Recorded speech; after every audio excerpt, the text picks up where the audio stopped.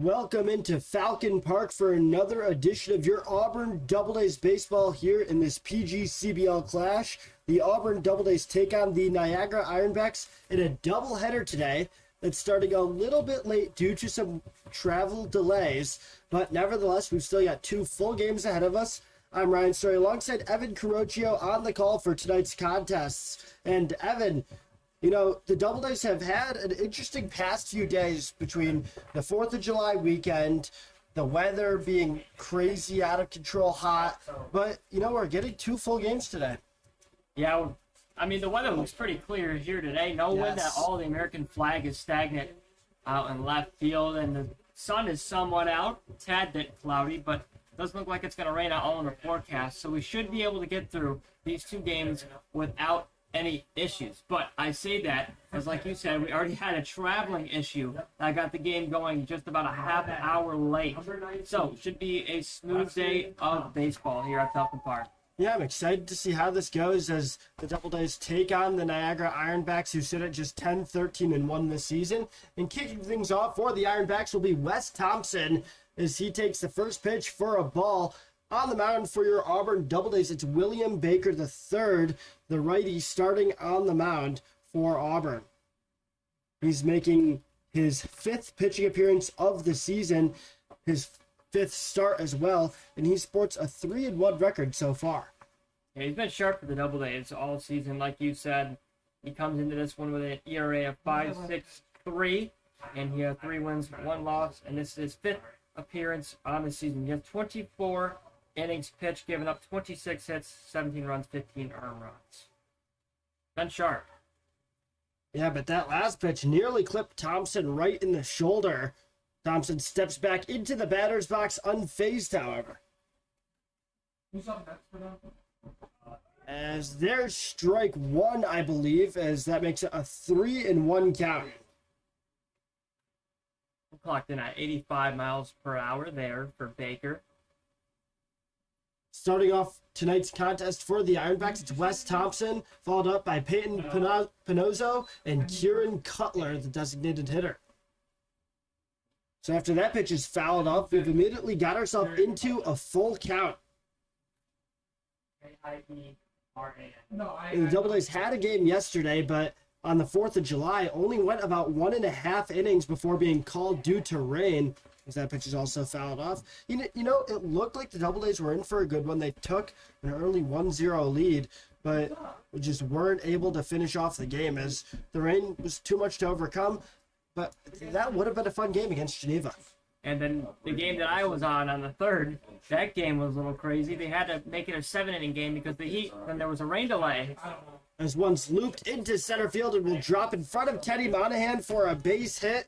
Wes Thompson gets the first hit of the day on the first at-bat of the day.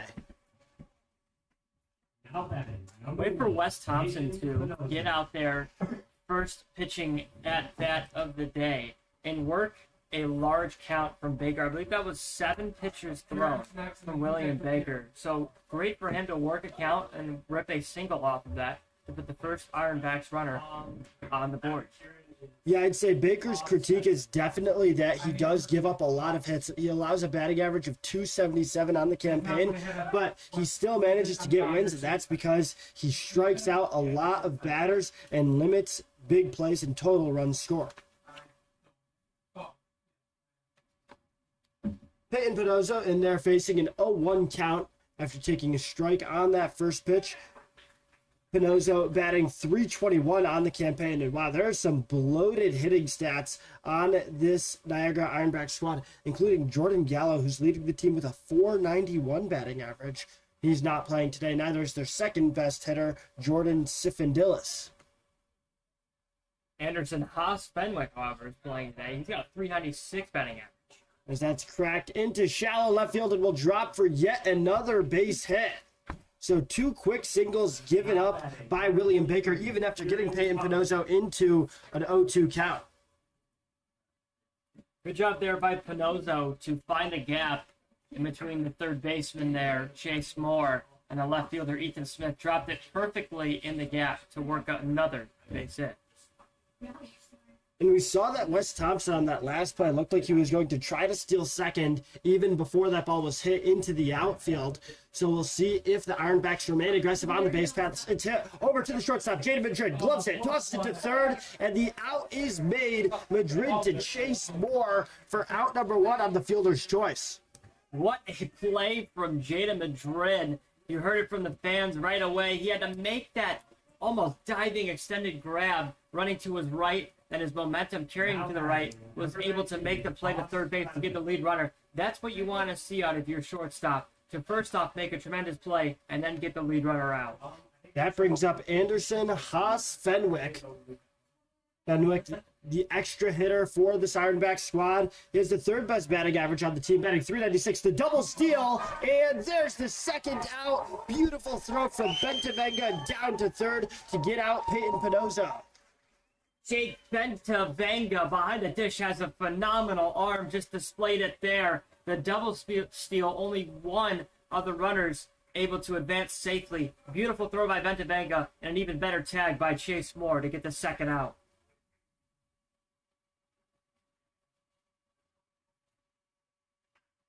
There's a hit over into the outfield. That's the right fielder, Ambrosio, throwing it down to home. The play at the plate, not in time, and a run scores. Kieran Cutler scores from second. And the Double A's fall behind early 1-0 as William Baker's given up 3 hits in the first inning. Yeah, just unlucky there for the Double A's. They look like they're going to finally escape the inning after putting some runners on. Instead, the Ironbacks' bats are hot early on as they pick up their first run on the game. Fenwick adds to his stats on the season. His stats fouled off. Fenwick was batting .396 heading into today's game.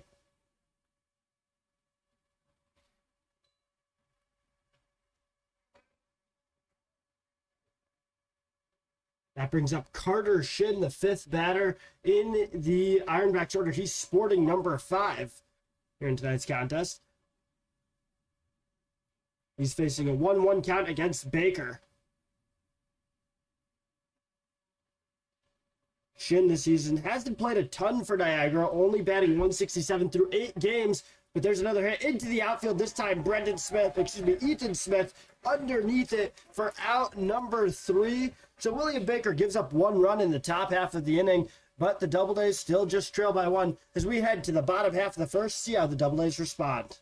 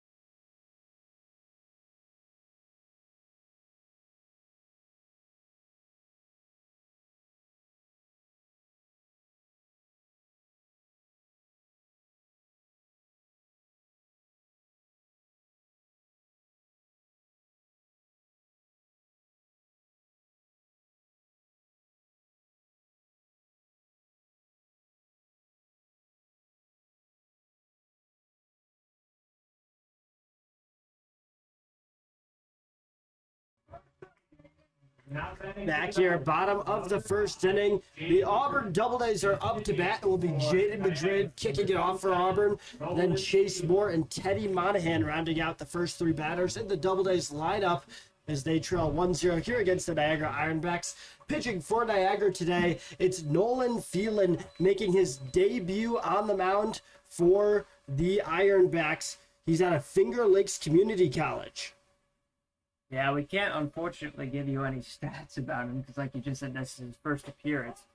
We know that he wears number 27 and he's a southpaw, so there's some information about him. We'll see how the Doubledays react to the lefty pitcher as Madrid, batting righty here to start off, faces a 1-0 count. He lets the second pitch go. That falls in for strike one. Jaden Madrid has been definitely one of the better batters for the Auburn Doubledays this season. Not as many games started, as majority of the team, but this is the 9th game that he has started. He sports a .231 batting average. He has 5 RBIs, and with that, he has 9 hits, one of them being a double. And you really just see it with his fielding impact just in the top half of the inning. The Doubledays recorded their first out because he made a backhanded snag, flipped it to third, it made the brilliant play to get the furthest runner out. Madrid does bring a lot in the field. Yeah. And his fielding is phenomenal. His pitch running is phenomenal. And when he goes into pinch bat, typically he does a great job. So he doesn't start as much as Teddy Monahan does, but when he does start, he does a good job. So definitely. Now the 3-1 count. Breaking ball finds it for strike two. So both the Doubledays and the Ironbacks start off with their first batter, forcing a full count against the starting pitcher. The payoff pitch. It's in and it's outside. That's ball 4. Jaden Madrid will take his base, bringing up Chase Moore, the third baseman switch hitter. Like he's starting in the righty batter's box. We saw him a few games ago. He started as a lefty, and then he switched to a righty. Looks like he's starting as a righty tonight. We'll see if he switches to the lefty batter's boxes at all tonight. Chase Moore was one of the few batters to get to swing for the Doubledays yesterday. He cracks one into center field, and it's Wes Thompson getting underneath it. In fact, it's the right fielder, actually, Ronan Glassford, calling off the center fielder and making the snag himself. So that's an F9, putting Teddy Monahan up to bat with Jaden Madrid still on first. And with that, we'll run you through the fielders for the Ironbacks. Nolan Phelan pitching. He's throwing to Josh Bullock, the catcher. Looking at the infield at third, Carter Shin. At shortstop, it's Franklin Griffin. At second is Payne Pinozo. And there's a pickoff attempt that gets past the first baseman. That first baseman being Mateo Sursta. That second is Peyton Pinozo. In the outfield, we already heard about the right fielder running Glassford and the center fielder Wes Thompson. Out and left is Josh Bushin. That pitch falls low against Teddy Monahan, slightly downstairs. Monahan this season is batting .439 on the campaign. Oh yeah, he's definitely been the Doubledays' best batter on the season. 2 home runs. He's the only Doubledays batter to have a home run. 2 triples as well. He leads the team in triples. Oh, and he also leads the team in doubles. So he pretty much does it all. Contact hitting and power hitting for the Auburn Doubledays. And speaking of power hitting, Justin Batts on deck for the Doubledays as Monahan rips one past the third baseman. Carter Shin couldn't get his glove on it, and that's a base hit for the Auburn Doubledays, putting runners on first and second. Justin Batts up to bat. Monahan's 26th hit on the season there. And it comes up big as it advances Jaden Madrid to second. And with one crack at the bat here for Justin Batts, who you said is a power hitter, this could score a run for the Doubledays and hopefully tie it here in the bottom of the first. You can tell by his physique, he's got the muscle to hit as both runners take off, and the throw down to second. Teddy Monahan gets to second safely. Jaden Madrid at third. The Doubledays have 2 in scoring position. And there's a double steal attempt that was successful. We saw last inning the Ironbacks, only 50% of their double steal attempt was successful. Doubledays go 100% here. And you can tell Madrid a little bit faster, got a little bit better of a jump on that. Good play by Josh Bullock to actually throw it down to second instead of trying to get the lead runner out at third. Bats pops it up directly to the first baseman, Mateo Sursta, for out number 2. Oh boy, unlucky there for Bats. I'm sure he's going to want to have that pitch back and not swing at it. It jammed him, but right on the inside part by his hands. And the first baseman there, Sursta, barely had to move at all. And that's unlucky for the second out. Well, that brings up Ethan Smith. Smith, one of the newer players on this team, still has a few games under his belt, but so far he's been stellar at the plate for the Doubledays, batting .421 on the campaign, already third of all Doubledays in batting average. In the 7th game he started, this is the 20th at-bat on the season. And here's where a swing of the bat could change the game for the Doubledays here. 2 runners in scoring position, the chance to immediately even it up as Smith fouls that first pitch off. This is a big at-bat. The Doubledays definitely don't want to strand runners early, especially against a team like Niagara that has shown that they're capable of keeping teams to low scoring throughout the season. Breaking ball missing low. That was just 71 miles per hour.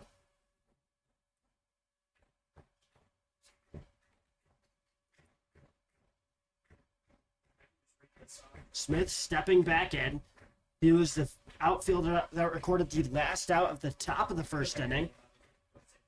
Trying not to record the last out of the bottom half here. The 1-1 swung on, fouled off yet again. If Smith makes it safely to first, that will bring up William Ragland, who's on deck.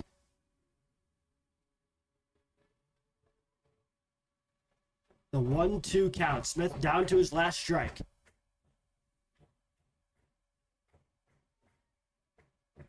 Wind up. The pitch. It's in and misses just upstairs. Lucky break there for Ethan Smith.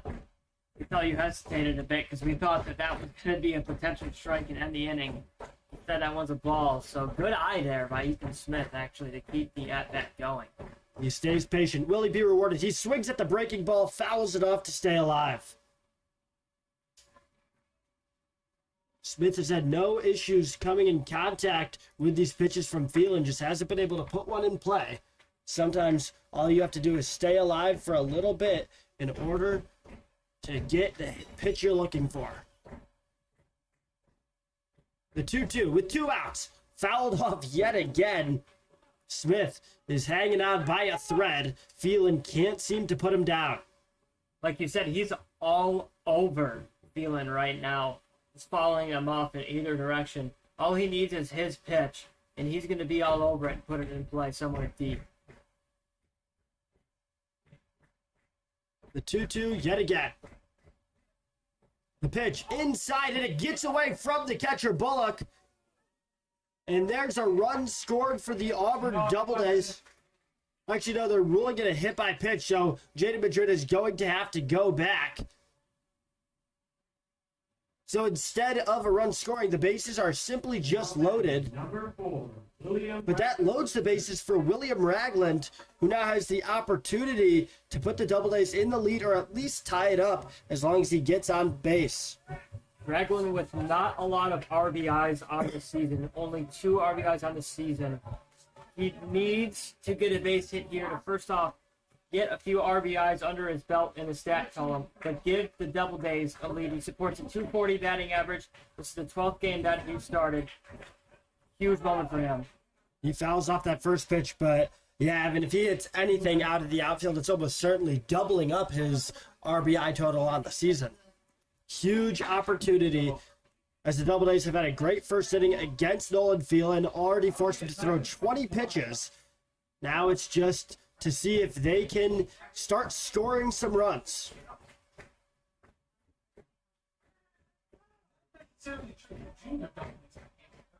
Phelan tossing the breaking ball, finding the edge of the strike zone, and Ragland is in the hole early, down 0-2.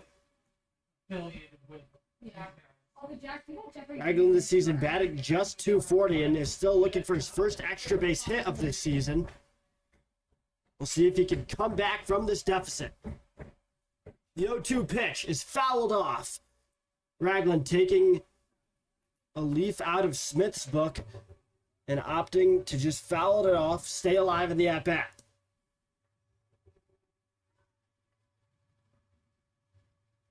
The Doubledays, through their slump that they had last week where they lost 3 straight games, they did struggle with leaving runners on, stranding them on second and third, and getting the production but not getting the total runs.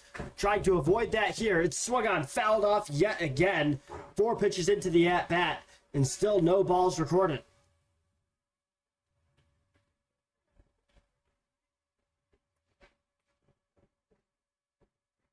Ragland prolonging this bottom of the first inning here. The Doubledays fans starting to chant, starting to clap for Ragland. Can he get the hit? The pitch outside. Great stop by Josh Bullock to prevent that from getting past him. That would have advanced every single runner on the bases. All right, that was a great play, like you just said there, by Bullock, as he had to extend all the way to his right to try and make that stop. Pitcher definitely is going to thank him after this inning if he gets out of his jam. Now the 1-2. That's hit over towards the first base side.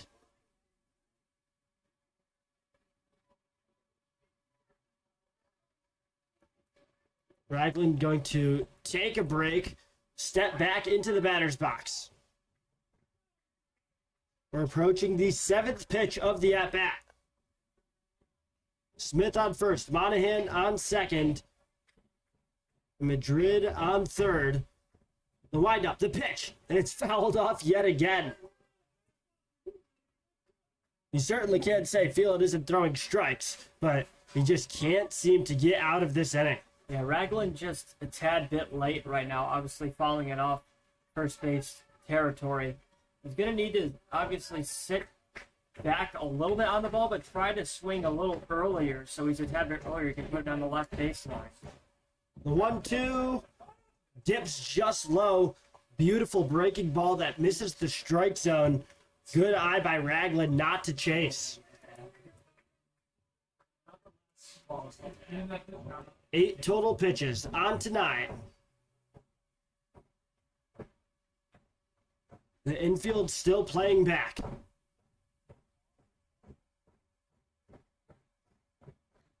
The 2-2 count with 2 outs. The pitch, that's hit right up the gut, and the play going not to be made by the shortstop. That's an RBI single by William Ragland, as the shortstop, Franklin Griffin, tried to make the play himself and wasn't able to reach second in time. Jaden Madrid scores from third. The bases remain loaded. I mean, just unlucky there for the shortstop for the Ironbacks, Franklin Griffin III. Looked like he was gonna come up with the play. Instead, beating him out was Ethan Smith. So great heads-up base running there by Ethan Smith to get on his horses and beat the step onto second base. And that will tie it up here in the bottom of the first, as the Doubledays, like we said, Ragland just put it in play and he worked his magic. So good job there by Ragland and Smith to both reach their bases safely and score a run. And Phelan was just visited by one of the coaches from the Ironbacks, as he's now all the way up to 28 pitches on the day after that 9-pitch at-bat. And the bases remain loaded, so the Doubledays might have tied it up, but they have the chance to really extend their lead here with Jake Bentavenga up to bat. The catcher made a beautiful throw down to third in the top of the first inning to record 1 out. The first pitch is skied high into foul territory down the first base side. Bentavenga this season batting .333 with 7 total RBIs on the year.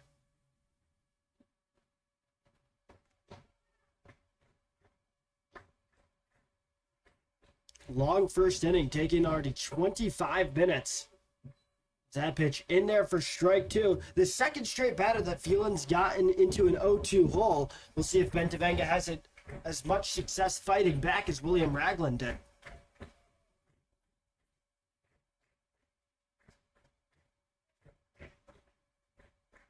The 0-2. That's a breaking ball way outside.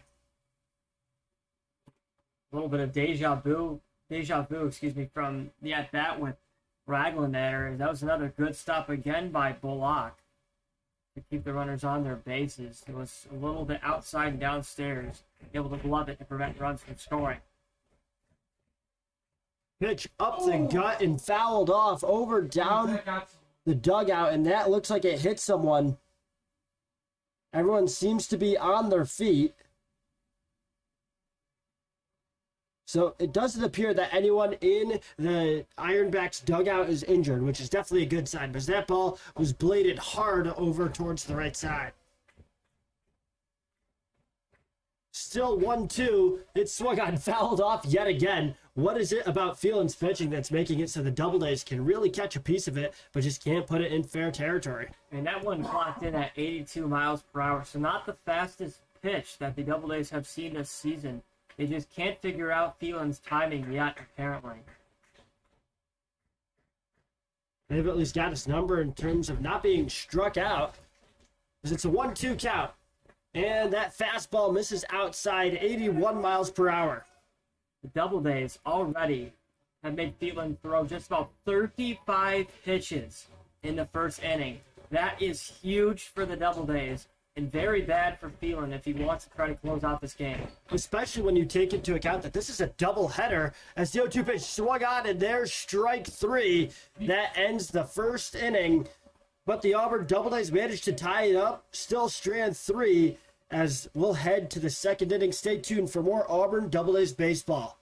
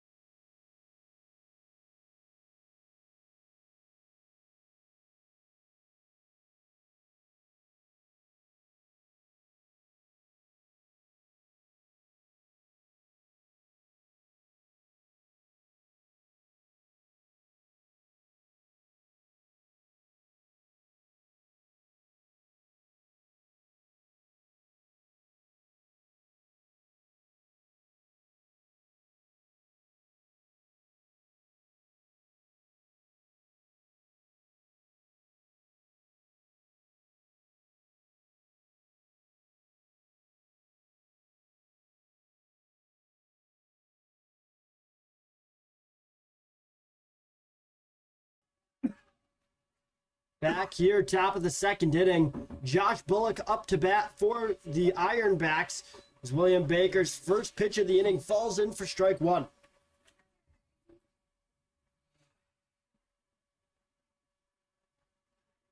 Bullock on the year batting .340.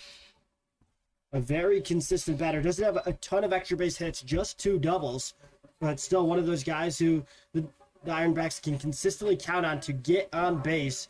Also a consistent fielder with a fielding percentage of .949 on the year. That's fouled off, making it a 1-2 count.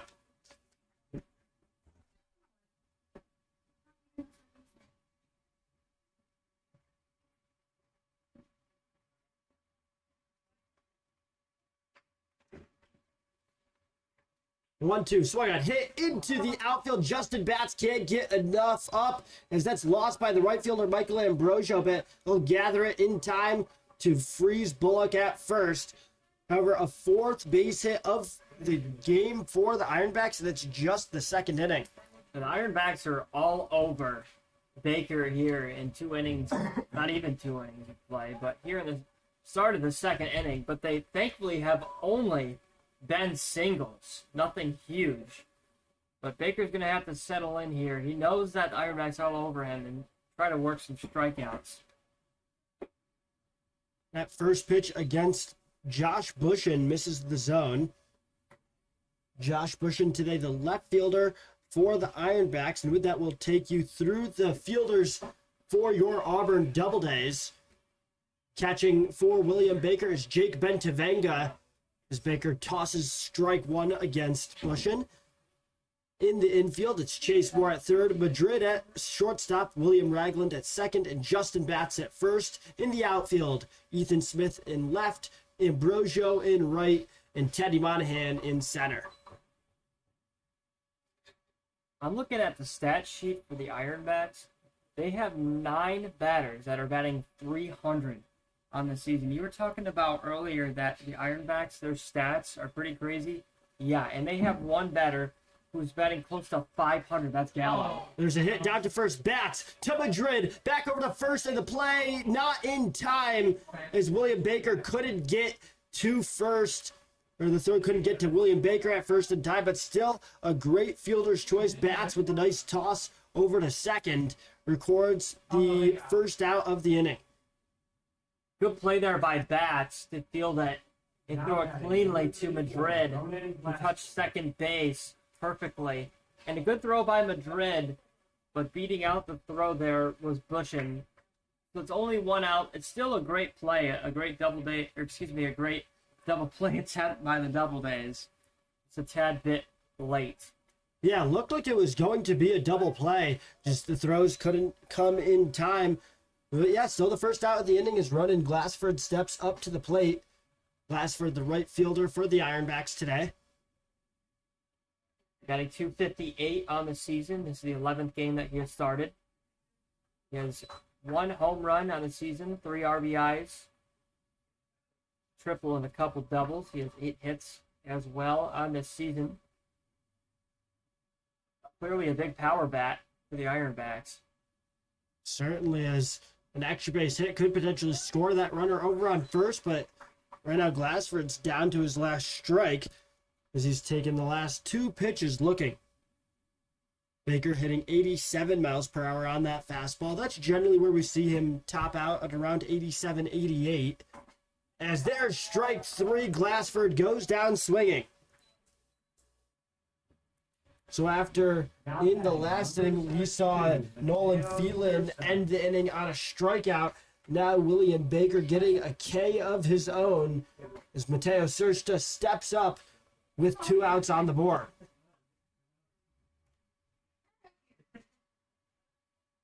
Mateo Sursta wearing 72. You don't see that a lot. No, we don't. Can you even think of a professional athlete that wears 72? Because I'm kind of drawing a blank right now. And you look at a few NFL offensive linemen, but that'd be about it. Yeah, that's what I was thinking too. And Luka Doncic wears 77, but at least then you have like the symmetry of the 7 and the 7. Exactly, 72 looks weird. But hey, you know, it's a cool thing to see a player have. The 1-0 count, swing on, hit up into the air. The center fielder and the shortstop converging on it, and it's the center fielder Teddy Monahan making the play for out number 3. The Doubledays shut out the Ironbacks at the top of the second. The Doubledays will return in the bottom half of the inning. Return for more on the Auburn Doubledays YouTube channel.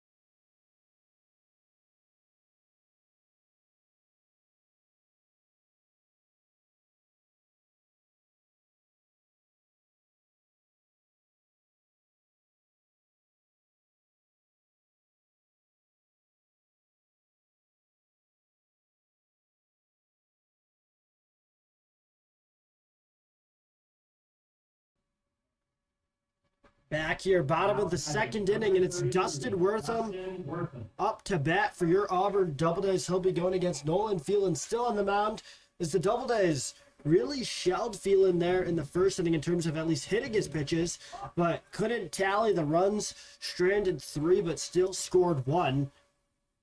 As Phelan had to toss 35 pitches there in the first. That's certainly not a sustainable number if he wants to make an extended start in today's game. That pitch very close to hitting Wortham. Wortham had to back out there, now facing the 2-0 count. Yeah, I was about to say the Doubledays really worked Phelan in the first inning, making him throw 35 pitches. And through 2 innings of work for Baker, he has not even thrown 35 yet. Yeah. So the Doubledays have done a great job of working the count against Phelan. So now with the 3-0 count, that's a breaking ball right over the middle. Excuse me, that makes it now a 3-1 count.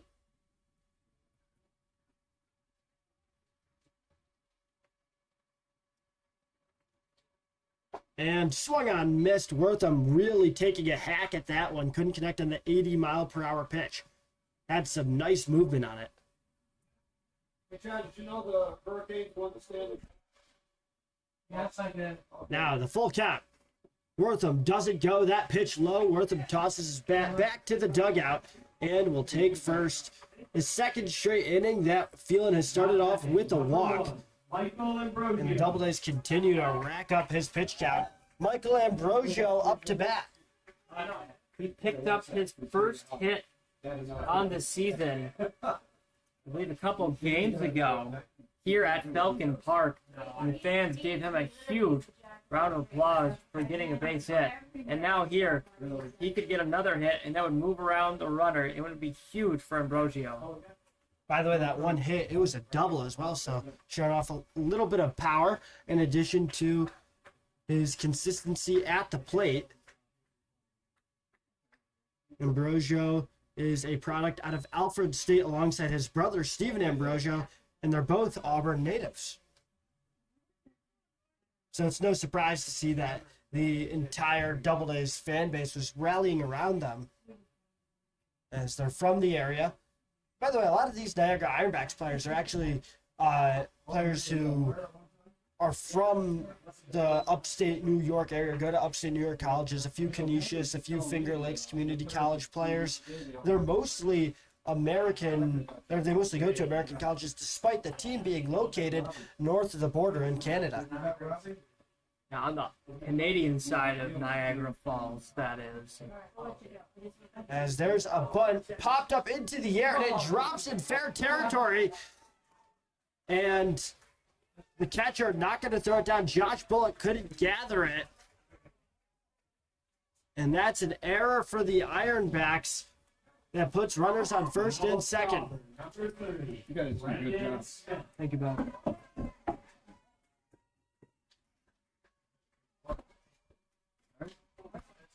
Now with runners on first and second, Brendan Smith steps up to the plate, the final batter in the Doubledays order, with 2 runners on, no outs.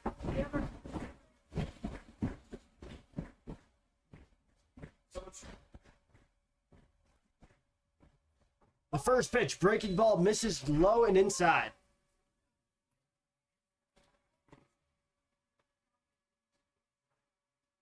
So the Doubledays have been putting Niagara in some tough positions.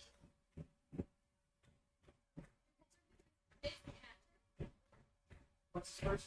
His first name is As that pitch bounces off, Brendan Smith to load the bases. That's the second hit by pitch on the game so far for Phelan.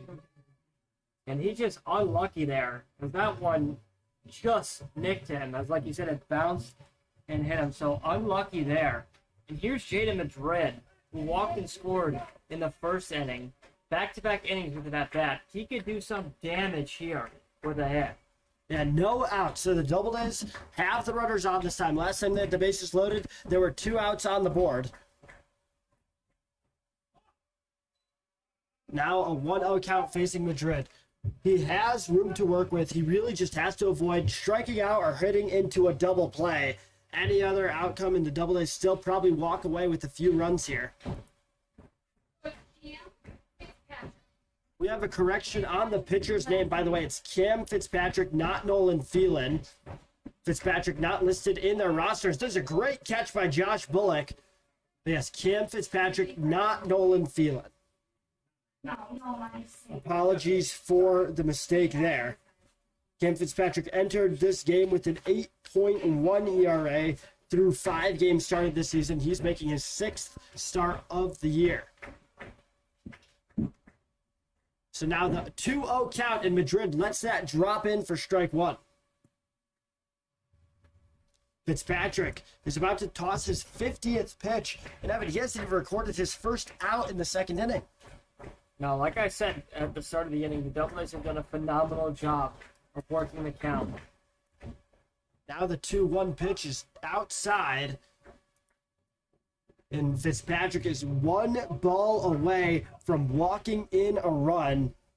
This could get ugly for the veteran pitcher.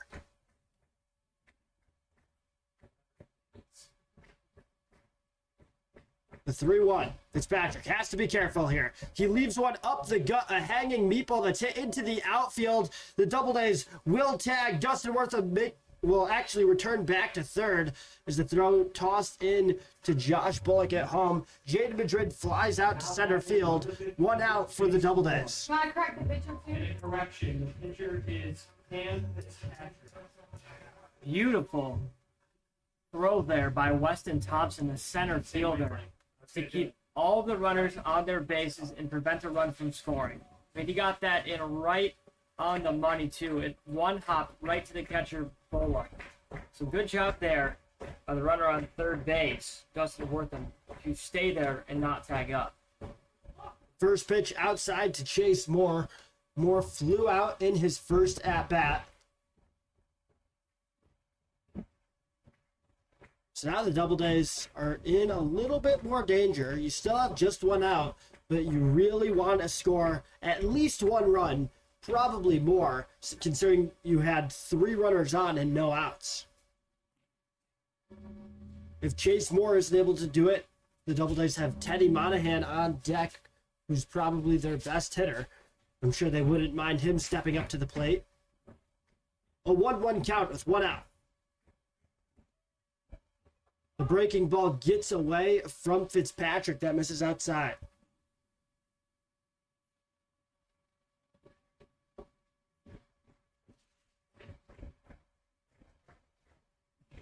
Fitzpatrick readies for the pitch.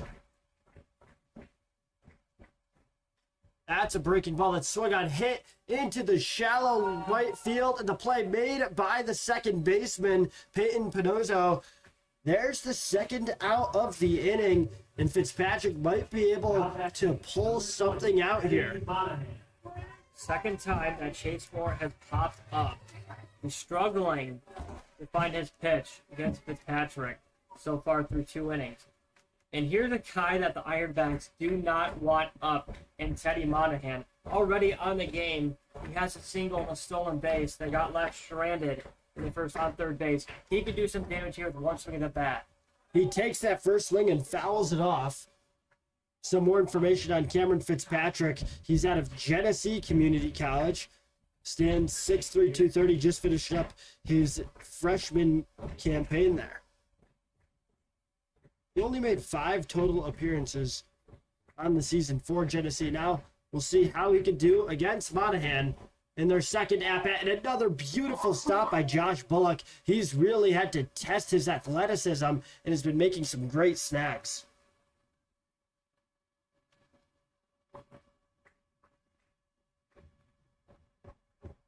Sorry if the camera was frozen there. We're back here with the 1-1 count. Breaking ball slotting in, and that misses for ball 2. Doubledays this season I've really left a lot of runners stranded on the bases. Here's an inning where Teddy Monahan could come up huge for them and try to erase that narrative from them. Monahan leading the team in RBIs, could add to it here, and he's got 23 on the year. The next closest Double-A has just 15. But he's got the 3-1 count. We just saw Jaden Madrid in this position, the same 3-1 count.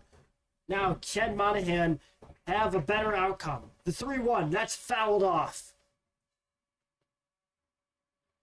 This might be the most important pitch of the game coming up here. Full count, 2 outs. Either the Double-A's score some runs or the Double-A's come home empty-handed.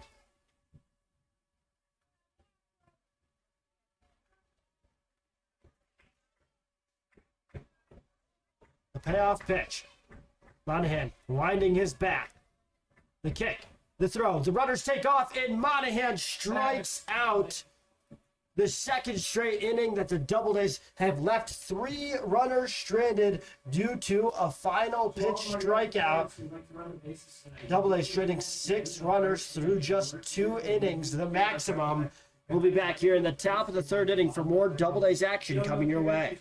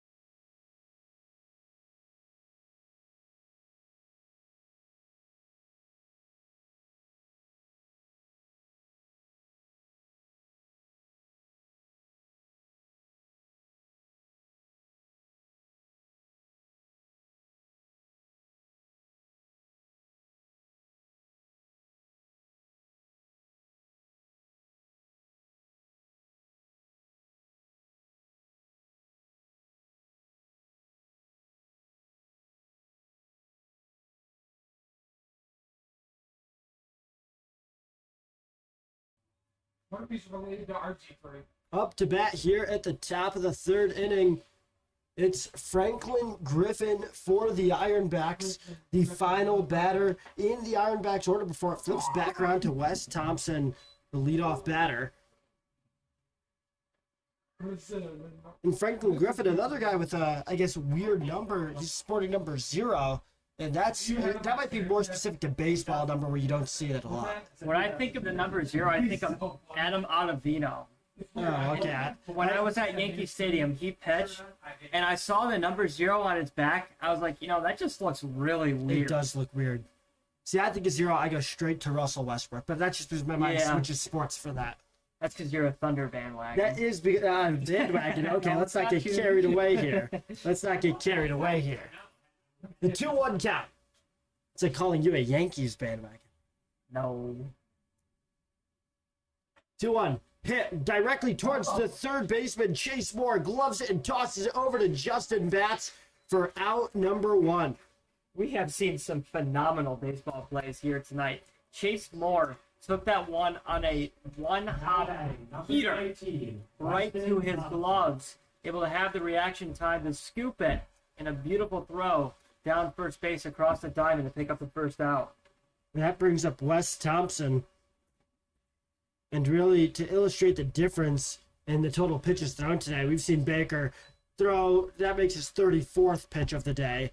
And on the other side, we saw Cam Fitzpatrick at about 60 total pitches through just 2 innings. Yeah, huge difference. And that'll play a big role in this stretch of contest because, again, this is a doubleheader. So both teams want to rest their bullpens. If we see Baker last 5 or 6 innings compared to just 3 or 4 out of Fitzpatrick, that plays a huge role in this game as that's popped up into the outfield, and Teddy Monahan will get underneath it for the second down. Now Peyton Pedozzo with 2 outs on the board. We'll see if he can pull something out here.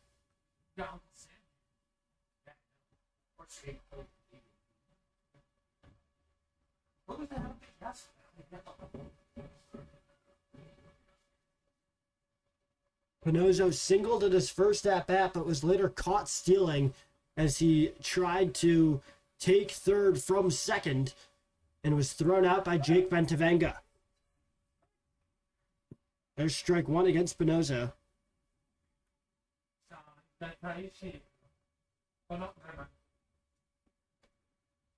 By the way, when Bentavenga threw out Pedozzo right there, that was the 3rd runner he's thrown out this season.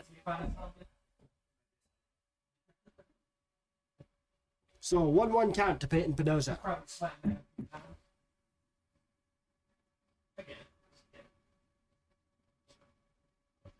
A lefty batter steps back in. 1-1. Swung on, hit into the outfield, and that's his second base hit. It will get past Michael Ambrosio all the way to the wall, into the warning track. He might turn 3, and instead he stays at 2, not trying to risk the extra base hit. But there's a double for Peyton Pedozzo and a runner in scoring position for the Ironbacks. The first extra base hit of the night belongs to Peyton Pedozzo. He ripped that one right to the wall in right center field. Very lucky for him to keep the inning alive with 2 outs. And I honestly, if you ask me, I think he could have gotten to third base on that. He had the speed. I bet you if he didn't look back, he could have made it. If he hesitated, he might have ran into some issues. But yeah, he has the speed to make it to third there. As Kieran Cutler now up with a runner in scoring position. If you look at Pedozzo's speed on the season, I mean, he's their best runner. He has 10 total stolen bases. He's a very fast player. It's kind of surprising he didn't go.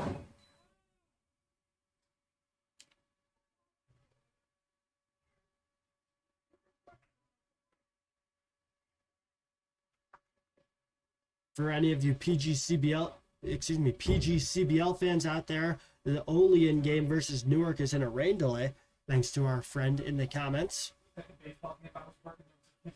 A 1-1 count. As that pitch finds the zone. Cutler falling into a hole against Baker.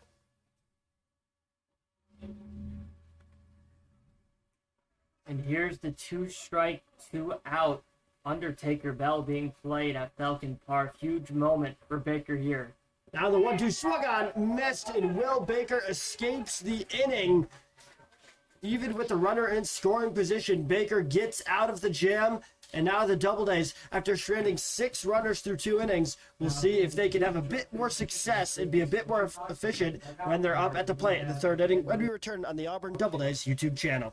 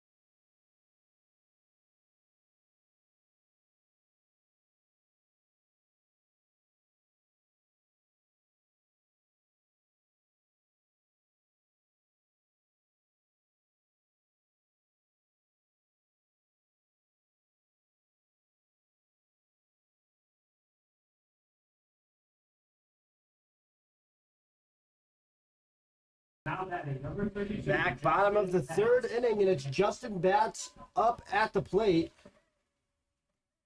The Doubledays need to be a bit more efficient here. They stranded 3 runners in the first. They stranded 3 runners in the second.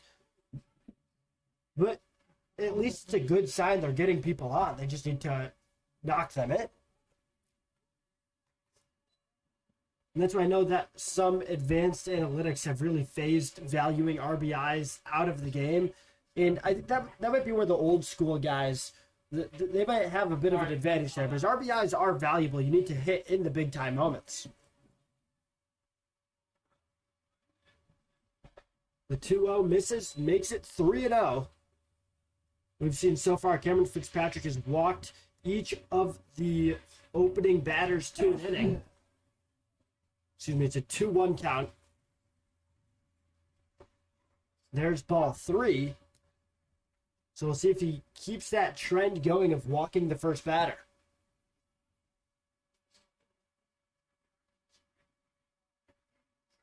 The 3-1 will catch the inside edge of the strike zone. Batts was never going to swing there, but now with a full count, we'll see if he gets. There's a crack over down between the shortstop and the third baseman. That careen's into left field. There's a base hit for Justin Batts. The third hit of the day for your Auburn Doubledays. Batts, who was jammed in the first inning on an inside pitch, who hit it right to the first baseman, Mateo Sursta. Cracked this one into left field for a clean base hit. Had all of that one in a bag of chips. Now Ethan Smith up. He got hit by a pitch the last time he was up against Fitzpatrick. Doesn't go after that first pitch, a breaking ball that was about 77 miles per hour. Yeah, Fitzpatrick already up to 68 pitches. I'll keep coming back to that total because he might be done after just 3 or 4 innings. As there's Smith getting hit for the second time today. Smith must have said some bad words to Fitzpatrick because he's angry at him today. Of course, obviously no actual animosity between those two players out on the field, but wow, Smith is just, he keeps getting pelted. Yeah, couldn't really avoid that one at all. That one pretty much came inside. He tried to turn out of the way and decided to clip him in the back, but he's all right. And hey, that advances a runner for the Doubledays as well. Yeah, Smith takes first, Batts takes second. William Ragland is up. Last time he was up at the plate, the bases were loaded and he struck out. He singled to score 1 run. So we'll see if he can repeat that magic with a runner in scoring position.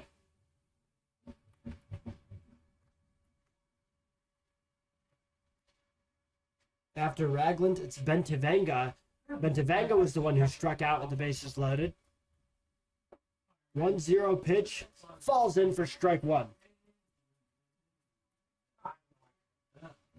That's all hard. Ragland worked a high count last time he was going against Fitzpatrick. No, definitely a lot more. And now he looks to bunt. He hits a beautiful bunt down towards the first baseman. And it looks like Sursta is going to get Ragland at first. So there's the first out of the inning, but both runners advance. Beautiful sacrifice bunt by William Ragland there to advance both of the Doubledays runners. And he almost beat out that throw to first base, showing off his wheels. It could have been one of the most impressive bunts I've ever seen if he was able to be safe at first. Easily one of the closest bang-bang plays we've seen here at Falcon Park. Yeah, very well-placed bunt, as now the infield is playing very tight for the Ironbacks. They do not want Jake Bentavanga to lay down a bunt here. And he was the one who struck out in the first inning to end the first and leave some runners stranded. So he's going to want to get his get back here and get a base hit to score those runners to make up for the first inning. He didn't show bunt on the first pitch as that second one gets inside. It's a 1-1 count.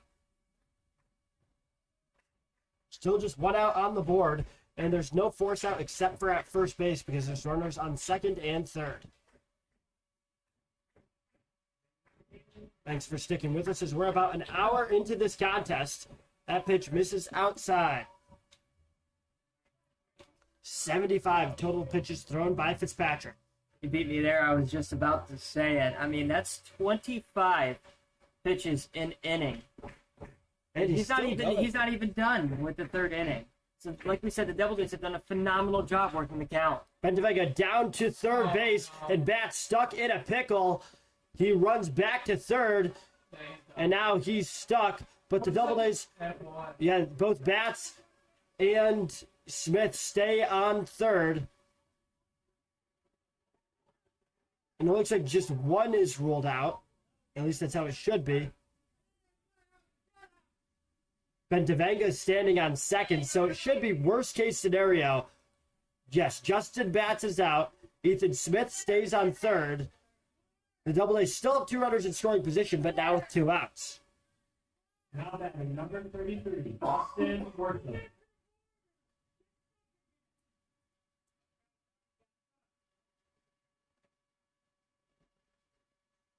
That brings up Dustin Wortham with 2 runners in scoring position and 2 outs on the board, as it looks like the coach of the Ironbacks is going to go have a conversation with the field umpire.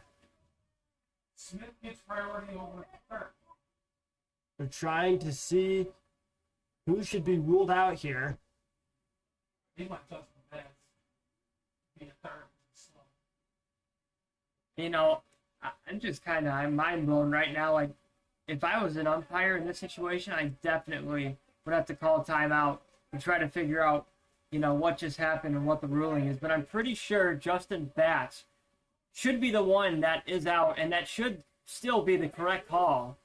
And it looks like that's what both the coach and the field umpire agreed upon. As Smith stays at third, Bentavenga's at second, Dustin Wortham up at the plate. And now the Doubledays are in danger of stranding their 7th and 8th base runners of the game here in just the 3rd inning.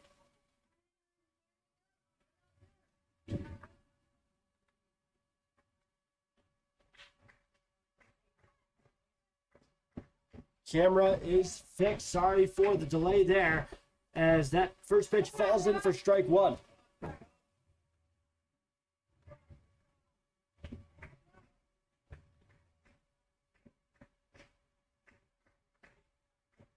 The 0-1 pitch. 1 count now to Dustin Wortham. Wortham led off the 2nd inning by drawing a walk. He worked a very nice count against Fitzpatrick his last time up.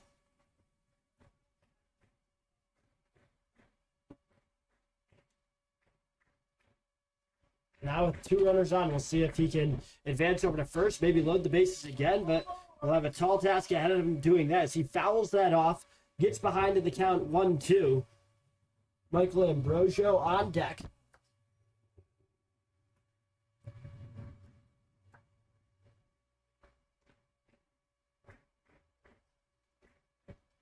Now down to his last strike, the Doubledays trying to avoid stranding more runners, and Wortham just barely stays alive by fouling off that pitch. A common theme throughout tonight's contest against Fitzpatrick. Fitzpatrick's at 80 pitches on the game, which just goes to show you how phenomenal the Doubledays have done batting against him, working a count. Yeah, just not with runners in scoring position, certainly. As that breaking ball gets away from Fitzpatrick. Another good stop from Josh Bullock, who's been near perfect today. He only had that 1 error in the 2nd inning, and surprisingly, that wasn't even on a tough pitch to snag. It was just on a popped-up ball that he couldn't get to in time. So now the 2-2 count with 2 outs. It's hit over to the shortstop. Griffin making the toss over to first, and that misses Mateo Sursta by a mile. 2 runners score for the Doubledays, and Dustin Wortham makes it over to second. Franklin Griffin's throw was way off target there, and that gives the Doubledays a 3-1 lead. And finally, the Doubledays put a bat on the ball and clear the bases and score some runs when it matters the most. So great job there by Dustin Wortham. He didn't hit the ball by any means as hard as possible, but he just put the ball into play, made the fielders work, and scored a couple runs for the Auburn Doubleday. So phenomenal job there by Wortham to just hit the ball and make the fielders do their job because it caused an error. Ethan Smith and Jake Bentavenga scored as Michael Ambrosio hits it directly towards the pitcher Fitzpatrick, who flips it over to Mateo Sursta for the third out of the third inning. But the Doubledays finally don't leave runners stranded. They take a 3-1 lead as we head into the fourth inning here on the Auburn Doubledays YouTube channel.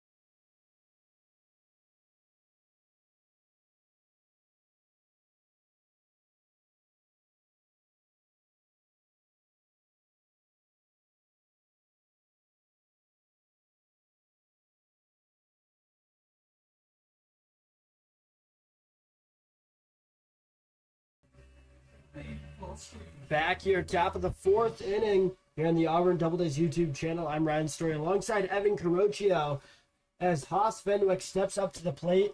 He drove in the only run that the Ironbacks have scored today back in the first inning with an RBI single. Now returning up against William Baker. Baker's thrown just 42 pitches. On the other side, Cameron Fitzpatrick has nearly doubled that. That first pitch misses for a ball.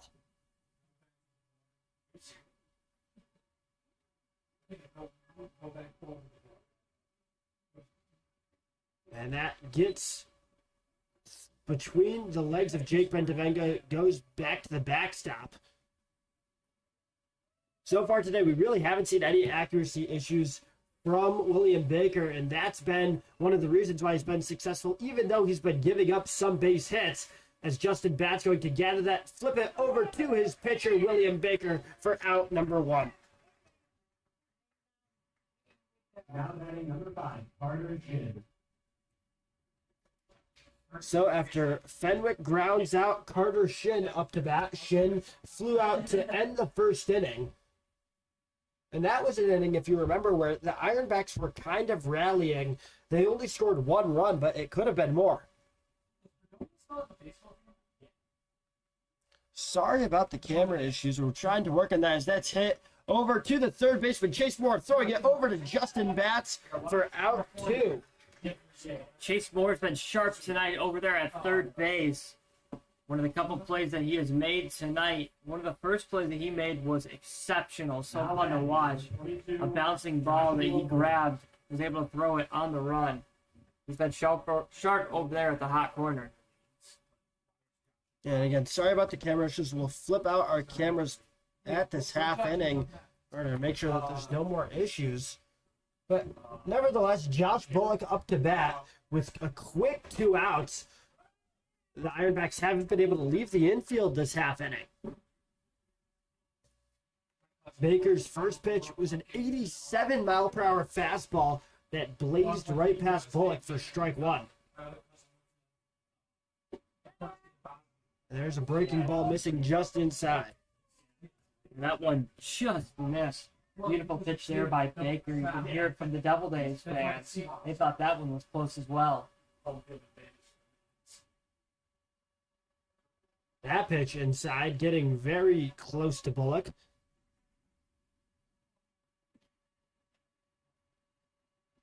Bullock this season, again, batting .340. He singled in his first at-bat. That was to kick off the second inning, but was stranded on base. This time he pops it up over to the third baseman, Chase Moore, getting underneath it and catches it in foul territory for out number 3. Baker makes this inning quick, takes down the Ironbacks in 1-2-3 fashion. We'll take you over to the bottom of the 4th inning when we return on the Auburn Doubledays YouTube channel.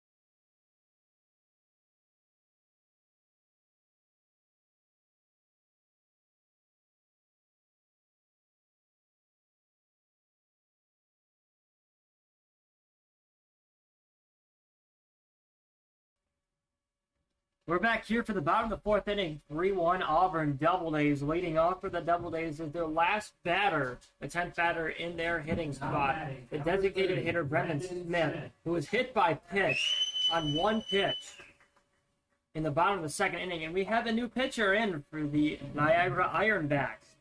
As Fitzpatrick's night is done, he threw 81 pitches. That's number 13, Caleb Seguin.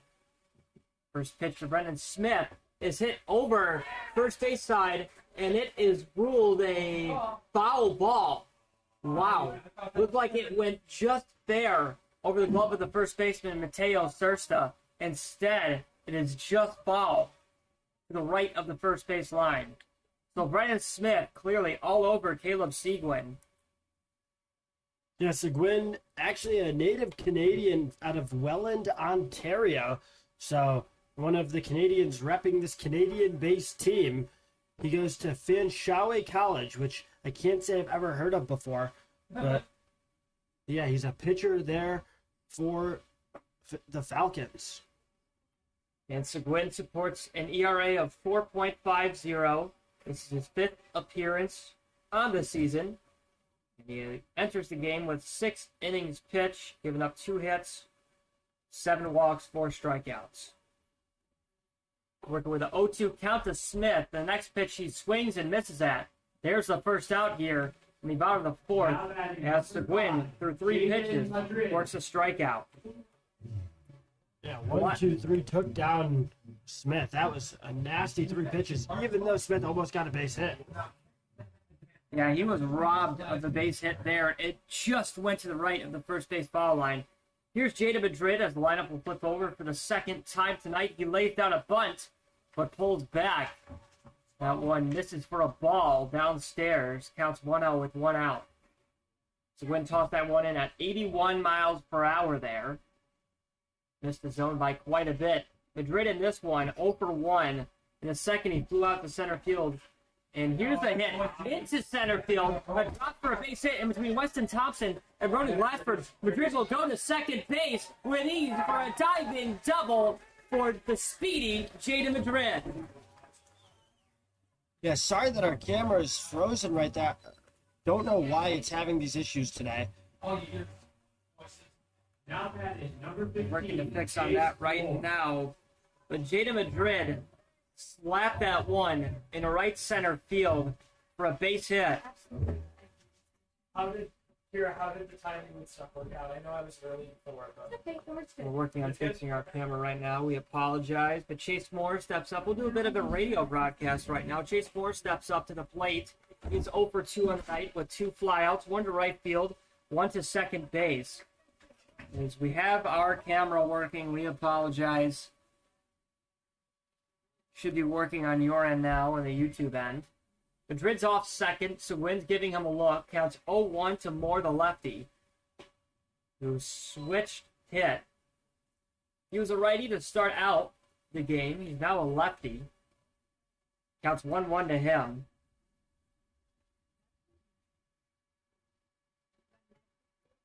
Madrid's off second. The shortstop Griffin keeping him close. Seguin gives him a look, kick steals the pitch. This one's going to be skied up. Left side of the field, and Griffin bobbled the ball and dropped it. Wow. What looked like an easy pop-up. Franklin Griffin, the third, bobbles it and drops it. That will be an error on Griffin, who has had a couple of errors already at the shortstop position. Chase Moore reaches first base safely. On second is Madrid. Here's Teddy Monahan with 1 out. That is a costly mistake there. As we've already seen the Double Days put runners in scoring position and have really nice rallies throughout each of the first 3 innings. And now it's the first and second, runners on first and second. They could keep this going. Teddy Monahan hit for a single, picked up a stolen base, and got left stranded in the first. In the second, he struck out swinging. Moore's off first, Madrid off second. Pitch from Seguin is chopped on, foul back. Double A's ball boy will collect that one. Monahan so far today is 1 for 2, but struck out in his last at-bat. When he struck out, he left 3 runners on base, including one who got on via an error similar to this inning. This is his chance to right those wrongs.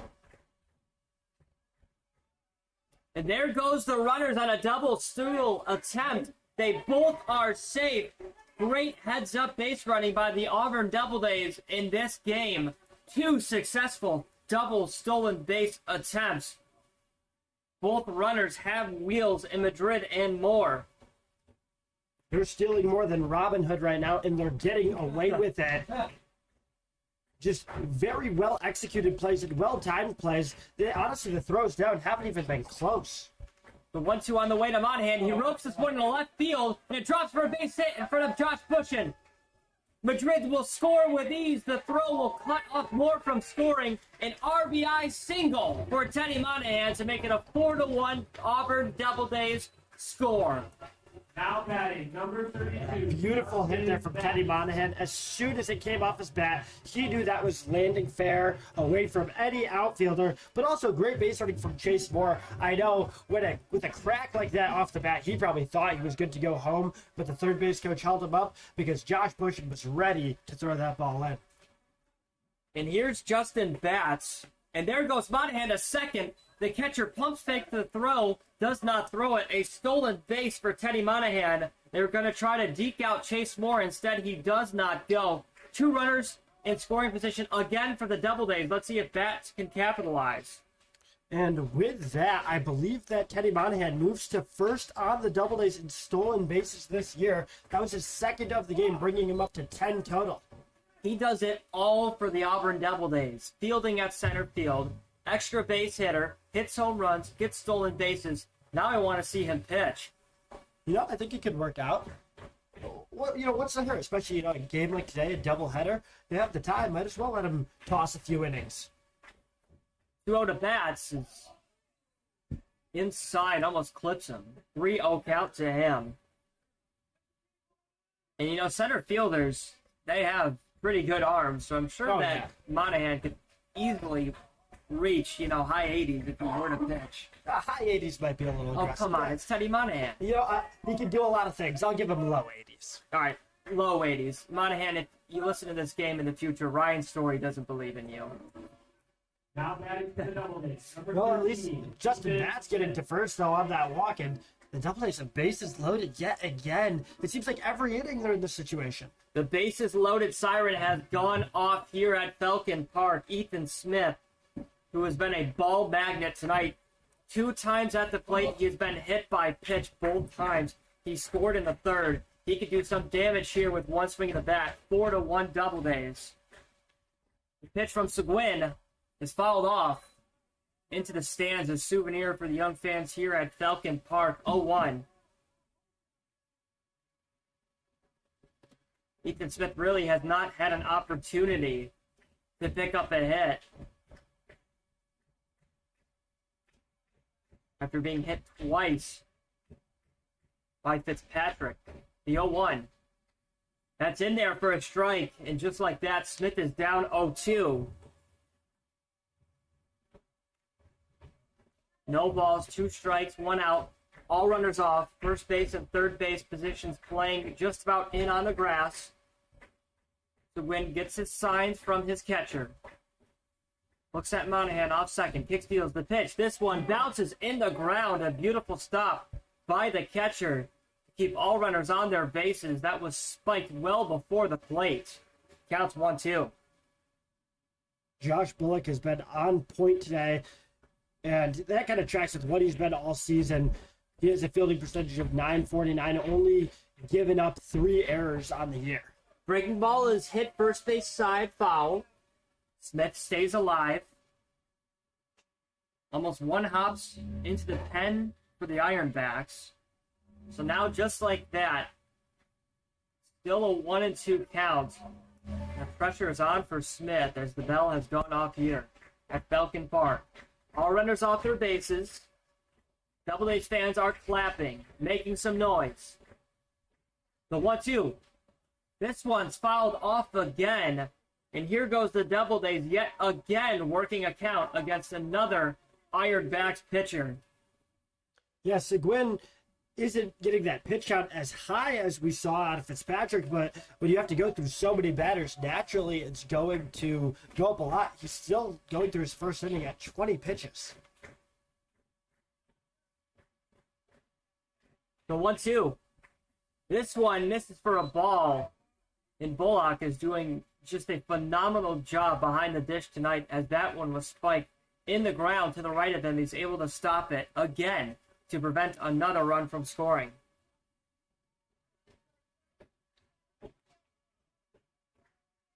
Ragland on deck, 1 out. Counts tied now 2-2. The pitch on the way. Breaking ball misses upstairs. Count was 1-2. It is now full to the righty, Ethan Smith. Base hit, ball 4 scenario for him. Both teams tied with 5 hits. The Ironbacks have 3 errors in the field. Double Days have 0. The win comes set from the stretch. The payoff pitch. This one's fouled off, and Smith is all over Seguin right now. That was just pitch 8 of the at-bat. We're going on to 9. And this is a good way to really work into the depth that the Ironbacks have here today.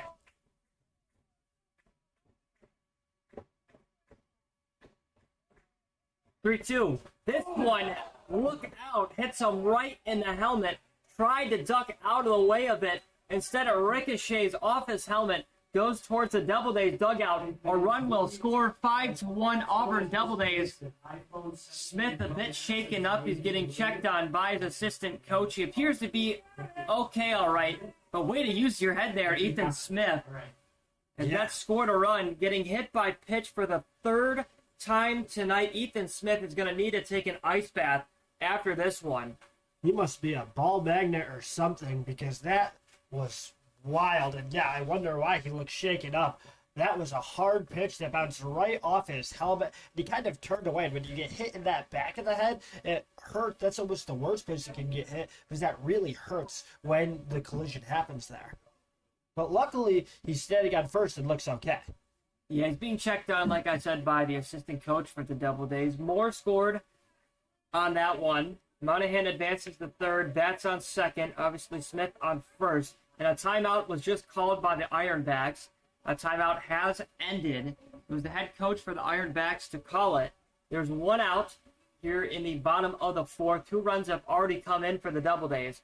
And William Ragland steps up to the plate. He's 1 for 2 on the night. He hit for a sacrifice bunt out in the third, and he almost beat out the throw to first, showing off his impressive wheels.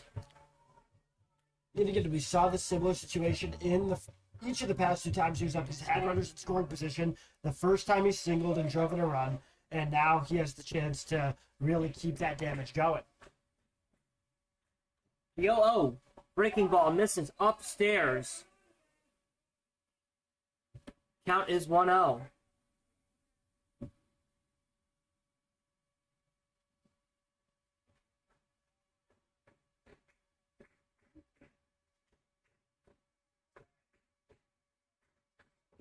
All runners off their bases. The 1-0 pitch. This one's roped into center field. Right to the glove of Thompson. Tagging up is Monahan. The throw will not be in time. 6-1 Auburn Doubledays. A sac fly RBI for William Ragland III to score the 3rd run here in the bottom of the 4th to advance the Doubledays lead. Yeah, so while Ragland might not have gotten the hit that he wanted, he still gets his 2nd sacrifice of the day with the sac fly and gives up the Doubledays a 5-run lead. That's a big advantage, especially here in this doubleheader. Really just keep piling on these runs and working at the morale of the Ironbacks. 2 outs, 6-1 Doubledays. Jake Bentavenga steps up to the plate. He's 0 for 2 on the game. First pitch to him misses downstairs for a ball. He's 0 for 2, but he does have a run scored because he got on base due to a fielder's choice. Bats off second. Smith off first. 1-0. Misses for a ball. Count is 2-0.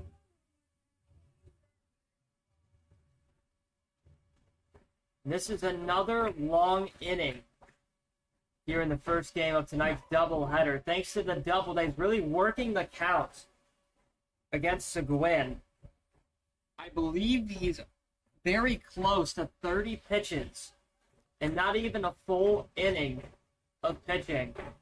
We saw a long at-bat between Ethan Smith, where Smith won getting hit by pitch. This one's going to be popped up. Calling it is the second baseman, Peyton Pananzo, and he makes the catch for the 3rd out as Bentavenga is retired. But the damage has been done here in the bottom of the 4th inning. The Doubledays scored the most runs they have all inning. Here in the bottom of the 4th, they scored 3 runs, 6-1 Doubledays. We'll be right back on the Doubledays YouTube channel for the top of the 5th inning.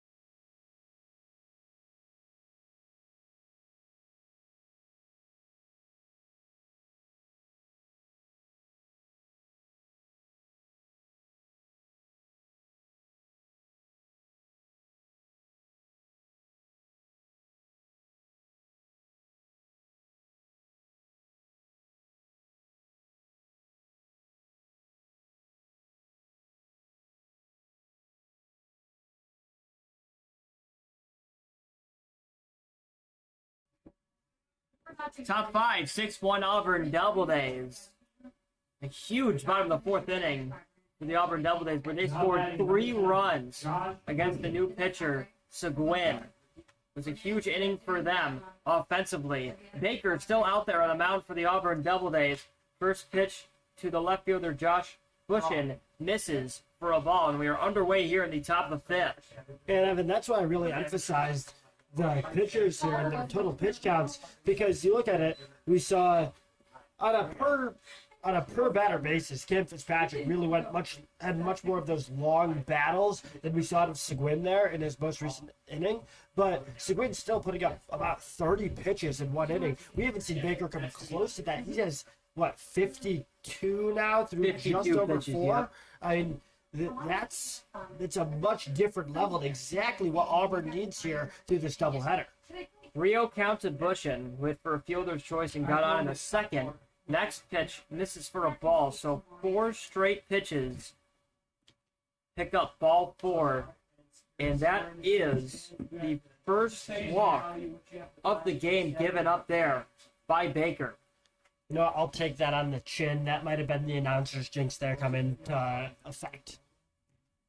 100% was, and you should feel horrible, Ryan. I do feel horrible. I feel single-handedly responsible for Baker giving up that walk. Vega throws down to first to try to get Bushin, who was well off first base. It is not in time. Good heads-up play by the catcher for the Doubledays to notice that Bushin was well off first base and try to pick him off. That one misses for a ball. So that is 5 straight balls, and due up is Ronan Glassford, who struck out swinging in the second. And this one misses for a ball as well. Clocked in at 85. 6 straight balls from Baker. Going to take his time before this next pitch.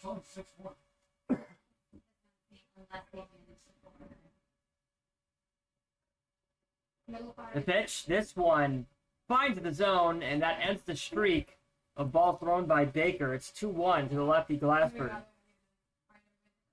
And Baker has some cushion to work with here. He has a 5-run advantage. All he has to do is just keep the Ironbacks at bay and not let Niagara get too close. There's a pickoff throw down over to first. Not in time again. The time is almost 6 p.m. here at Falcon Park, about an hour 45 into the game. Clouds starting to form as this one is hit left field side, out of play, into the Doubledays bullpen. Count is now tied 2-2 to the lefty Glassford.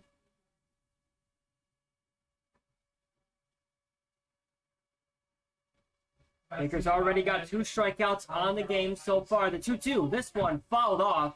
Staying alive is Glassford, as he hit that one over the head of the catcher, Vega, and over the head of the home plate umpire as well.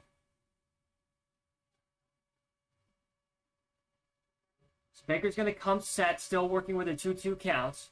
The pitch on the way. This one's hit foul, first base side. Glassford doing a great job of staying alive. Yeah, 3 straight pitches that he's fouled off after the 2-1 count.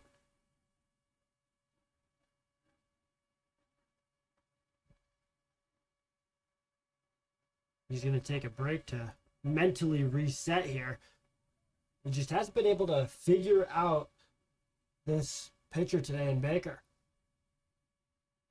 The 2-2. This one's fouled off yet again. Glassford doing what the Doubledays have done all game against pitchers and really working the count against Baker.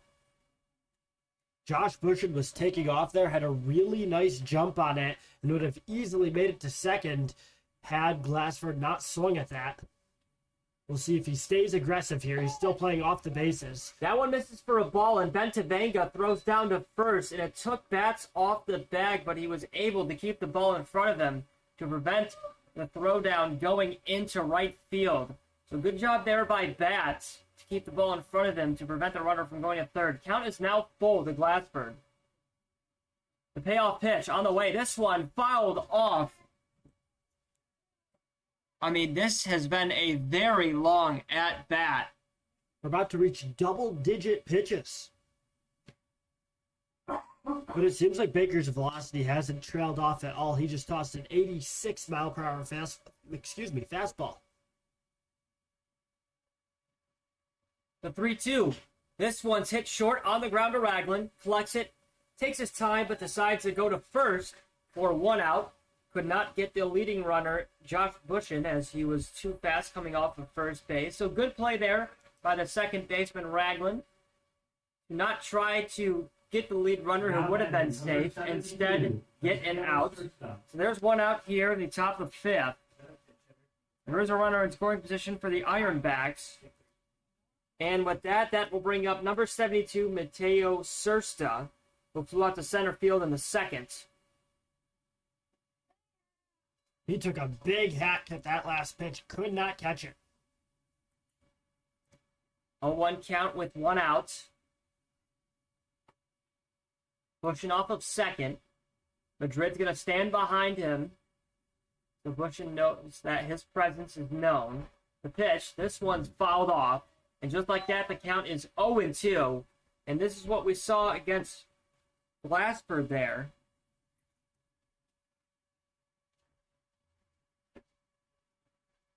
That ended up being a 10-pitch at bat. The pitch is a ball, and there's a throw down to Madrid to try to get Bushin, who was well off of second. It is not in time. Count is 1-2. To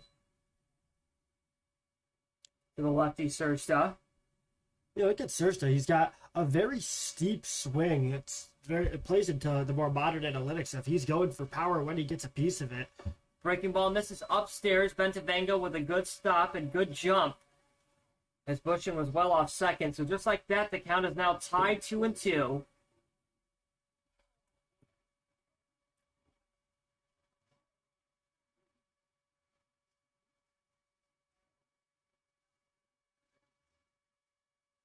The 2-2.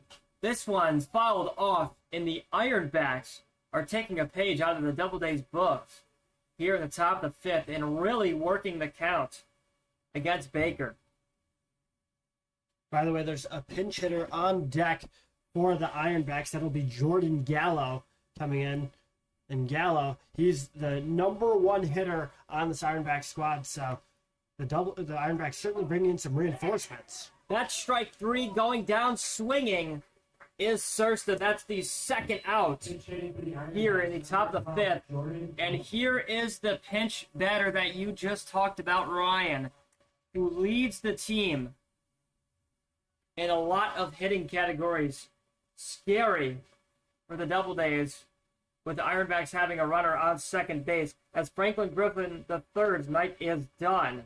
He went 0 for 1 at the plate, but he had a few errors in the field at the shortstop position. Off of second is Bushin, and this one's caught on a miss. Gallo's another Ontario native for this Canadian squad out of Connor State College. When he was there at Connor State, he batted .337 this past year. But you look at his stats for the Ironbacks this season, batting .491, slugging .582. He even has a home run. He's a dangerous batter here. He has 13 strikeouts on the season. Right now he's down 0-2 as the 2-strike, 2-out siren has gone off here at Falcon Park. The pitch. This one's fouled off towards the Doubledays dugout. Staying alive is Gallo.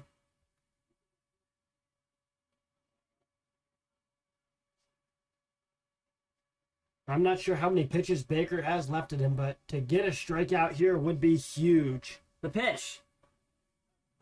Wow, just missed. Outside corner of the plate. Gallo is a lefty. So it would have been just inside on a righty. And well off of second base is Bushin. This one in there for a strike, and home plate umpire says that the check swing went around. That is strike 3. Gallo could not believe that at all. You saw his eyes. They were huge.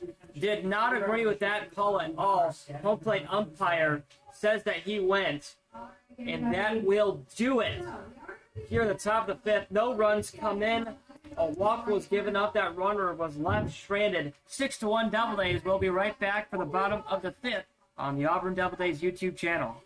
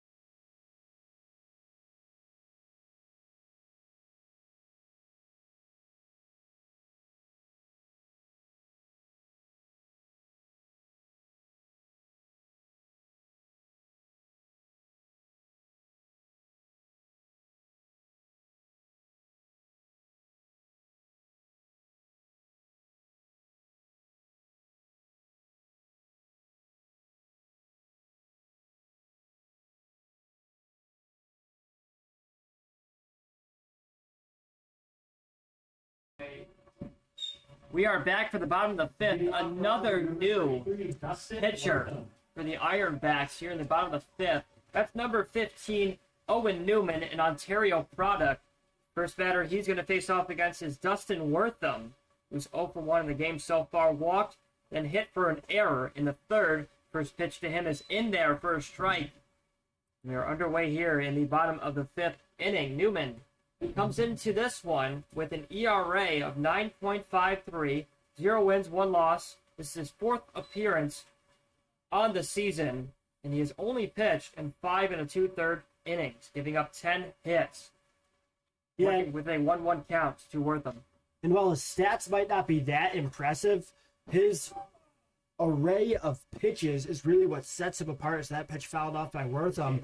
Newman not only has the fastball and the changeup, but he also has a slider that he can go to very consistently, and that's a valuable asset to have as a pitcher.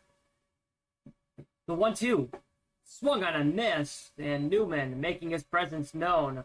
4 pitches, 1 out as Wortham goes down swinging. Here's Michael Ambrosio at the plate tonight, hit for an error to the catcher, Joshua Bullock, that we talked about in the game. With a pop fly that Bullock dropped. He then grounded out to the first baseman in the 3rd inning, so he's 0 for 2 on the game, working with a 0-1 count. Yeah, not only has Ambrosio not hit it out of the infield yet, he hasn't even hit it past the pitcher's mound. We'll see if he can change that here. Fouls this one off. He's now down 0-2. Ambrosio only has 1 hit on the season. Would love another one here to try to start a rally for the Doubledays here in the bottom of the 5th. The 0-2. This one's going to be crushed to center field. Running back is Weston Thompson, who makes the catch on the run over towards the left field position, very close to Josh Bushin. And there's Ambrosio, who hit one out of the infield, but got unlucky there as it found the glove of Thompson. So, with 2 outs, that'll bring up Brendan Smith. He's 0 for 1 in the game so far. Hit by pitch in the 2nd, got left stranded. Then in the 4th, he struck out swinging. The 0-0 to him. Misses for a ball inside, counts 1-0. This guy's gonna blast all over. Yeah.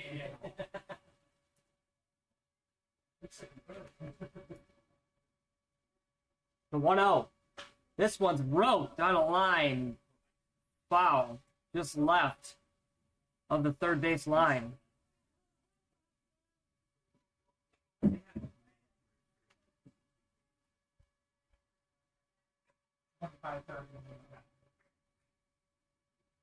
1-1 count to Brennan Smith.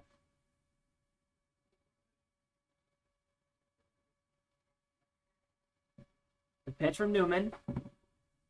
In there for a strike, and just like that, the Doubledays working with a 1-2 count and 2 outs here in the bottom of the 5th.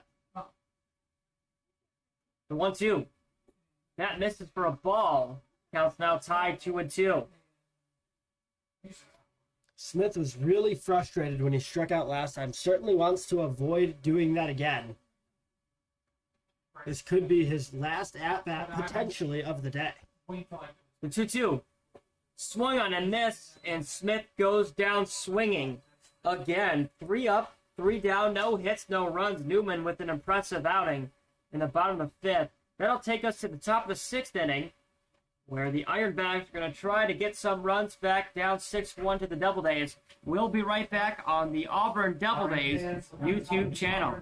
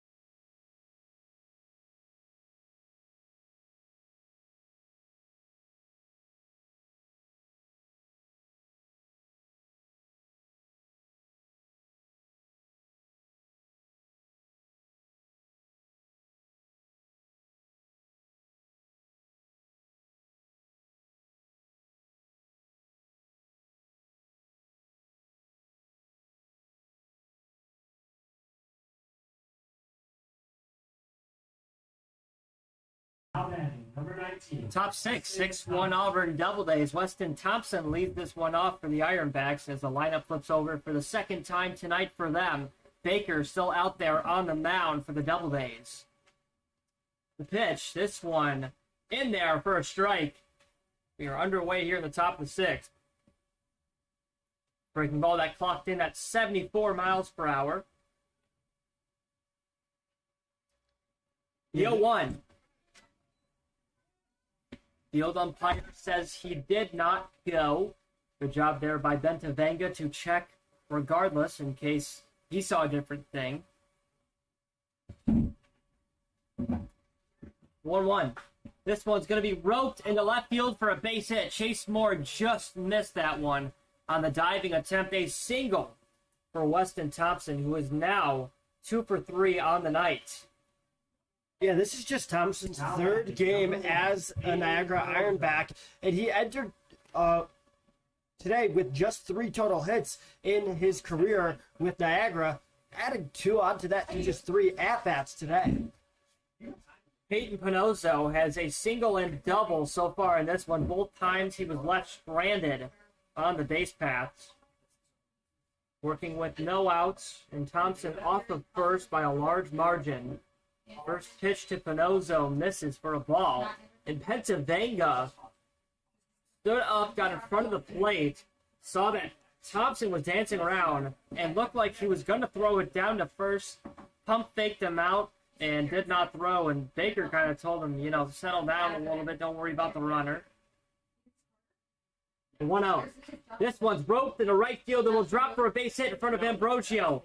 Going to third base with ease is Weston Thompson, who's being held up to third. A single for Peyton Panozzo, his 2nd on the night. He is 3 for 3 on the game so far, having an impressive game at the plate. And you wonder, after 2 quick hits given up by William Baker, how much gas he has left in the tank and how much more of a leash he has with head coach Thomas Eaton, as he's already up to just about 80 pitches and he's lasted a little over 5 innings. I don't see anyone warming up in the Doubledays pen, however.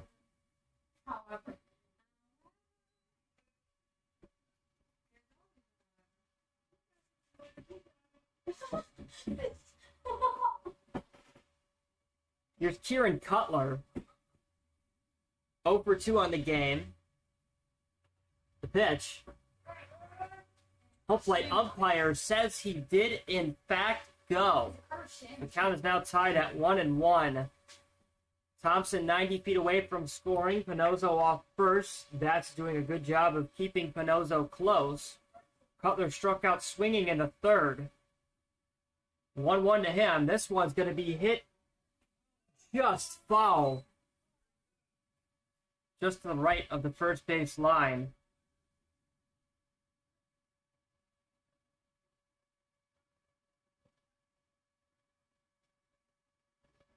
Unlucky there for Cutler, as it looked like it was just about to go fair. Instead, curves a little just to the right of the line. So he's now down in the count 1-2. Baker has already struck him out tonight. The 1-2. Breaking ball. Finds the zone. Home plate umpire rings him up. The first backwards K in the books for Baker. That's the second time that Cutler has struck out tonight. And 4 total strikeouts for Baker. He's really done a good job of working the counts his own way against these Ironbacks batters and finding success even in unorthodox ways. This one's going to be hit in the air. Center field side. Monahan underneath it, collects it. The runner tags up. There will be no throw into the plate as cutting it off is Ragland. A run will come in for the Ironbacks. It's 6-2 Doubledays with 2 outs. Nice sacrifice fly there by Haas Fenwick.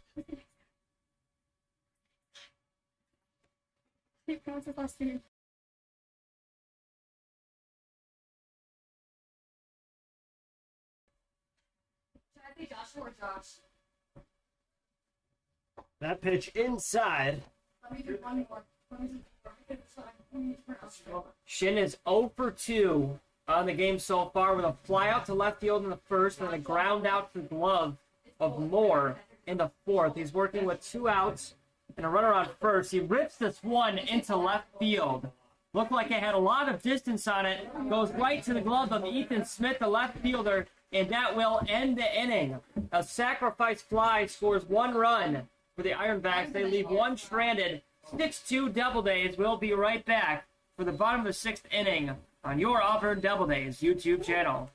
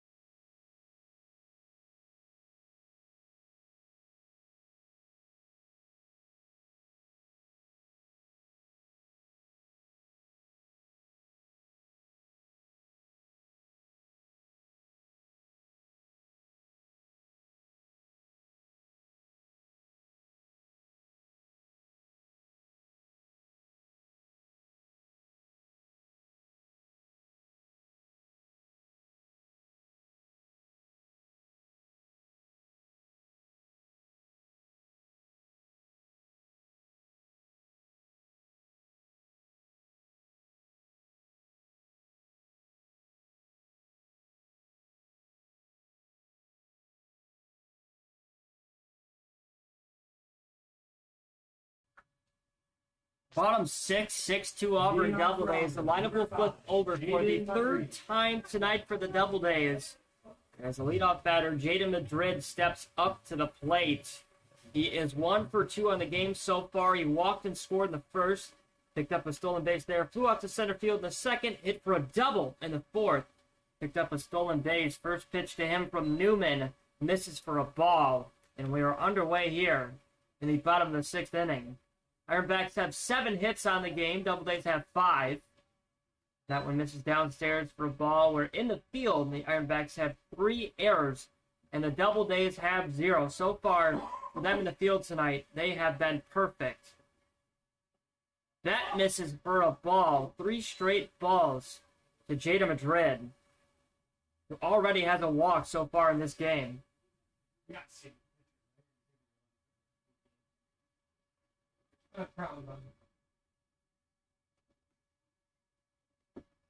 And Madrid That takes ball one 4. misses for a ball, and like Ryan just said, that is ball 4. The second walk tonight for Jada Madrid, who has wheels on the base paths. And let's see if he tries to steal a base here. Here's Chase Moore. He's 0 for 3 on the game so far, but in the fourth, he hit for an error. Picked up a stolen base. There goes Madrid. The throw down to second. Not in time, says the field umpire. The third stolen base on the night for Jada Madrid. He is all over the base paths tonight. A speed demon. He is truly making Bullock's day much harder and giving him some fits behind the plate. That is 5 straight balls from Newman here in the bottom of the 6th inning. Madrid off second. The 1-0. 6 straight balls as Newman is struggling a tad bit here.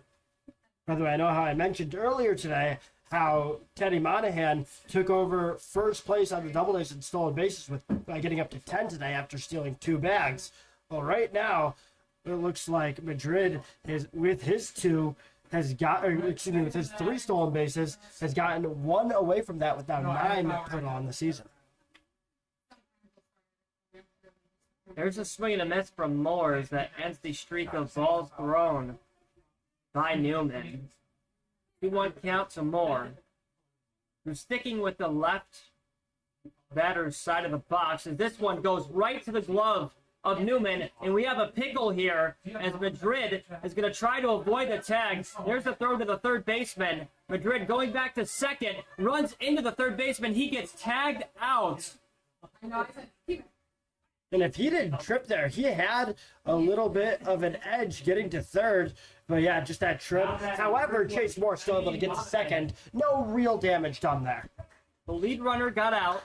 Like you said, Chase Moore was able to snag an extra base on the pickle that just happened. And unlucky for Madrid as he got tripped up. Pinozo was able to tag him out due to Madrid being tripped up. There's 1 out here in the bottom of the 6th. And here is Mr. Teddy Monahan himself. There goes Moore, the third base, who is safe with ease. A stolen base for Chase Moore, his 2nd on the night. A runner 90 feet away from scoring for the Auburn Doubledays. Monahan 2 for 3 on the game so far. He has 2 stolen bases. The 0-1 misses outside for ball 1. Count is now tied 1-1 with 1 out. Working on fixing the camera right now. Just a quick, simple fix. Apologies. 1-1. This one misses for a ball. Count is 2-1. And the third baseman there, Shin, is really playing in on the grass.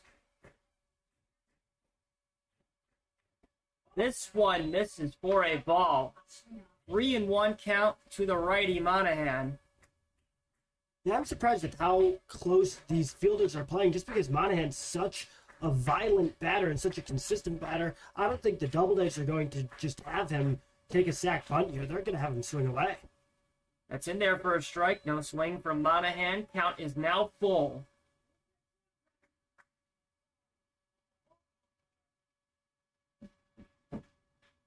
The Doubledays fans want to see a base hit from Monahan. They're clapping. 3-2 misses for ball 4. And that is the second walk given up Now managed. Number 13. by Newman so far in this inning. Every single inning except for the fifth, the Doubledays have gotten multiple runners on base. It looked like Newman was going to be the change when he put the Doubledays down 1-2-3 in the fifth. Not the same here in the sixth. Here goes Monahan to second as Batts fouls this one off. He's going to have to go back to first. Justin Batts steps up to the plate. He is 1 for 2 on the game so far with a single, a fly out, and a walk. I'm going to ask my next game. Doubledays fans are still clapping, making some noise. The 0-1 misses upstairs for ball one. Count is now tied 1-1 to Justin Batts.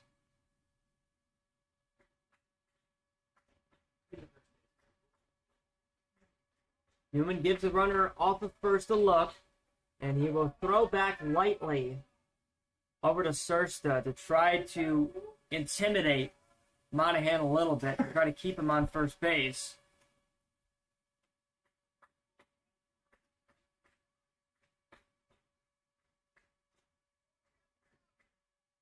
The 1-1. This one's fouled off. Count is 1-2.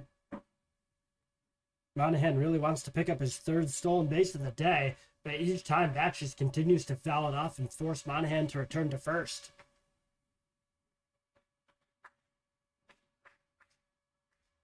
Moore off third, Monahan off first.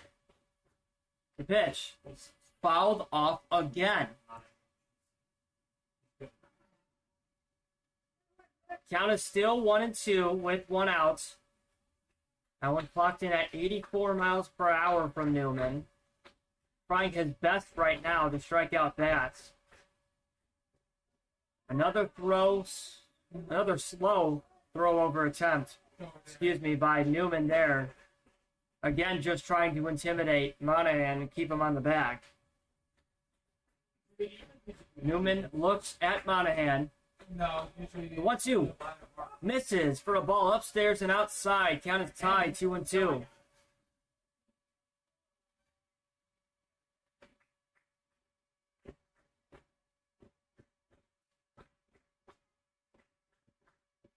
Two. This one's fouled off, and another long at bat brewing up between Justin Batts and the pitcher Owen Newman. You know, every time you say Newman, all I hear is George Costanza in my head saying Newman from Seinfeld. That's all I can hear. 2-2. This one's hit on the ground and will go to right field past the diving Peyton Pananza. Scores a run for the Auburn Doubledays, 7-2, an RBI single for Justin Batts to give the Doubledays some more insurance runs. Yeah, Panuzzo just laid out there, but that Bat's hit, he couldn't get to it.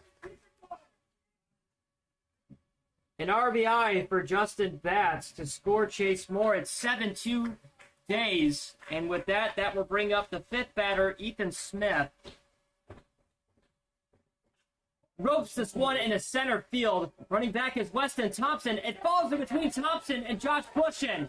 Being waved home is Teddy Monahan. Justin Batts stays put at third base.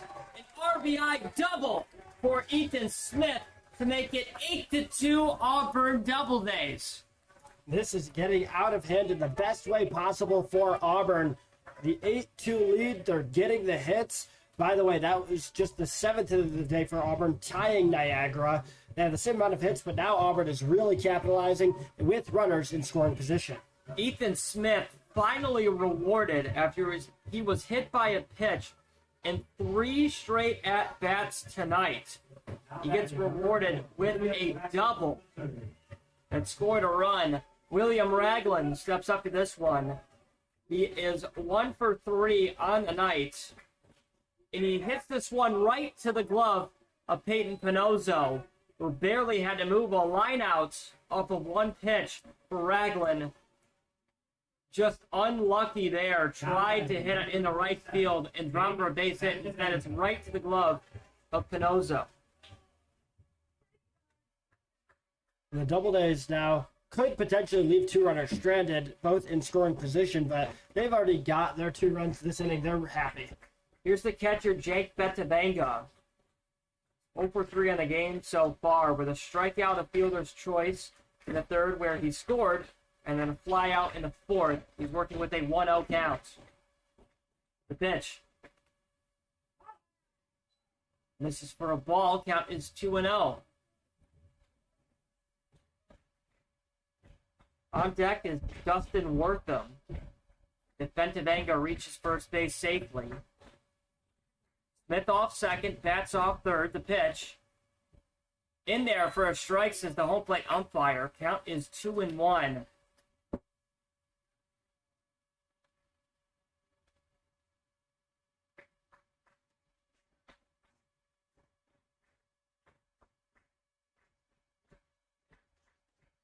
The pitch. Fouled off. Third base side, counts tied 2-2.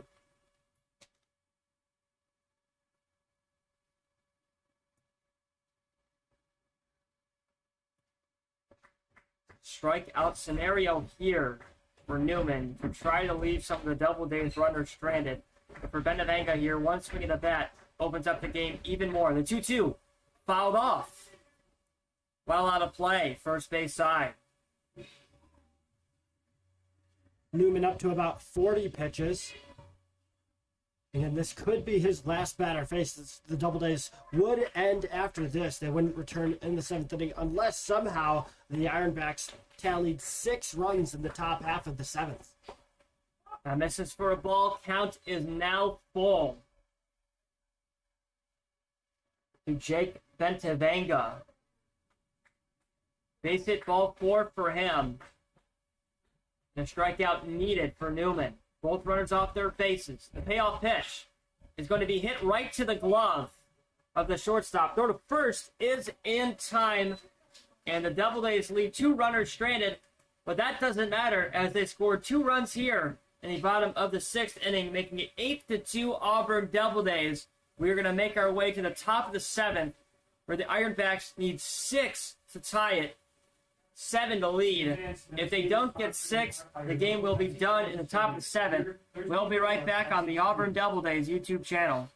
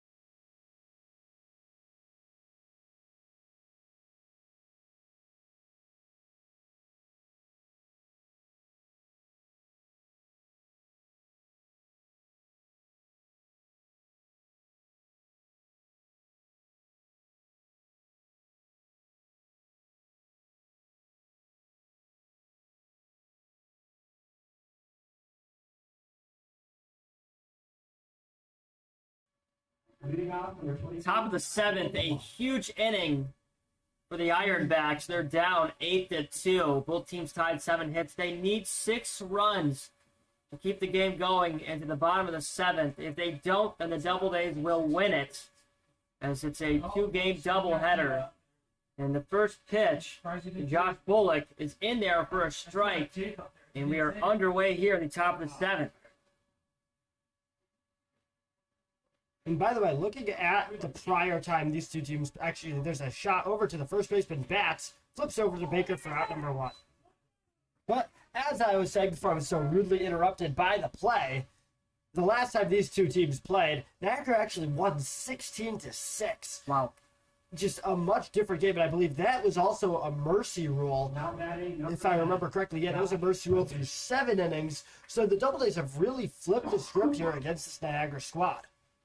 Yeah, the Doubledays were in a bit of a slump there at one point. They're now on a bit of a heater as Baker, look out, goes to pitch and falls down. Bentavega doing a good job calling timeout and checking on Baker, who sticks his glove out for a fist bump. He appears to be okay. Home plate umpire is going to check on him as well.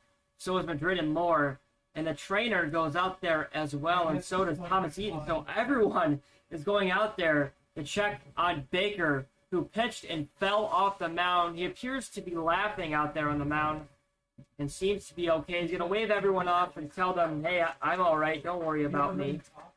And he's going to get some applause from the audience here at Falcon Park. Tell everyone, hey, I'm okay. But like we talked about, the Auburn Doubledays were on a bit of a slump there for a little bit. They were on a 3-game bender as they lost a doubleheader to the Jamestown Tarpskunks. And now have picked it up. We're on a 2-game winning streak. And they're looking to extend that winning streak here in Game 1 of tonight's doubleheader. And Baker, after slipping off the mound, throws a strike. This one's waved on by Josh Bushin, who's down 1-2 in the count. Bushin is 0 for 1 in the game so far with a fielder's choice hit and a walk. Down 1-2. The pitch from Baker misses downstairs for a ball. Count is tied 2-2. Baker's up to 92 pitches of the day. We'll see if he hits that triple digits limit. In there for strike 3. Down looking goes Josh Bushin. A nasty pitch from Baker to pick up another backwards K in the books. His 6th strikeout on the game. Wow, talk about the night that Baker is having. And this one's going to be roped into right field, and staying alive with 2 outs are the Ironbacks. And that's Ronan Glassford with a single, his first on the game. We've got a pinch hitter in for Mateo Sersta. That's number 30, Hendrik Vandermeer. Now batting number 30, Hendrik Vandermeer. Vandermeer this season, another guy similar to Wes Thompson. He's very new to the team. This is his 4th appearance, but batting .333 so far. And the shift is on for the lefty, Vandermeer. As scooching over in the grass, scooching to his left, is the second baseman, William Ragland. There's 2 outs and a runner on first. And this one's going to be hit right to the glove of Ragland. Makes the play to first, and that's in time. And the Auburn Doubledays will win Game 1 of tonight's doubleheader between the Niagara Ironbacks. What a phenomenal outing by Baker to pick up the win. The Auburn Doubledays win this one 8-2. They have flipped the script, like you talked about, Ryan, from the last time that they played the Ironbacks. They got run ruled. They now win this one by 6 runs, take Game 1, have the momentum going into Game 2. They extend their winning streak now to 3 games. They are on a heater, a phenomenal outing for Baker, and a phenomenal outing at the plate tonight for Jaden Madrid, and then for Teddy Monahan as well. They both did it all at the plate and on the base paths. Yeah, I mean, you look at William Baker, I'll come back to him because this was the ultimate William Baker start. He picks up his 4th win of the season through 5 appearances. He lasts the entire game, still gives up a few hits. Again, he gives up a relatively solid amount of hits, but that doesn't matter because he records 5 strikeouts and comes away only giving up 2 runs through a complete game showing. Great start for him, gets his ERA down even lower. And then again, you mentioned the amount of hitters who did good today for the Doubledays. Too many to count. It's a great first game. Now we'll see if they can keep that momentum going to the second game here tonight. The big thing for the Doubledays, too, was they really worked the pitch count against the Ironbacks pitchers, and that's what helped them tonight, winning the at-bats after working a lot of pitches. But we are going to take a a long 30-minute break in between Game 1 and Game 2. We're going to keep the stream on. Feel free to, grab some food, prepare for Game 2. I know I'm going to grab some food. Ryan's shaking his head as well. I know he's hungry. Me and Ryan are both going to grab some food. Feel free to grab some food as well. Doubledays take Game 1 of the doubleheader. 30 minutes. We'll be back for Game 2. Don't go anywhere. We'll be right back on the Auburn Doubledays YouTube channel.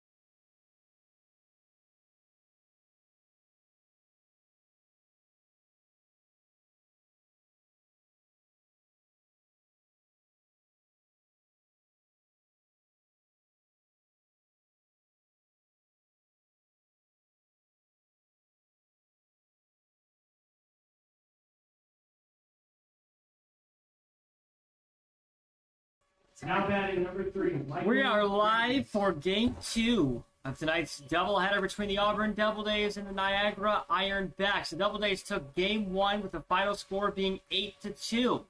Ironbacks are in their away red uniforms, and the Doubledays are in their home white uniforms. And first pitch of Game 1 misses for a ball, and we are of Game 2 misses for a ball, and we are underway.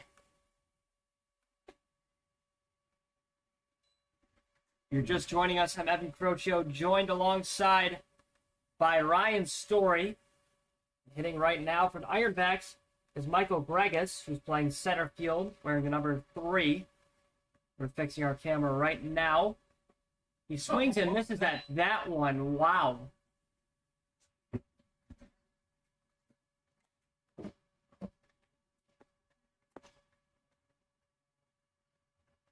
That one almost clipped him on the inside.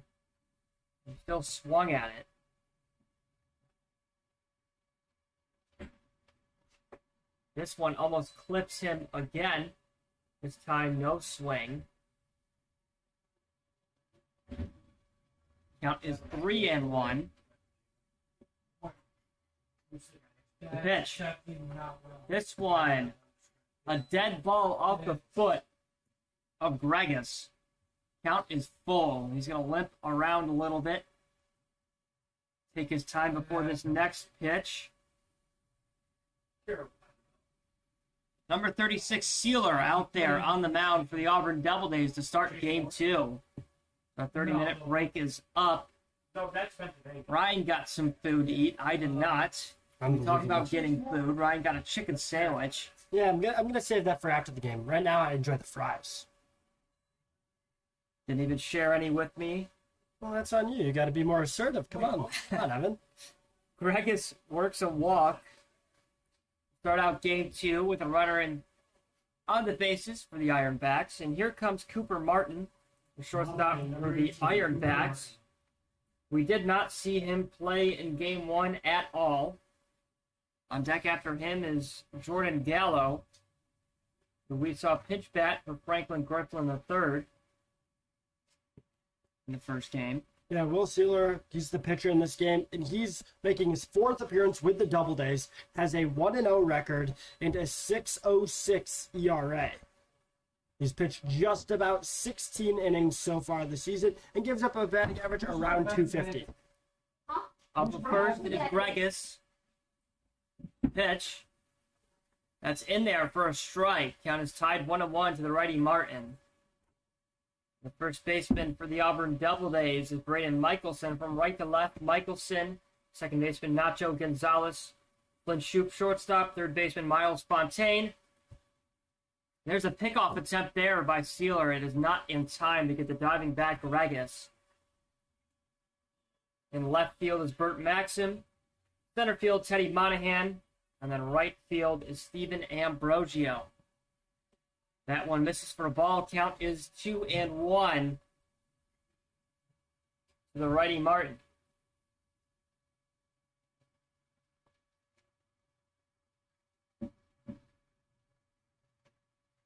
Two one. That's upstairs. Tavares, the catcher, with the throwdown. Not in time. Try to pick off Gregus, who certainly has the attention of Sealer and Tavares.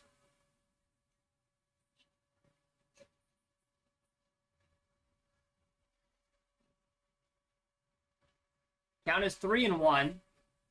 The pitch to Martin is going to be roped in the left field and drops for a base hit. Making his way to third base is Michael Gregus. A double for Cooper Martin, as the Ironbacks have 2 runners in scoring position early on in Game 2. And the best statistical batter for the Ironbacks is now up at the plate in Jordan Gallo. He struck out in his 1 at-bat from the prior game, but now a golden opportunity for him with 2 runners in scoring position. Now, like you said, in the 1 at-bat he had in Game 1, he struck out, but he came into Game 1 with a .491 batting average. He's a lefty. Playing on the grass is Michelson, first baseman. And Fontaine also playing on the grass. 0 outs, 1-0 count to Gallo.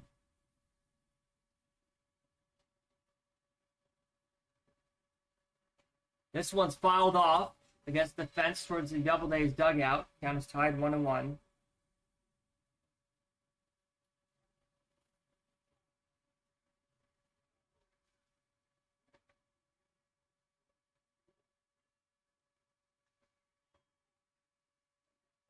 Both runners off.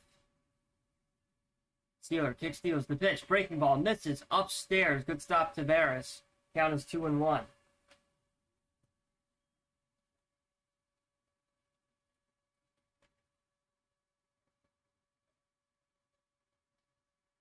For Sealer, it's just about working Gallo in a way where you're not going to give up a crushing hit.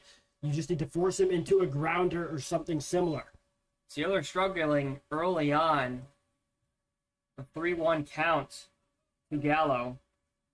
A walk here isn't devastating, considering you just have runners on second and third. Then you'd bring the double play into question. But there's strike 2, and now you really have to go for the strikeout.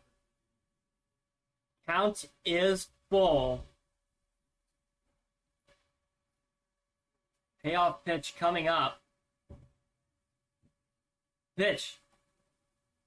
Wow, a breaking ball that looked like a frisbee out of the hand of Sealer just misses a tad bit outside. Beautiful frame by Tavares. And that is another walk, however, given up by Sealer. Regis on third, Martin on second, Gallo on first, Anderson, Haas, Fenwick steps up to the plate. He's the catcher in this one. In the first game, he went 1 for 3. First pitch to him is low for ball 1. Yeah, unfortunately, that's the weakness of Will Sealer, is that his strikeouts to walk ratio is not good. Just 10 strikeouts to the season. Entered today with 20 walks, already up to that to 22. That misses for a ball upstairs. Count is 2-0.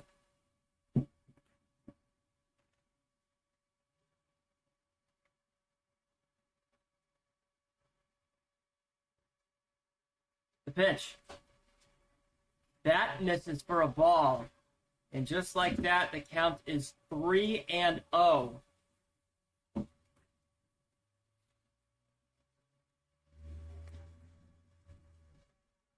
To Fenwick, and this one misses for a ball, and the Ironbacks have scored their first run of the game. That's Regis coming in, Martin a third, Gallo on second, Fenwick works a walk. That's the third walk given up by Sealer, and Tavares is going to go out there right now to go talk to his starting pitcher and try and calm him down, because it's 1-0 Ironbacks with 0 outs. Yeah, an auspicious start here. You don't want to give the Ironbacks an early advantage. We saw that how that worked out last time these teams played back last month.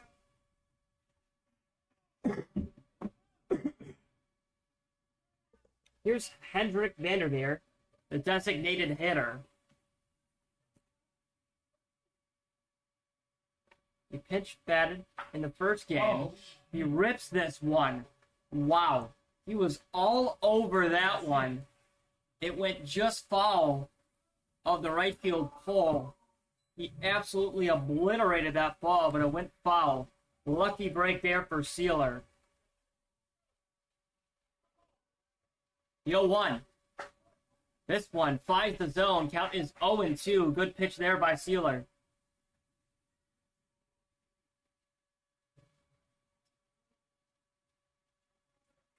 In his one at-bat in the first game, he grounded out to Ragland, the second baseman. He's down 0-2 here. The pitch from Sealer, breaking ball. Whew, just missed there. No budge from the home plate umpire. Count is 1-2.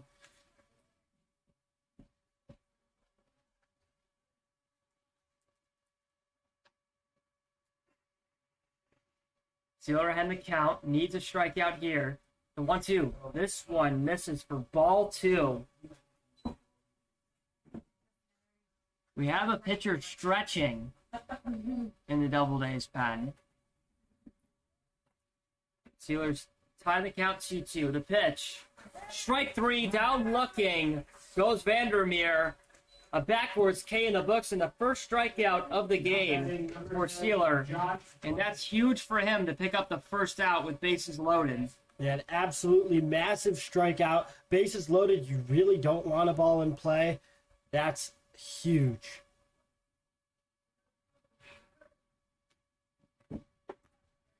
Now Josh Bushin up the left fielder. We saw him throughout last game, and he had a few solid at-bats. As you look at his performance back in that first game. Check swings at that one, making a count 1-1 with one out.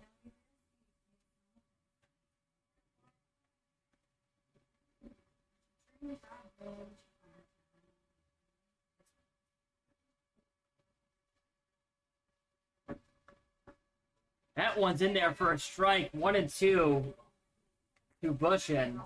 As he talked about, he played in game one. He went 0 for 2 with a walk, a fielder's choice, and a backwards K. He's down 1-2. The pitch from Steeler, breaking ball. Strike three, a beautiful breaking ball pitch that finds the outside corner of the plate. Back-to-back strikeouts for Steeler, and that's back-to-back backwards Ks. Devin Medor steps up, the second baseman tonight for the Ironbacks. I thought it was maybe for Brett Favre. Working with 2 outs and bases loaded. The pitch. This one misses upstairs. The ball 1.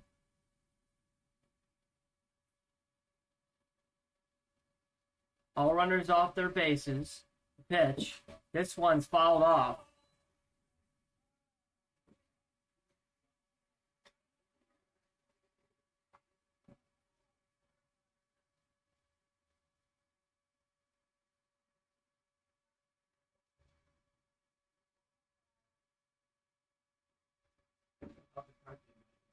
One. That finds the zone, and just like that, the Ironbacks have bases loaded. They're down to a 1-2 count with 2 outs. The 2-strike, 2-out siren has gone off here at Falcon Park. The pitch from Steeler. This one's fouled off. Breaking ball jammed. Medor there. Steeler approaching his 35th pitch. But that ultimately won't look too bad as long as he leaves this inning with just 1 run given up. Trying to escape a jam here, up in the count 1-2. What can Steeler do? Comes set. Kick steals. The pitch. Swung on and missed. Steeler gave up 1 run, then had the bases loaded. Goes back to back Ks to leave the bases loaded. Steeler just dialed in there, did it all himself. 1-0 Ironbacks. We're going to make our way to the bottom of the first inning for the Doubledays at bats. We'll be right back.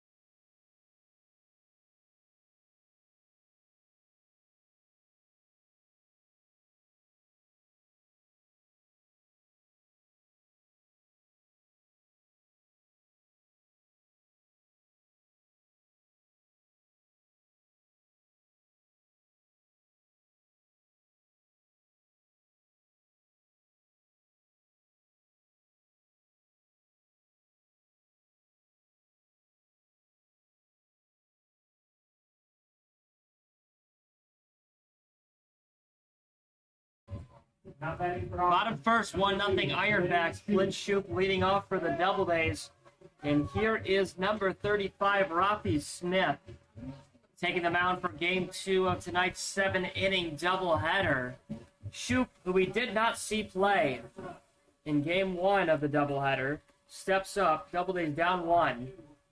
Pitch from Smith misses for a ball, and we are underway here in the bottom of the first inning. And I believe that was Smith's first pitch with the Ironbacks this season. Per the stat sheet, he's making his debut. Smith is out of Erie Community College. Shoop rips this one up in the air to center field. Underneath it, making the catch for the Ironbacks, Michael Gregus for the first out. An F8 in the books, 2 pitches. Shoop is retired. Now batting number 24. With that, the designated hitter, Connor Rump, steps up to the plate. Rump, we also did not see play in game 1, working with 1 out and no one on.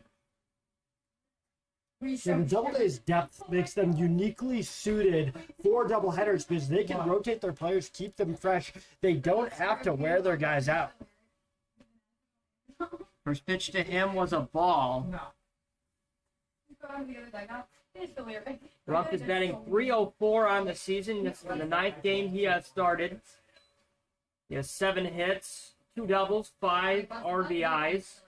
He's working with a 2-0 count right now.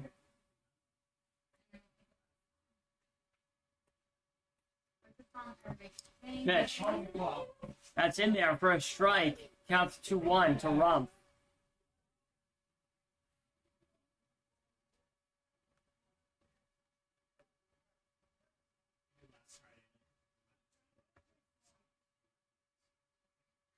The 2-1. This one's hit on the ground. Left field side as we fix our camera yet again. I did play that earlier. Probably sound like a broken record right now. With the camera, we fixed it thanks to Ryan in no time. Trying our best here. Counts tied 2-2 to Rump. The pitch from Smith just misses. Good hold up there by Rump to make the count full.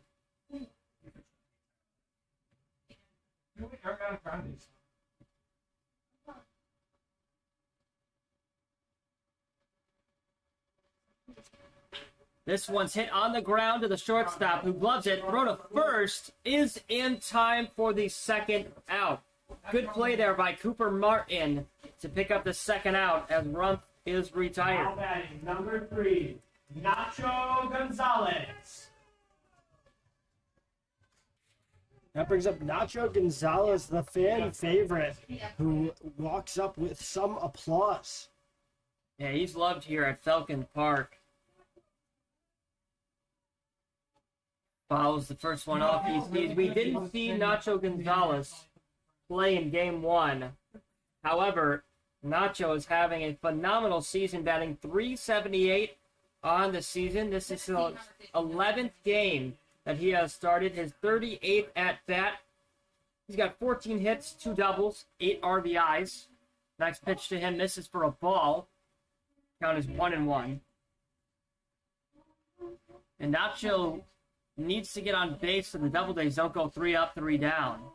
He's working with 2 outs and no one on. The 1-1. This one misses for a ball. On deck, if Nacho does reach first base safely, is Teddy Monahan, who is the only one to return to the batting order from game 1. Nacho follows this one off. He's down the count 2-2. And the Doubledays, in fear of going 3 up, 3 down, now with the count being 2-2, 2 outs.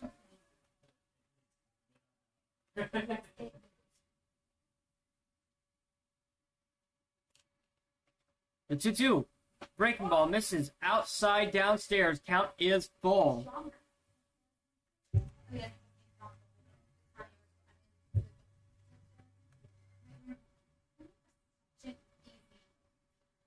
Smith kick steals the payoff pitch on the way.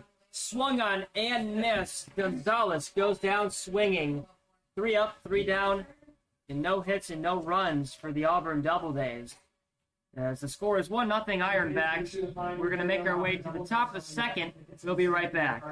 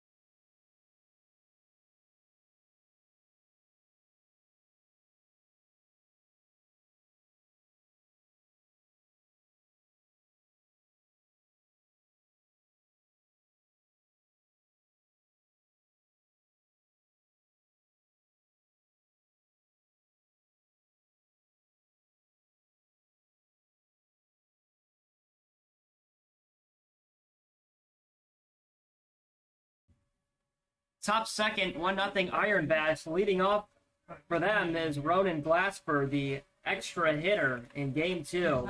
We saw him play in Game 1 where he went 1 for 3 with a strikeout, round out, and a single. First pitch to him is a ball from Sealer, and we're underway in the top of the second. The pitch. This one's going to be roped into center field. Running back is Monahan. Makes the catch on the run for the first out. Teddy Monahan doing a phenomenal job on all aspects of the game tonight. He did it in Game 1. So far in Game 2, just had a tremendous catch there. And here's Chase Hubble, the right fielder for the Ironbacks. The pitch. No, I don't know if it is. And this is for a ball. 68 mile per hour breaking ball that just missed the zone there. This one's roped right to the glove of Nacho. Throw to first is in time. 4-3 put out for the second out, and only 4 pitches have been thrown so far for Sealer. Now batting number 38, Bryce Bedrosian. Bryce Bedrosen steps up to the plate. The first baseman tonight, working with 2 outs, no one on, a breaking ball. Just misses the zone. Counts 1-0. Bedrosian this season near the bottom of the Ironback stat sheet, batting just 118 and still in search of his first extra base hit, has recorded just 2 singles on the year. He could try to turn his season around here. Working with a 2-0 count. The pitch. This one's fouled off. Count is 2-1.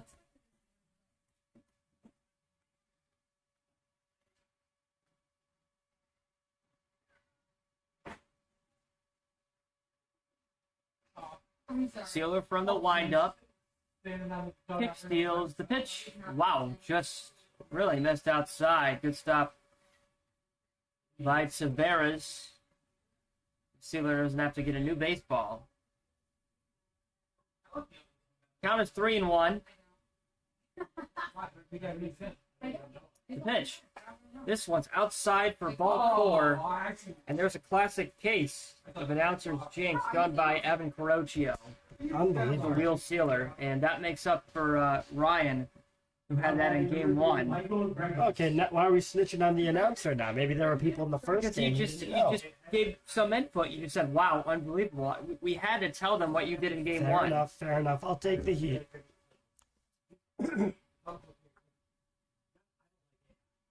Here's Michael Gregas, who walked in the first and scored. First pitch to him misses for a ball.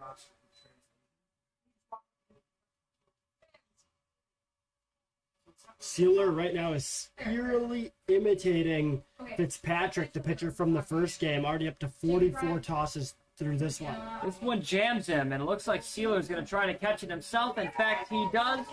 That will end. Top of the second inning, Will Sealer leaves one runner stranded. 1-0 Ironbacks. We're going to make our way to the bottom of the second. We'll be right back on the Doubledays YouTube channel.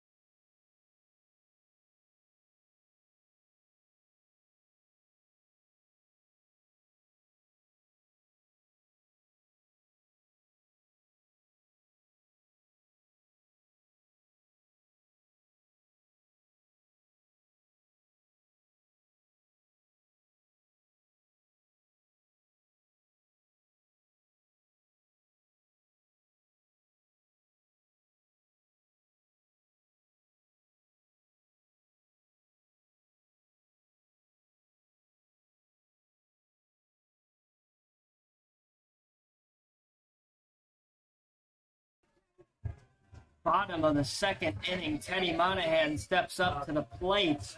We saw him play in game one of tonight's doubleheader, where he batted third, and he went 2 for 3 with 2 singles, a strikeout, and a walk. First pitch to Monahan is outside and downstairs for ball one. Yeah, and fans were hooting and hollering for Monahan as he stepped up. He's a guy similar to Nacho Gonzalez that has been a fan favorite with his style.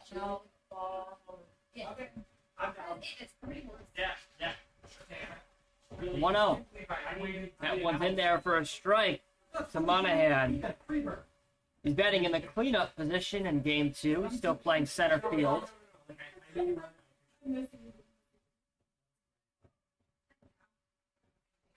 Pitch from Smith. Cut on and fouled back. Move this because I almost grabbed it. You better get someone older. I know I'm going to. Yeah, because no kid's gonna know.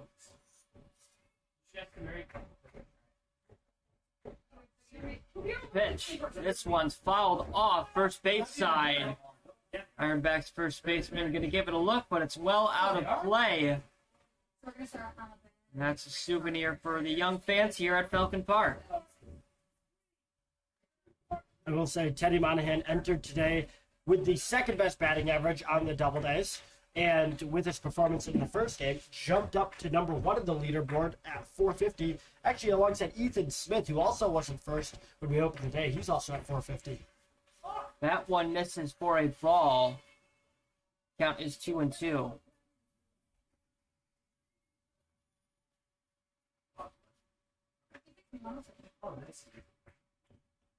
Monahan set in the box. Smith set on the rubber. 2-2. This one's roped in the center field. Look out, Smith. Trying to move out of the way of that one. A single for Teddy Monahan to pick up his first hit of the game, the Doubleday's first hit of the game. That could be the spark that the Doubledays needed to get it rally going. Here's Miles Fontaine, the third baseman. Working with no outs and a runner on first. No, when he was hit. Yeah. They had the game on. And Smith is going to step off. Was. So one interesting thing, before the game today, the Doubledays as a team in the locker room were watching Miles Fontaine compete in the Little League World Series. That he is a Little League World Series vet as he gets hit by a pitch. But they were going back and watching the old clips from that game. Well, that's an interesting fun fact. I did not know that, but he was just hit by the pitch there.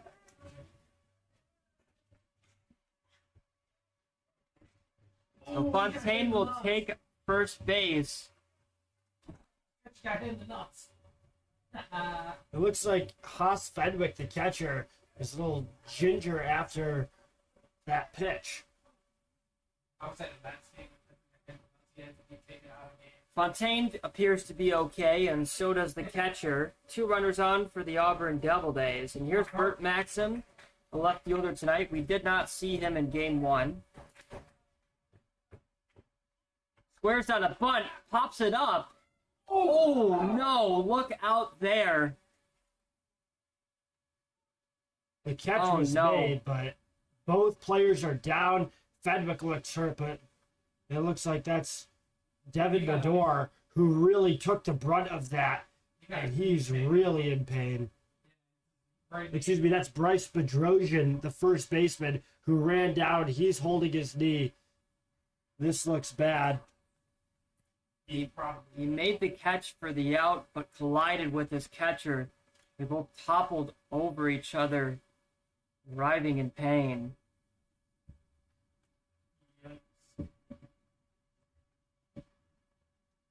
We'll take a break to an injury timeout here in the second inning, and we'll be back shortly with an update on the injured players.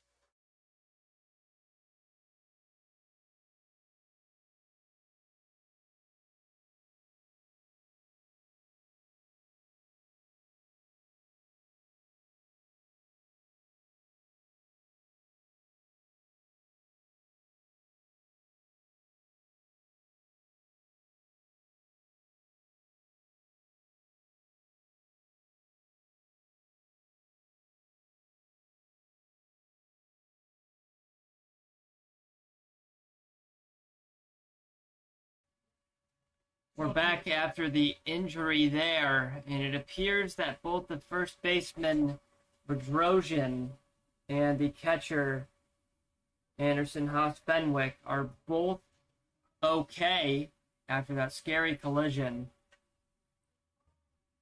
Yeah, frankly, I'm shocked by that. It looked like they were both hurt bad, and especially Bedrosian looked like he really caught the brunt of that collision.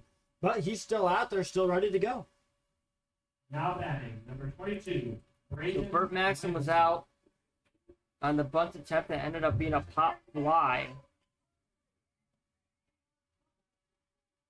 Here's Braden Michelson, the first baseman.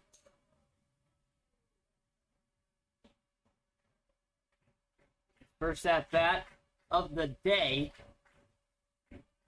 Pitch fouls this one off. Michelson's just short of the 300 mark on the season, batting .296, but also provides some power for this Doubleday squad.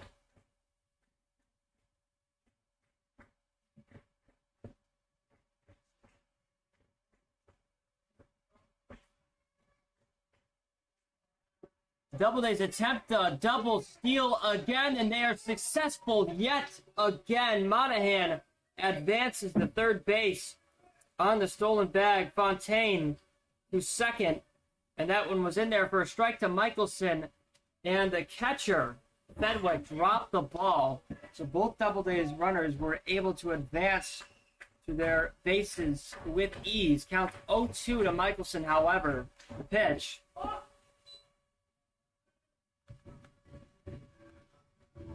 We fix the camera again.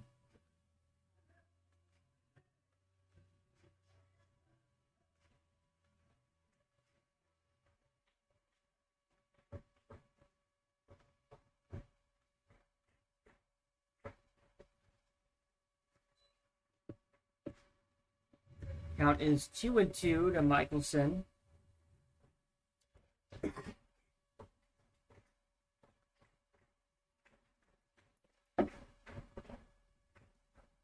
Still working on the camera now.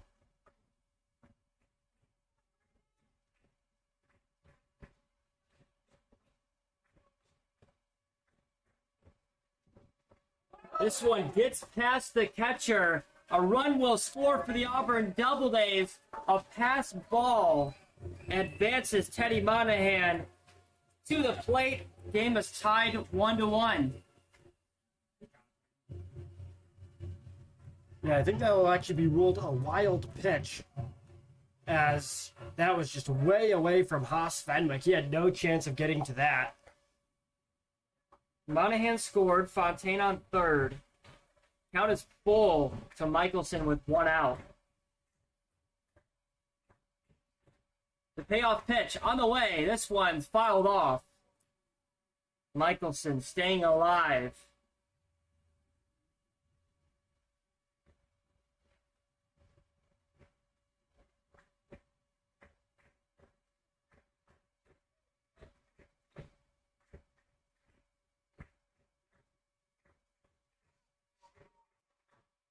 Payoff pitch. Fouled off yet again. Michelson doing a great job of staying alive. Yeah, Michelson just holding Smith at bay. All he needs to do is put this in solid play, and this could end up scoring yet another run for the Doubledays. The payoff pitch. Misses for a ball. That is ball 4 to Michelson. And with that, Ryan Petagrosso steps up to the plate. Coach for the Ironbacks looking to the plate umpire to call timeout to go talk to Rafi Smith. But in the meantime, Michelson has walked, and Fontaine was hit by a pitch. Those are both on Smith, who right now in the first is struggling a tad bit after giving up a hit by pitch and walk. Only 1 out. Yeah, I mean, Smith looked really good in that first inning, but then has just struggled a little bit here, and it's really come back to bite him. He's got this bottom of the order going against Ryan Petagrosso, Jose Tavares, and Steven Ambrosio coming up, where in terms of batting average, they're towards the lower end of the Doubledays. Smith has a chance to escape it here, but he needs to pull off something to get out of this jam.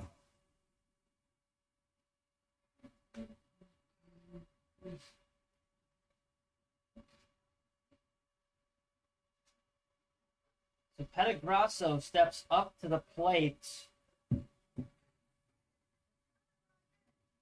He's batting 100 on the season. This is the 4th game that he has started. Typically as a pitcher for the Doubledays. First pitch to him is a ball. He had a scooch out of the way of that one. After the timeout, Smith throws a ball.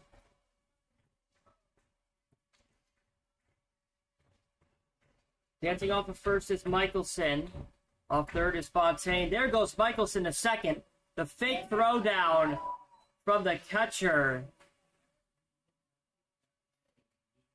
keeps Fontaine on third and allows Michelson to steal.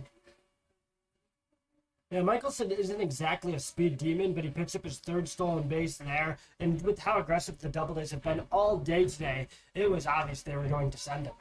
The pitch. That's in there for a strike to Petagrosso. And as a pitcher, we talked about, Petagrosso has an ERA of 5.87 in 4 appearances. The record of nothing and nothing. The 2-1 to him as a batter is popped up out of play. Count is tied 2-2.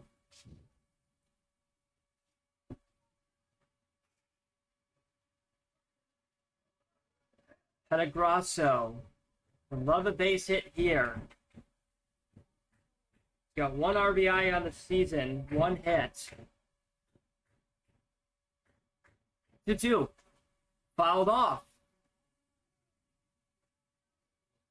We saw early in the first game that the Doubledays were struggling at times with leaving runners on base, leaving runners in scoring position stranded. This is their chance to overcome that. They overcame it late in the game. Let's see it right here. The 2-2. This one's going to be hit right back to the pitcher, Smith. Looks at the lead runner, flips it to first base. That's the second out. Pedigrasso unlucky that he couldn't get a run to score. Veteran play from Smith there on the mound. Made sure to freeze Fontaine, not let him run home, but still record the out very safely. 2 outs, tie ball game 1-1. Jose Tavares steps up to the plate, the catcher.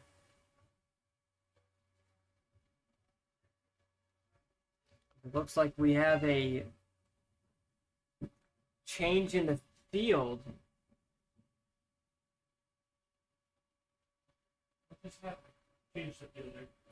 Over at first base. Could potentially have something to do with that collision we saw earlier today. It would make sense. So taking first base now with 2 outs in the bottom of the second is the extra hitter, Ronan Glassford, as Bryce Bedrosian is walking right now to the bullpen. First pitch to Tavares is outside for ball 1.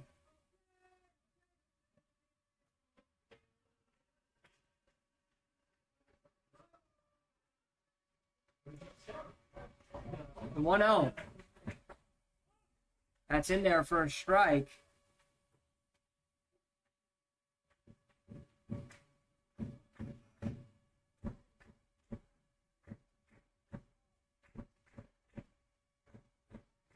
The 1-1. This one's going to be roped in the left field. Running over underneath it is Josh Bushin for the third out. So the Doubledays leave some runners stranded again. They score a run, however, as Monahan scored. 1-1 tie ball game. Top of the third coming up. We'll be right back on the Doubledays YouTube channel.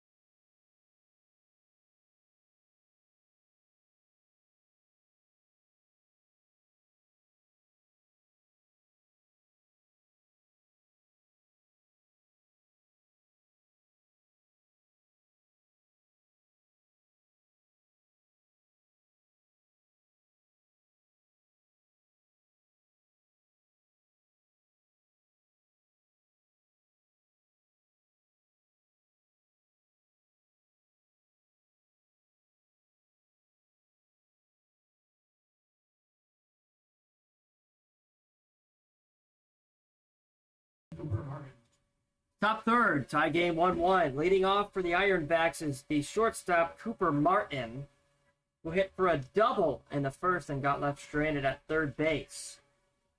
Sealer still out there on the mound for the Doubledays. First pitch to Martin is a breaking ball that misses upstairs. Count is 1-0. Interestingly, that last half inning has made it so both the Niagara pitcher and the Auburn pitcher are at about mid-40s in terms of total pitches. So they're both tracking to finish at around the same time. We just saw Auburn go through one pitch in the first game, while Niagara went through three. This game, maybe it'll be a bit more even. Count is 2-0. Yeah. The pitch, 3-0. Whoopsie. Maybe that's 4-0, and that's a mistake on my part, as Cooper Martin was able to work a walk. Yeah, the 4-pitch walk. That's the second time I've seen Sealer do that today. That's not something you want to give up. Jordan Gallo steps up to the plate. He walked in the first. First pitch to him finds the zone, and Sealer dialed in there after a 4-pitch walk at bat. Missed there. Oh, well, hey, you. Sealer steps off, tries to pick off the runner Martin, not in time. The tag by Michelson. Water bottle. You could say.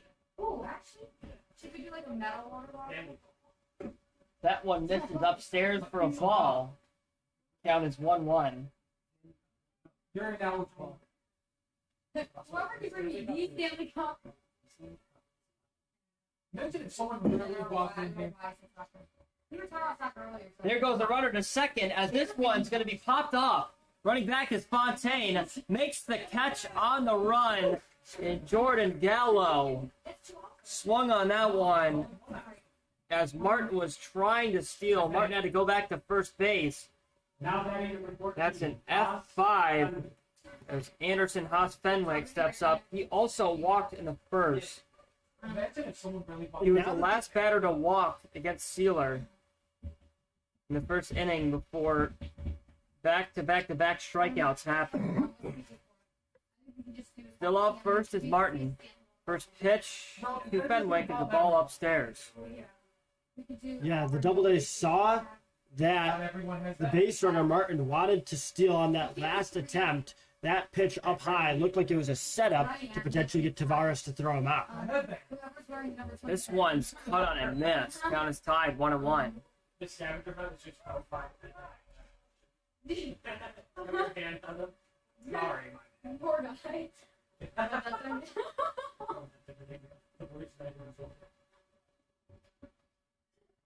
1-1. This one's popped up. Ricochets off the roof.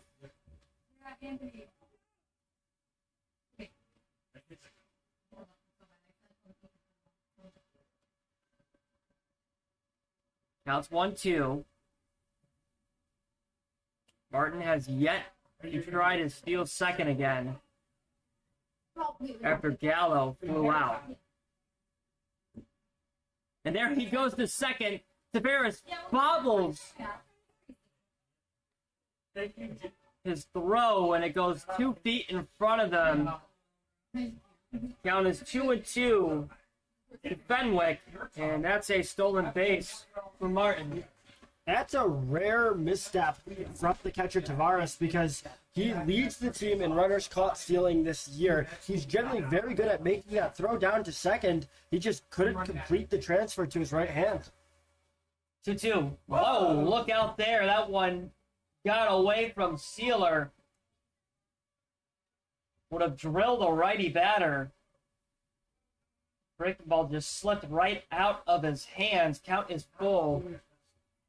And Cooper Martin is able to advance to third base on a wild pitch. Both of these games have been started by the The pitch. This one's popped up. Fontaine running in, calling everyone off. Makes the catch on the run and loses his hat for the second out. Back-to-back flyouts to third baseman Fontaine.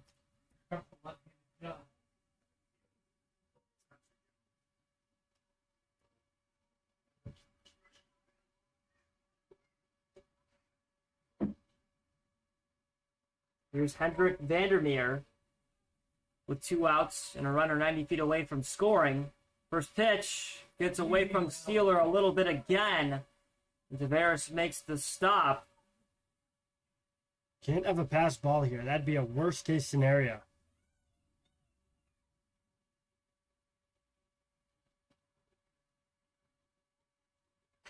This one's hit right to Nacho Gonzalez, who gloves it. Throw to first is in time. The Ironbacks leave a runner stranded. A 4-3 putout ends the inning. 1-1 tie ball game. We're going to make our way to the bottom of the third for the Doubledays at bats. We'll be right back.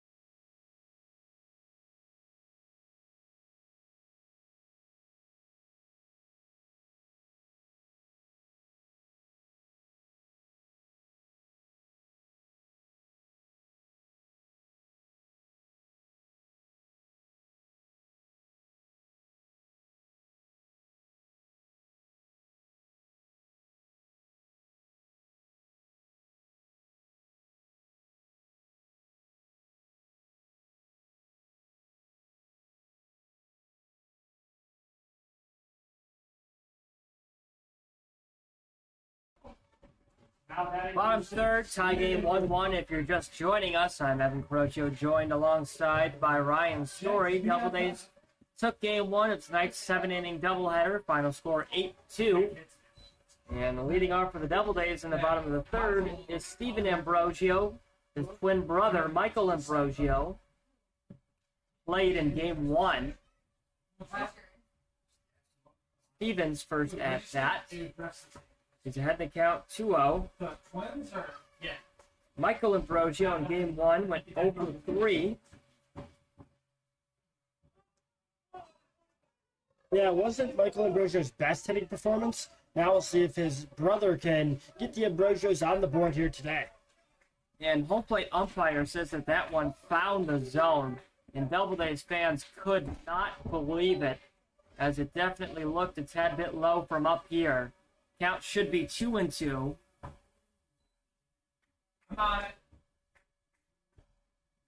Steven. Pitch. Strike three. Stephen Ambrosio goes down looking. The second strikeout on the night for Rafi Smith, and that's the first out here in the bottom of the third. And he took all three of those strikes looking. Has to swing at one of those ones on the edge eventually. Flint Shoup steps up to the plate, the leadoff batter. Working with his second at-bat in the game. The first inning, he flew out to center field. Right to the glove of Michael Gregus. First pitch to him was a ball. Time is 8:01. Lights are on. It's cloudy. It's still light out, but yeah, the clouds are really dampening the sunshine here. Look out. That one almost clipped him. Shoup had to duck out of the way for ball two. What the hell was that? Shoup flew out in his first at-bat.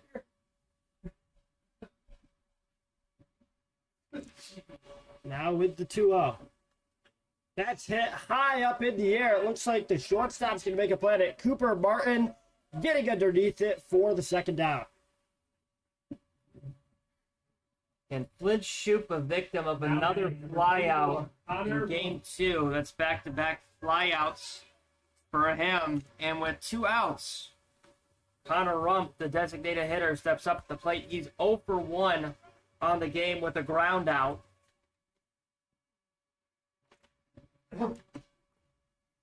First pitch from Smith to Rump.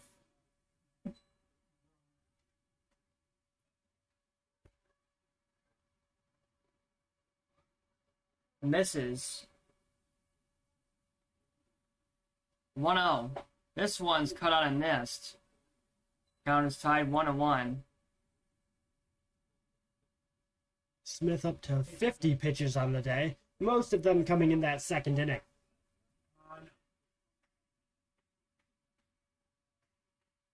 1-1. That misses for a ball. Count is 2-1. As long as we don't have. Okay, yeah, no worries. Okay. Smith kicks steals the 2-1. Misses for a ball to Rump. Count is 3-1. Yeah, I will.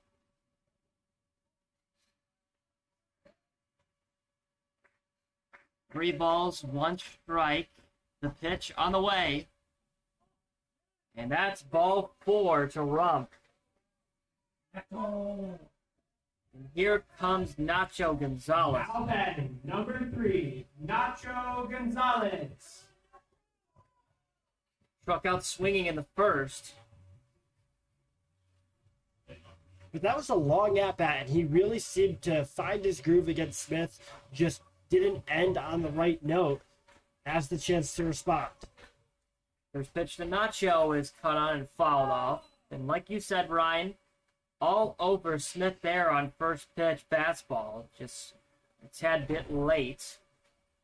That one clocked in at 84 miles per hour.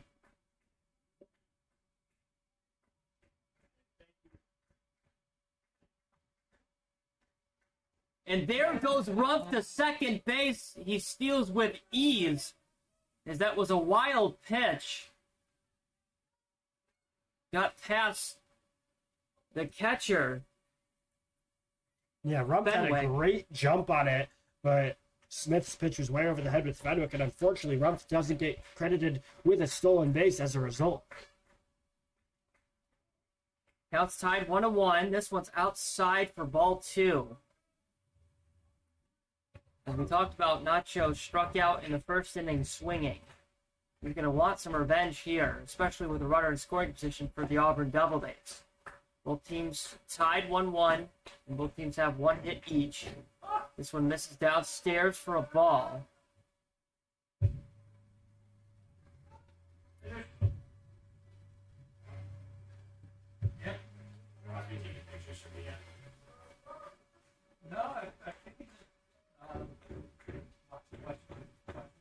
The 3-1.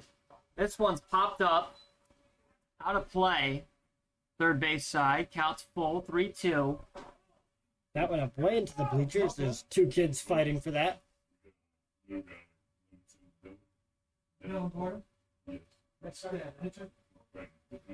Full count to Nacho Gonzalez with 2 outs. Still on second is Connor Rump. Appreciate it. Thank you, Will. Smith gives the runner off of second a look. Kick steals the pitch. That one misses for a ball, and Nacho works a walk. Back-to-back walks given up by Rump. Number 20, Teddy Monahan.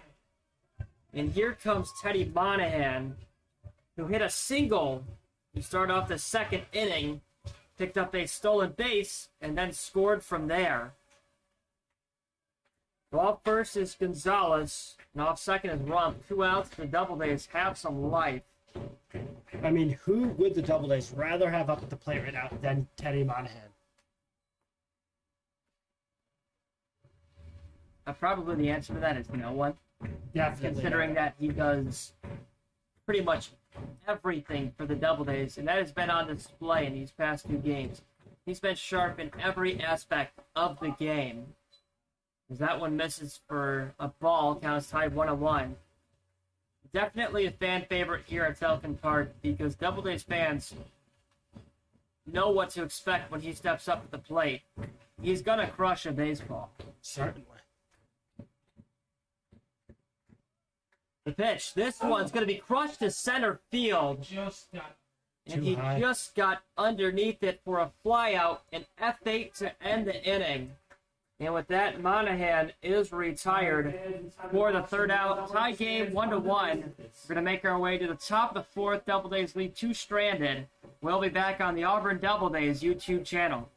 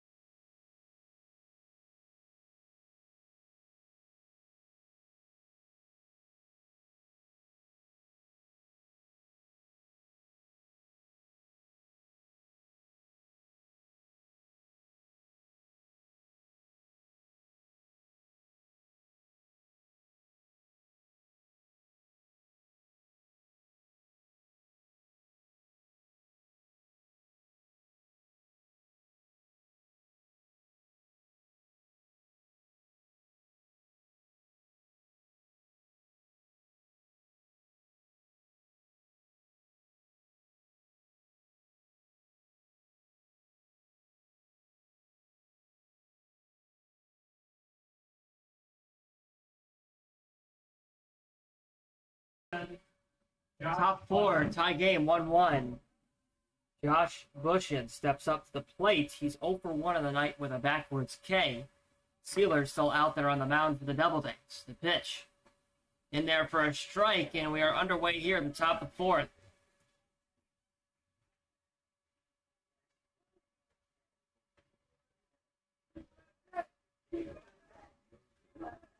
The 0-1. USA chants are erupting throughout Falcon Park, led by one kid dressed in a full Uncle Sam getup. Doesn't get much more patriotic than that. This one's fouled off towards the Ironbacks dugout. I mean, he's got the whole suit on. He's got the Uncle Sam hat. He's got an American flag sweatshirt on and pants. I think his Crocs that he had on too were American flag themed as well. All he needs is to get the white beard. And I feel like that can't be too hard to acquire. You just have to go to your local Christmas store and get a Santa beard. And then you got the whole setup. Or he could just come back and do the same thing in his 60s or 70s. That too, but that's quite the break.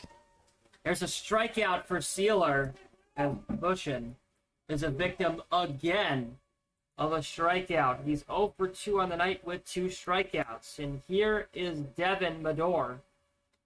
He also was a victim of a strikeout in the first inning against Sealer, this time swinging, working with 1 out and no 1 on.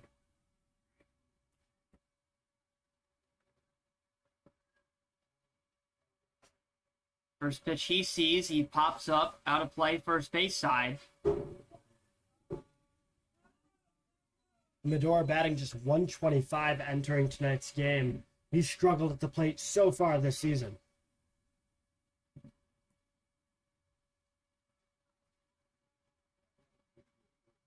The 0-1. Breaking ball misses for a ball. Count is tied 1-1.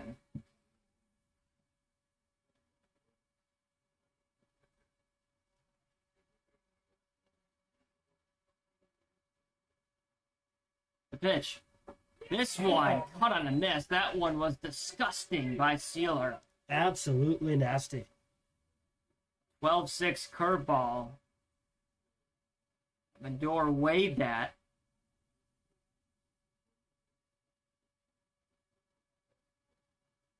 The 1-2. Home plate umpire says he went back-to-back strikeouts here in the top of the fourth for Sealer, and that's the second time Medor has struck out tonight. Ryan Glassford steps up to the plate. He flew out to center field in the second. He's working with 2 outs and no 1 on. Yeah, safe to say that Sealer has the number of both Bushin and Medor because he has fanned them both tonight, both at-bats. There's a strike.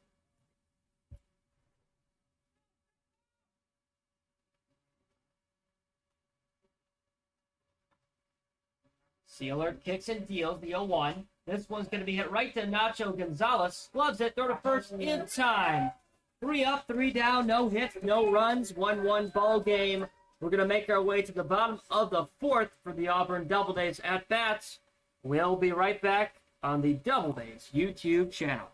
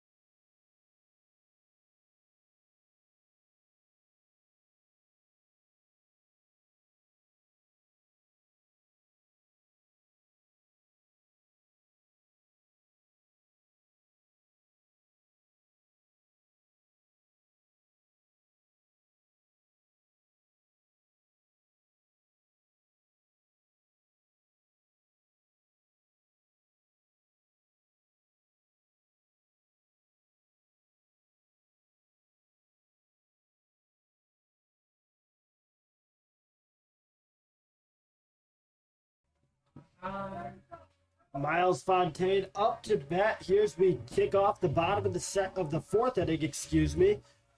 The Auburn Doubledays are up to bat. Still mired in a 1-1 tie with the Niagara Ironbacks. There's a grounder over to short. Cooper Martin scoops it, tosses it over to Roden Glassford for the first out of the inning. A quick 1 pitch, 1 out for Miles Fontaine. Now 1 pitch, 1 out. Couldn't ask for a better at bat from Smith.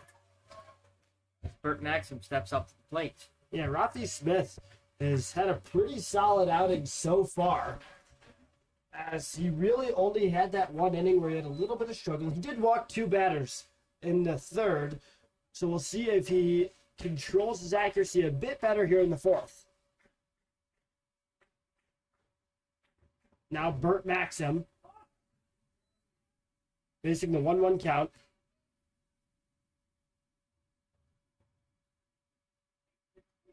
As it looks like Smith wants a new ball, so he'll swap out with the umpire.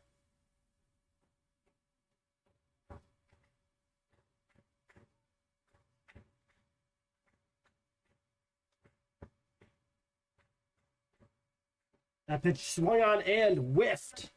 Maxim was taking a large hack at that one. This season, Maxim is batting .242 with just 1 extra base hit.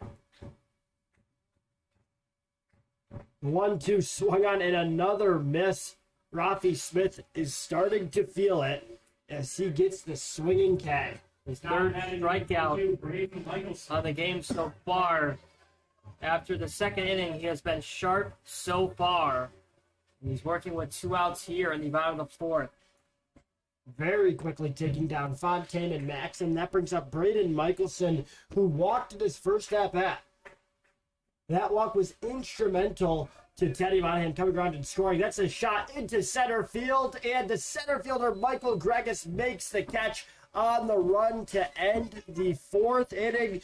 2 separate outs made in just 1 pitch. We'll be back in just a minute here on the Auburn Doubledays YouTube channel.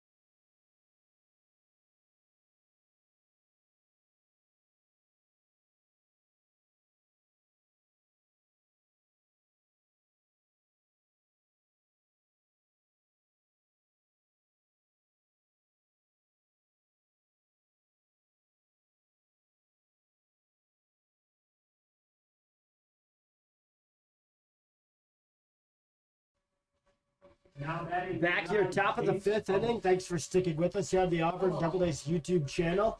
I'm Ryan Story alongside Evan Carocchio.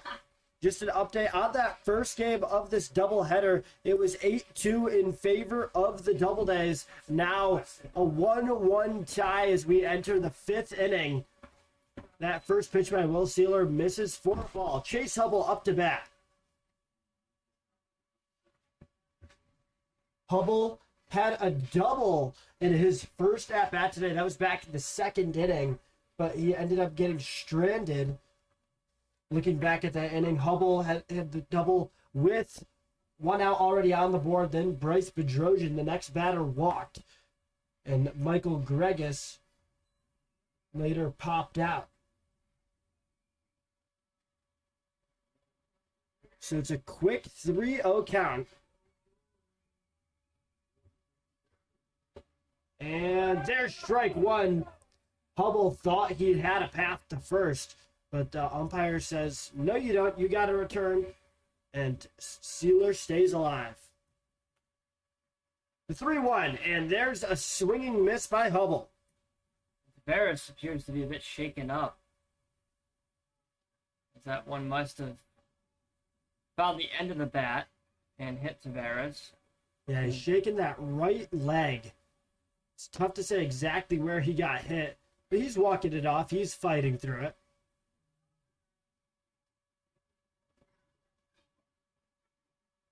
Tavares chatting with the home plate umpire, and it looks like he'll continue. He redons the catcher's mask with the full count.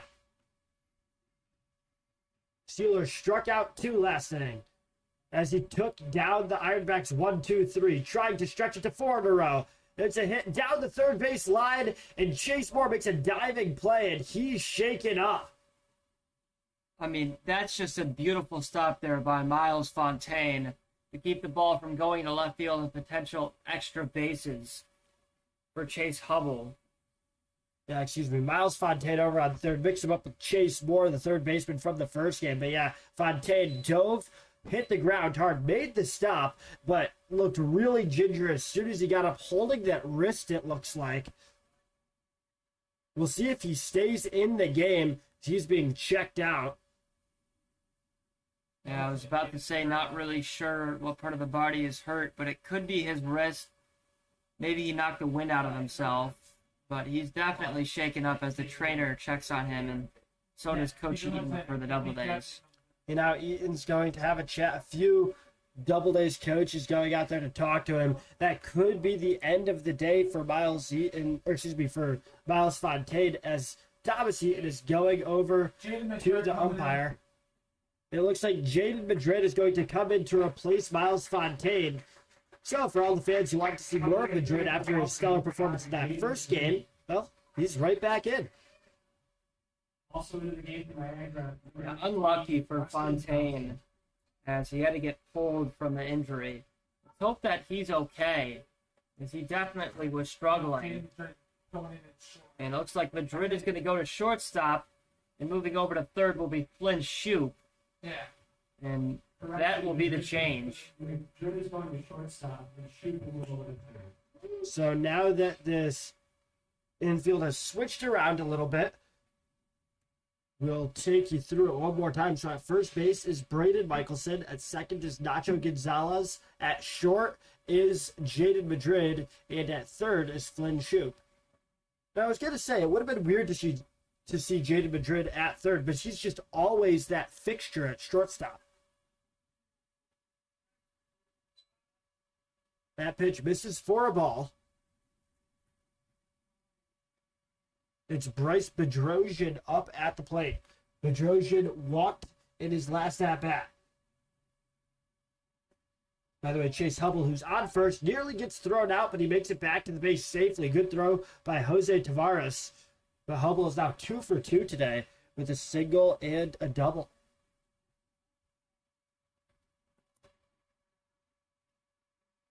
2-0 count to Bedrosian.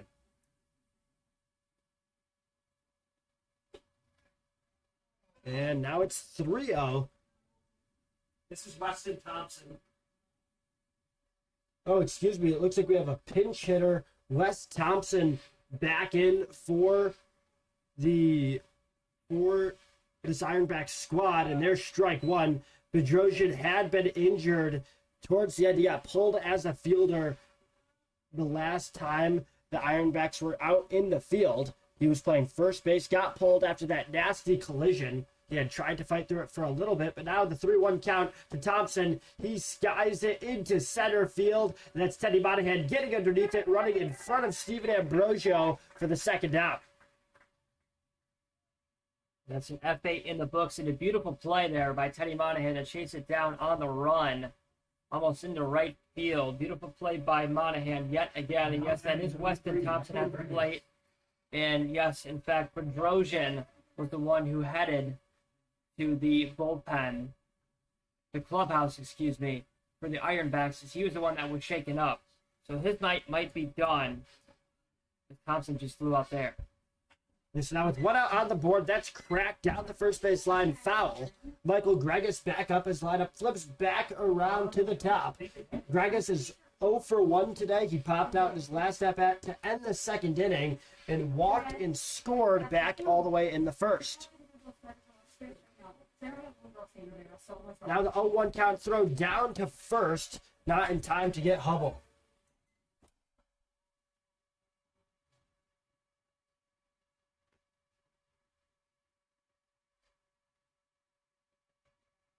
Hubble not taking too generous of a lead off of first, but looking like he could run. Gregus pulls back in time. Doubledays fans thought he went. Sealer up at 83 pitches on the day.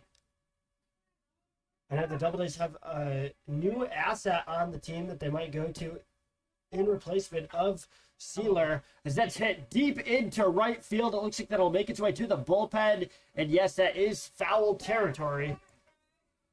So a 1-2 count facing Gregus. I mean, if that went fair, that could have done some damage for the Ironbacks, as that one was absolutely smashed off of the bat there by Gregus. But thankfully for Sealer, that one went fair, or foul. But now that it's a 1-2 count, Gregus has to get back in the batter's box. Yeah, that would have been dangerous if it was fair. But Sealer has done a good job today of limiting total hits. He's only given up 2 hits today. The issue is Auburn's only put up 1 hit of their own.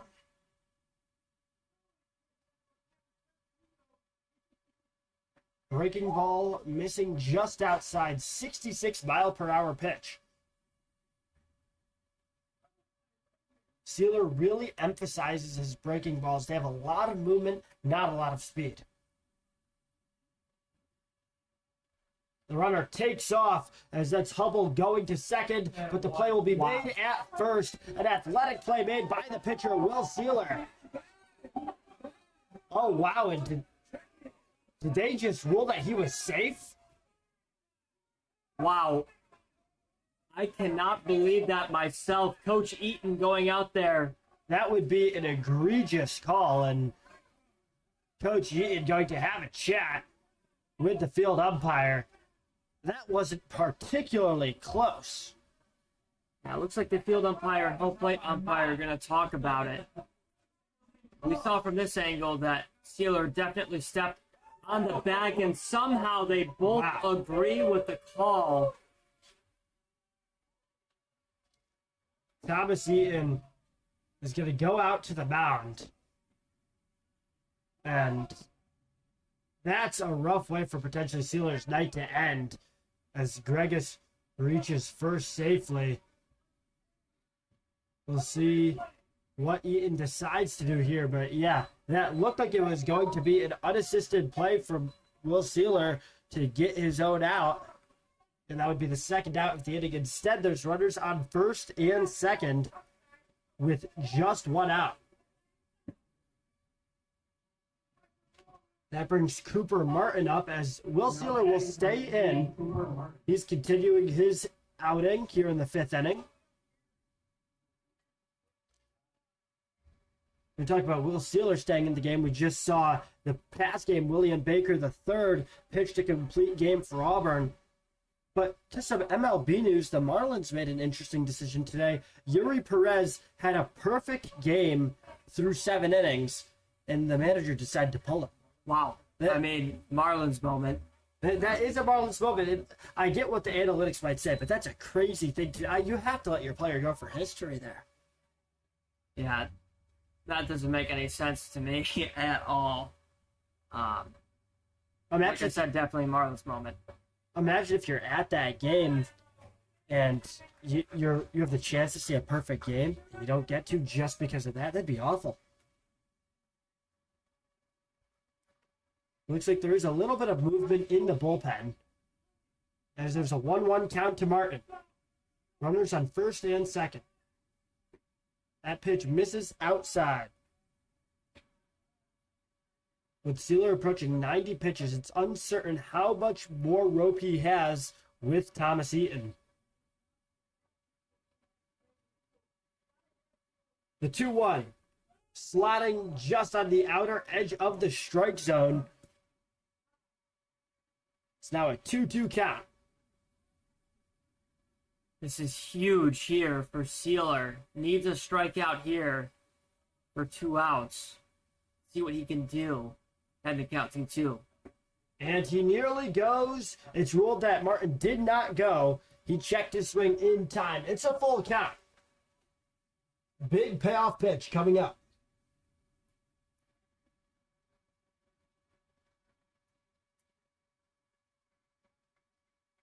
Runners on first and second. 1 out. The payoff pitch, breaking ball, misses upstairs.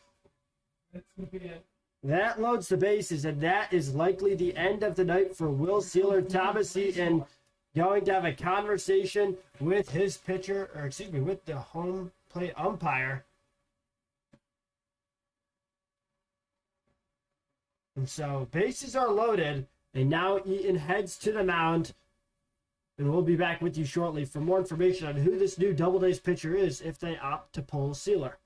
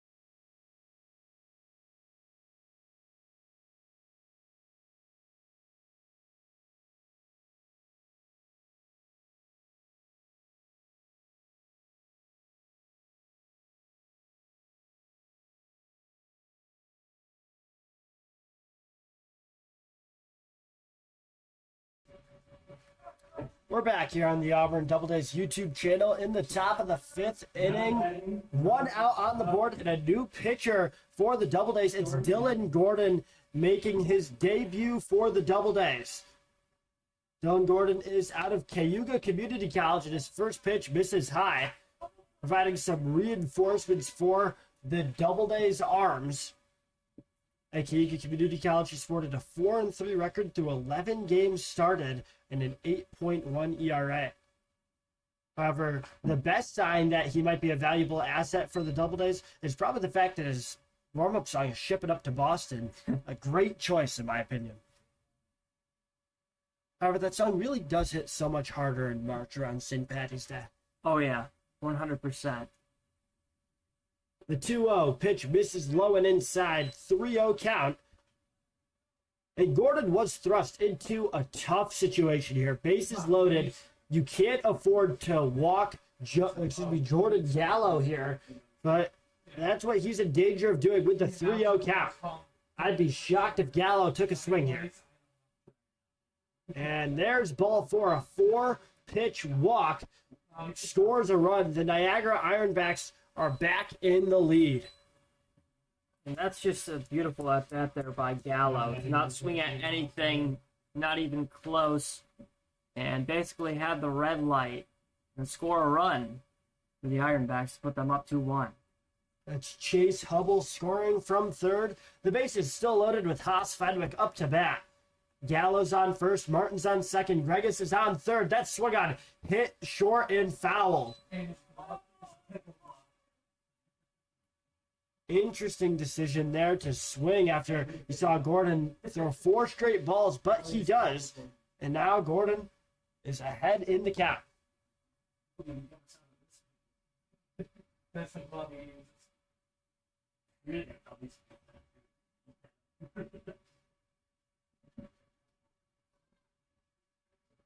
Gordon sporting a green glove. Certainly an interesting choice. I'm gonna elaborate. Pitch outside. It's a pickle glove. Apparently, we're being told it's a pickle glove. That is the report that's coming in. A pickle glove.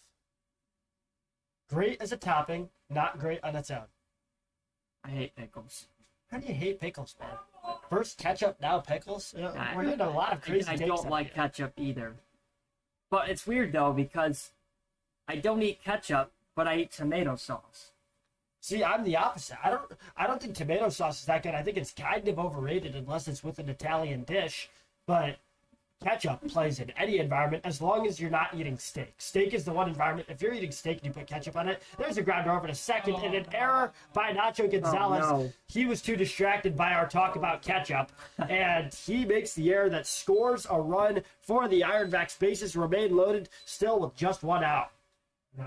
Fenwick's on first, Gallo's on second, Martin is on third now, and Greg has scored, so it's a 3-1 ball game. And we don't really see that from Gonzalez. He kind of makes the second base positions look effortless. So just a rare error there by Nacho that scores a run for the Ironbacks. Yeah, I'll 100% agree with you there. Nacho Gonzalez rarely makes his mistakes. Heading into this game, he had a .963 fielding percentage. He had just 1 error this entire season. Hendrik Vandermeer up to bat. And if Dylan Gordon was having any difficulty finding the strike zone, well, there's a rope out to right field. Steven Ambrosio trying to catch up to it, but it's a rough debut for Dylan Gordon, who gives up a double, and that throw goes over the head of Jose Taveras, and there's another throw that goes over the head of Jaden Madrid. Wow, there's Vandermeer heading over to third on an error, and 5 runs now given up by the Doubledays here in the 5th inning, and the Ironbacks are celebrating right now at the faces of the Doubledays. What just happened? A double by Vandermeer. And then from there, just back-to-back errors on horrible throws by the Doubledays that makes it a 6-1 game. Just not great baseball at all here in the top of the 5th.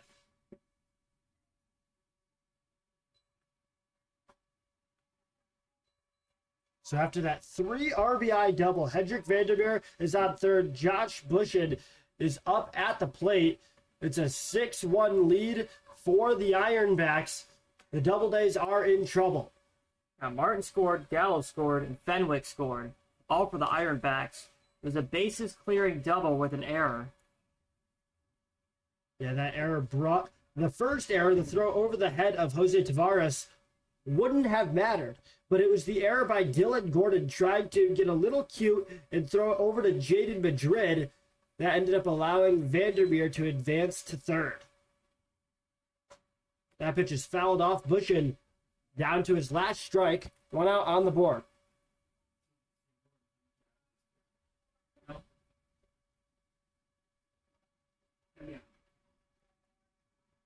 Devin Medor on deck right now. Breaking ball missing outside. 75-mile-per-hour pitch.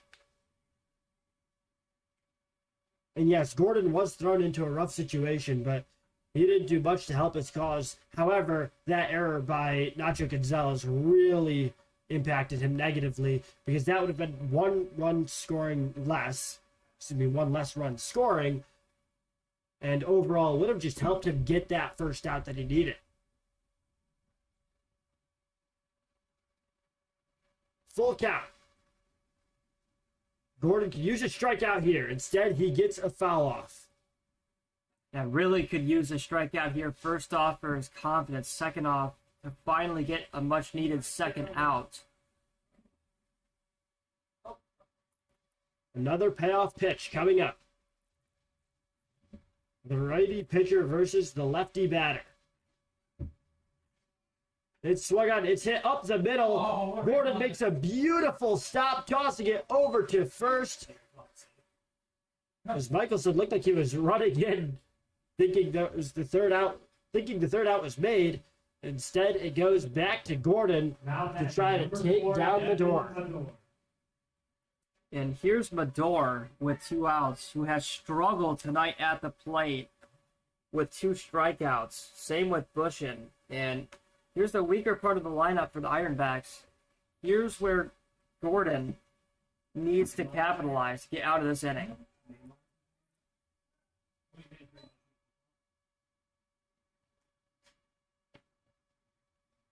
So after just having success against the lefty batter, now it's another righty up to bat.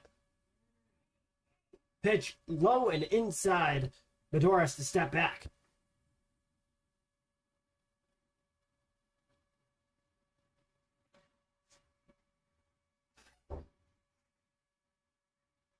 Having struck out twice today, we'll see how Medor bounces back. He swings at that one and comes nowhere close to getting the hit.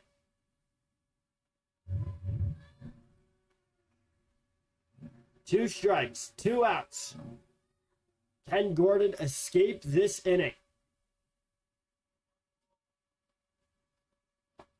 Pitch in for strike 3. Medor in disbelief.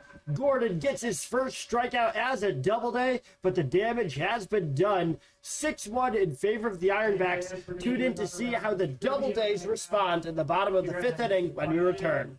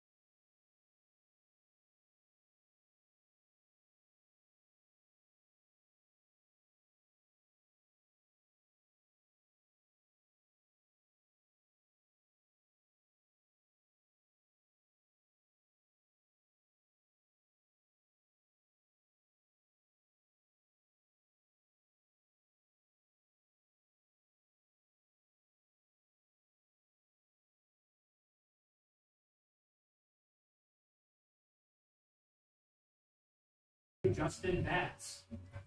Justin Batts, the pinch hitter, as the Double A's look to respond after that 5-run rally by the Ironbacks.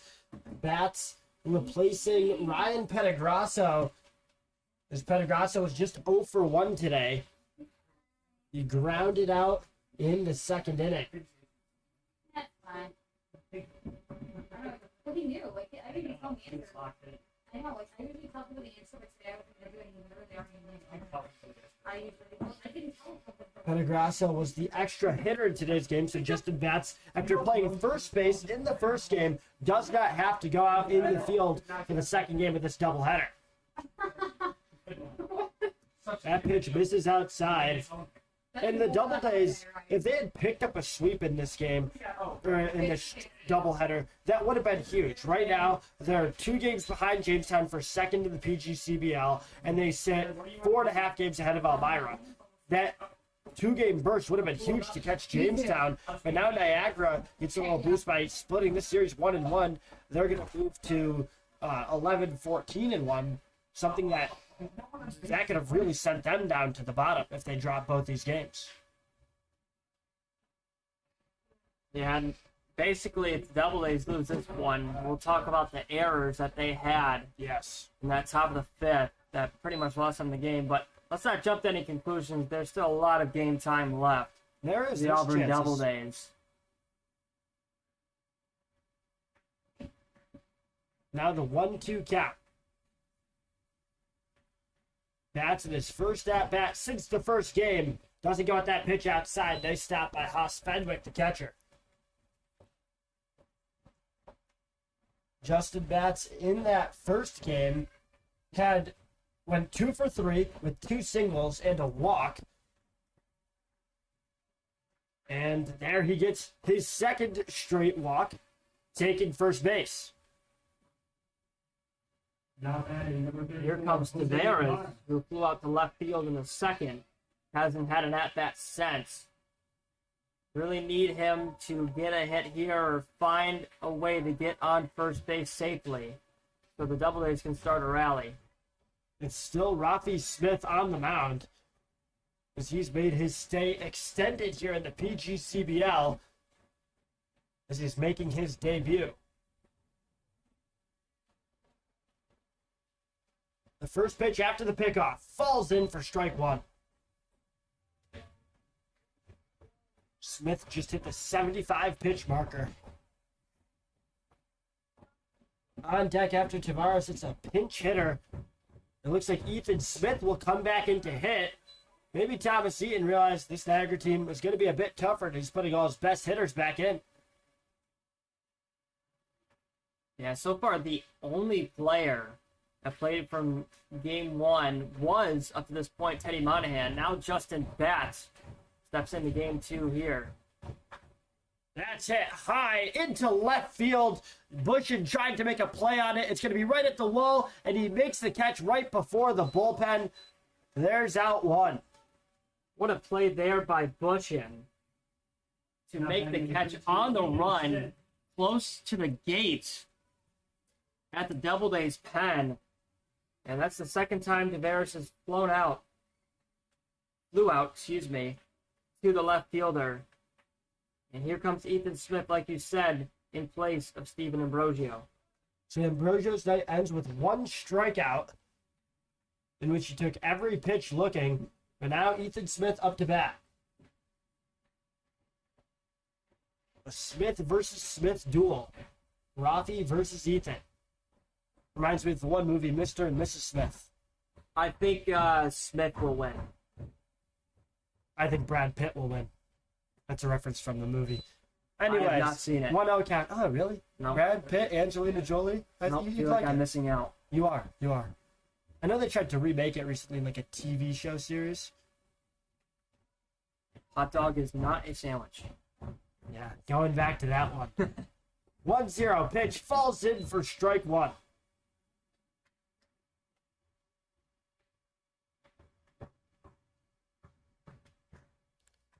It's still Flynn Shroop on deck. He's 0 for 2 today. That pitch just misses. It's a 2-1 count.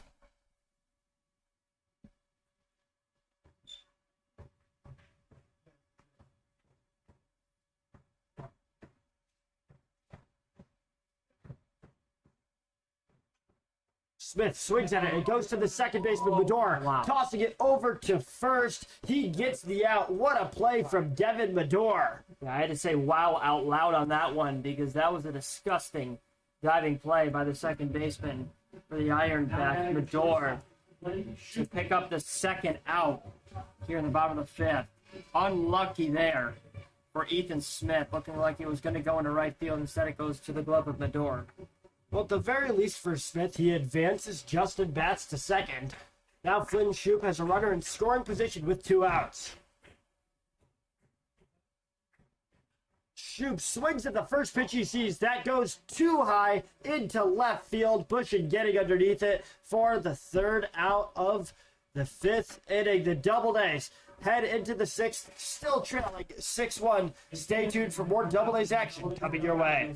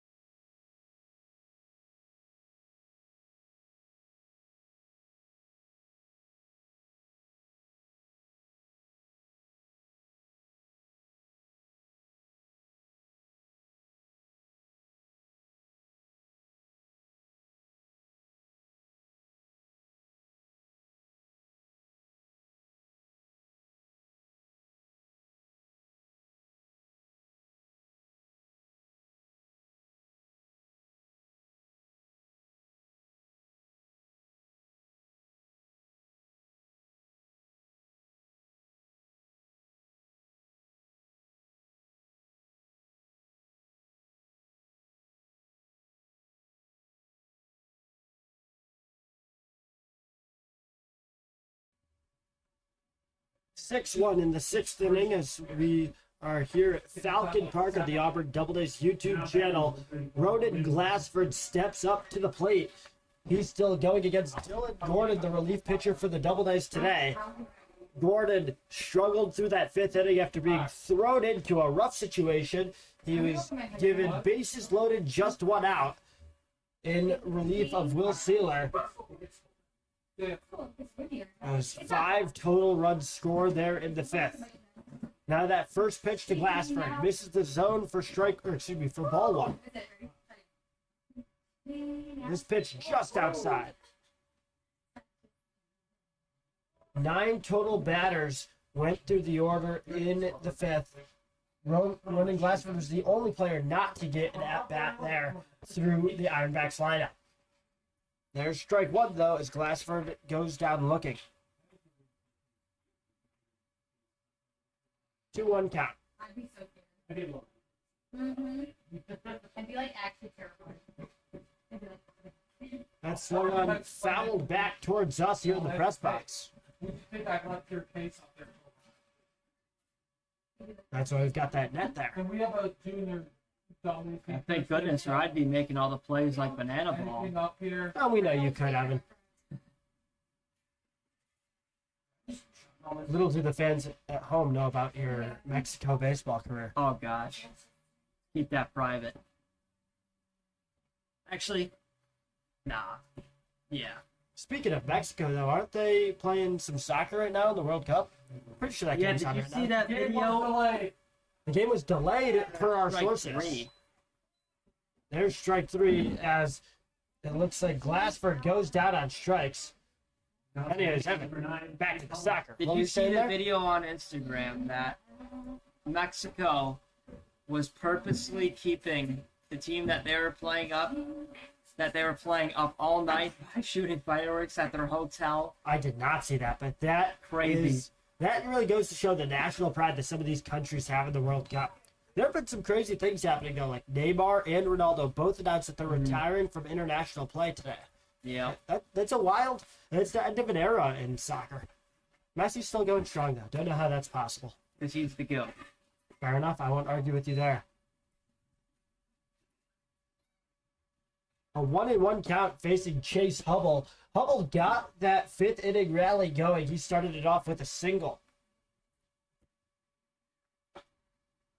Fastball right down the gut, 85 miles per hour. Hubble doesn't swing.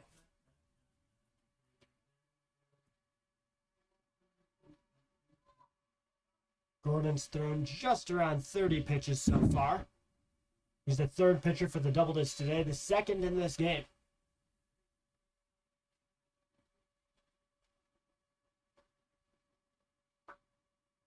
The Doubledays still narrowly lead in total run differential on the day. They won that first game by 6.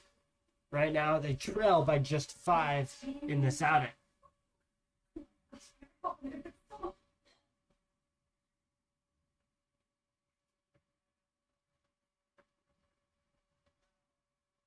The 3-2 pitch, right on the edge of the zone. Umpire rules in favor of the batter. That's ball 4. Chase Hubble takes first. Here comes Weston Thompson, who we saw pinch hit last inning for Bryce Benrosian. And he flew out to the glove of Teddy Monahan in center field. For the Doubledays, they want to ground out into double play here. For the Ironbacks, they want an extra base hit to score some more insurance runs. That's it right down the third baseline. Flynn Shoup can't gather it, as Shoup was playing out of position. Had been at shortstop through the first roughly 4 to 5 innings. And Shoup, with that error, allows Thompson to go to first and Hubble to go to second. Unlucky there for Shoup. Looked like it was going to potentially be a ground out into a double play. Instead, it keeps the inning alive with 1 out and more momentum for the Ironbacks and another runner on for them. Yeah, Gordon has gotten really unlucky with 2 errors being made by the Doubledays infield. 1 by Nacho Gonzalez, 1 by Flynn Shoup.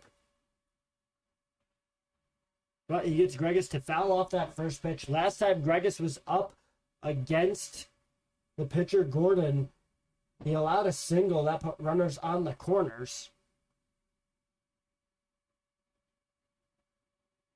Now facing an 0-1 count. Gordon with a breaking ball low. The throw down to first, not in time.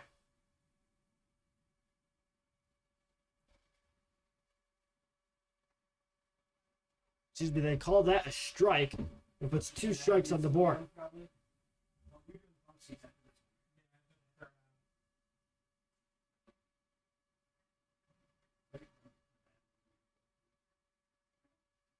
The pitch is in, swung on, that's hit high. Tavares tried to get underneath it, but it goes out of play. Bouncing off the roof here at Falcon Park.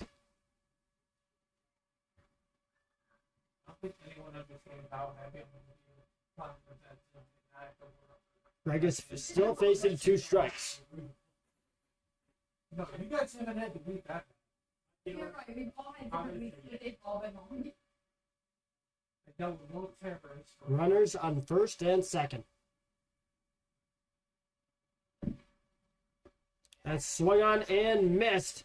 Gregus goes down on strikes. His first time striking out today, and Gordon's second strikeout as a member of the Doubledays. Excuse me, that's 3rd strikeout.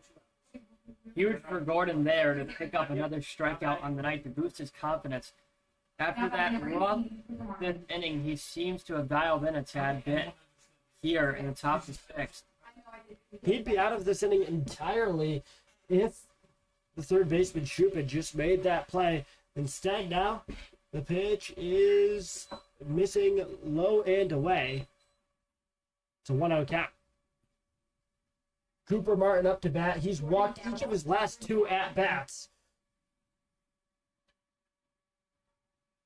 He has still yet to go against Dylan Gordon, however. It was when he walked that the pitcher's changed. Now Flynn Shoup going to end the inning on his own terms with the toss over to Braden Michelson. Martin retired for the first time today. We'll head to the bottom of the 6th inning for your Auburn Doubledays turn at the plate.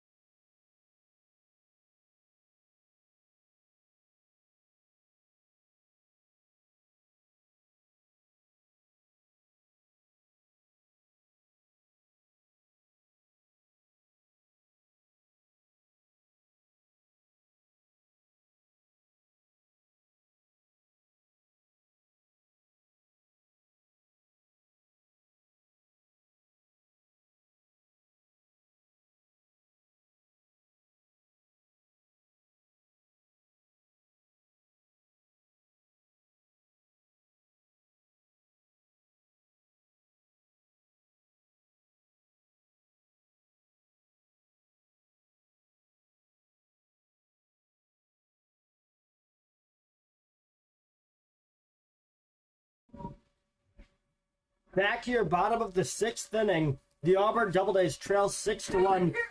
Thanks for sticking with us here as we hit 9 o'clock on this doubleheader. Again, a day that started a little bit late due to some travel delays with the Ironbacks. That first game that was supposed to start at 4 o'clock ended up starting at 4:25. This game was actually going pretty quickly until our PA announcer Jack decided to say that it was going quickly, and that immediately preceded the 5-run burst by the Ironbacks. He jinxed the Doubledays. He 100% did. So if you want to blame anyone, blame Jack. Now a quick 0-2 count to Connor Rumpf.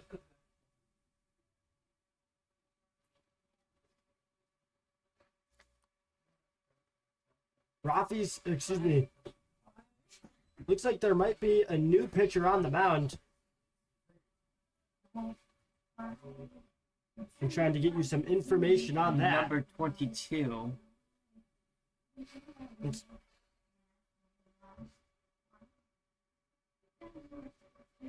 So the pitch, swung on and missed. There's a strikeout. So it looks like that's number 28. Jaden Corpon on the mound.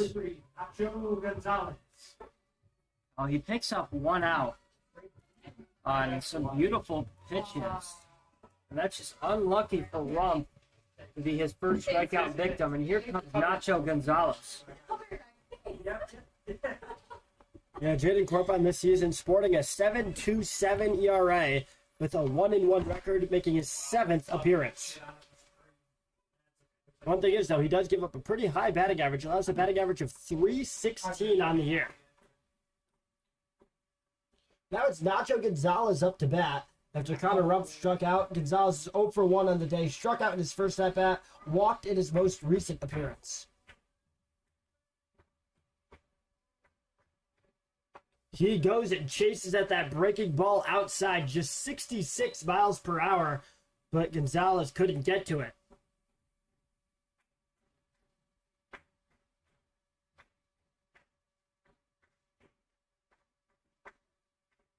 That pitch in the dirt gets away from him.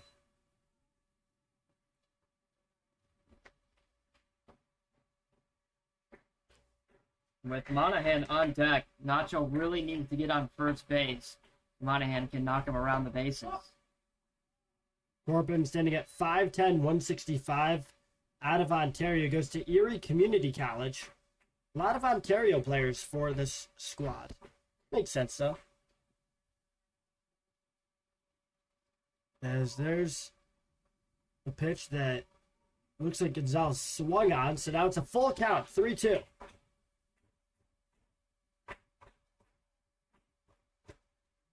One out on the board, no one on base. That's a blooper hit right at the third baseman. Great catch made by Jordan Gallo. He snags that for the second out of the inning. Unlucky there for Nacho, as his night is probably done at the plate. Did not pick up a hit, was able to walk. However, it looked like it was going to be a bloop single in the left field instead of a line out to the glove of the second baseman. And that brings up Teddy Monahan, who is looking to have a different fate than Nacho here in this game. Yes, and he does pick up his first hit of the second game with a nice single into center field on the first pitch he sees. 2 for 3 on the second game. He's having a great second game as well, defensively and offensively. And in the first game, he went 2 for 3, verbatim of the first game. And here comes Jaden Madrid. After Monahan gets the hit, it's Jaden Madrid filling in for Miles Fontaine. If you remember, Miles Fontaine went down with that wrist. It looked like a wrist injury when he was trying to make a play over at third base. Madrid came in, went in at shortstop to replace Fontaine. Shoop moved over to third. And now it looks like Fenwick is going to have a chat with Corpon as they try to get on the same page with the runner on first. They know Monahan has been an absolute demon on the bases today in terms of stealing second and third. And if they put Madrid on the bases, that's 2 speed demons on the plate. Bases.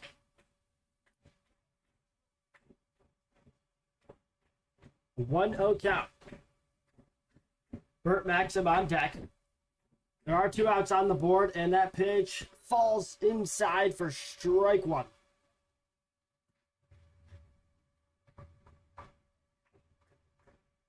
The sky is now dark, and the lights are bright here at Falcon Park.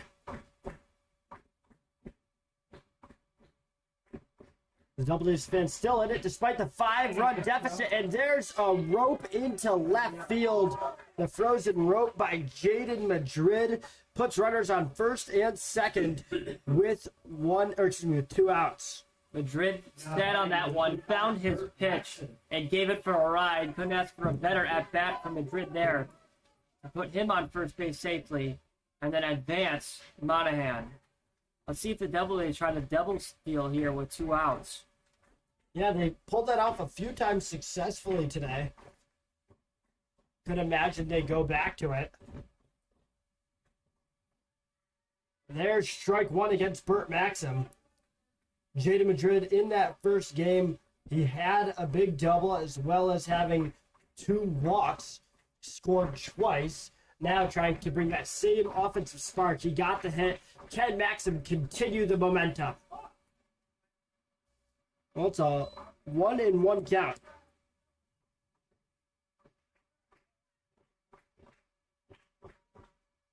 The tall righty awaits the pitch. Any run scored would be a big help for the Doubledays, and you especially don't want to leave 2 runners stranded when you have a 5-run deficit and not much time to work with.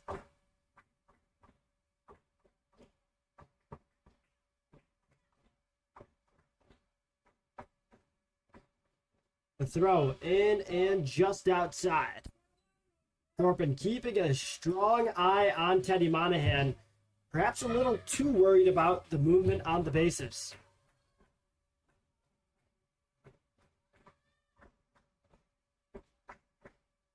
The 3-1. That's it down the third base line. The throw going to be made across the infield, and it gets there in time. Burt Maxim couldn't outrun the throw. A nice rip from Jordan Gallo ends the 6th inning. The Doubledays come away empty-handed. 1 more inning of PGCBL baseball left here in this doubleheader. Stay tuned for more on the Auburn Doubledays YouTube channel.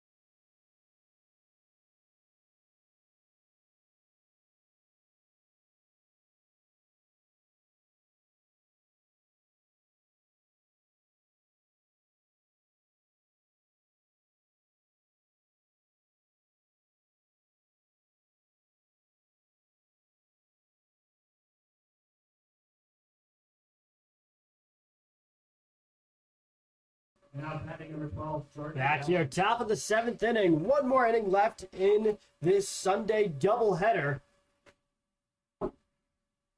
It's Jordan Gallo up at the plate. He's walked twice today and was very involved defensively that last half inning. Great stop made by Nacho Gonzalez, but he couldn't gather it in time. That'll be ruled a base hit, given up by Dylan Gordon.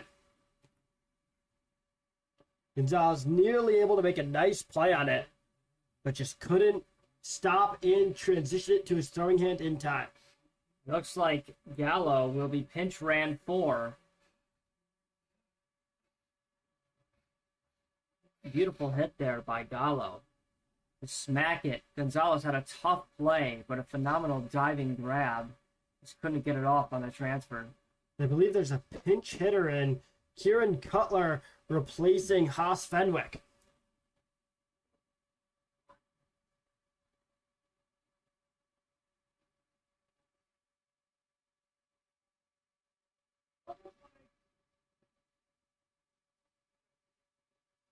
Cutler doesn't swing it at first pitch, which is slightly outside.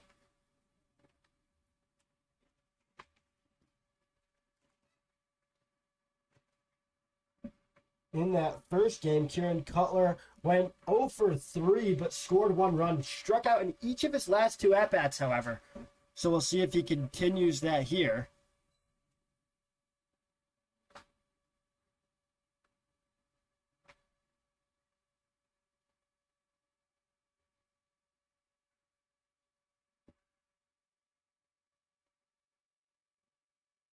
Quick 2-0 count. Cutler this time will swing. He chops it. That's picked up by the third baseman, Shoop. He flings it over and gets there in time. What a play from Flynn Shoop.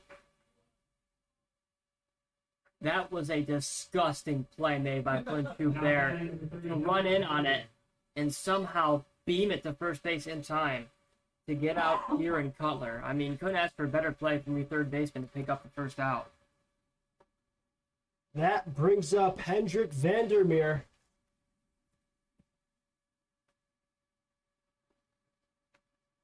Vandermeer is 1 for 3 on the day. Had that huge bases clearing double back in the 5th inning. He swings at the first pitch he sees, hits another one deep. This time the catch made by Teddy Monahan as Gallo tags up, makes his way to third. He's actually looking at trying to go home. And the incorrection, that was not Gallo running the bases. Instead, it was Peyton Pinozzo, his pinch hitter, or pinch runner. Not having left fielder Josh Bushing.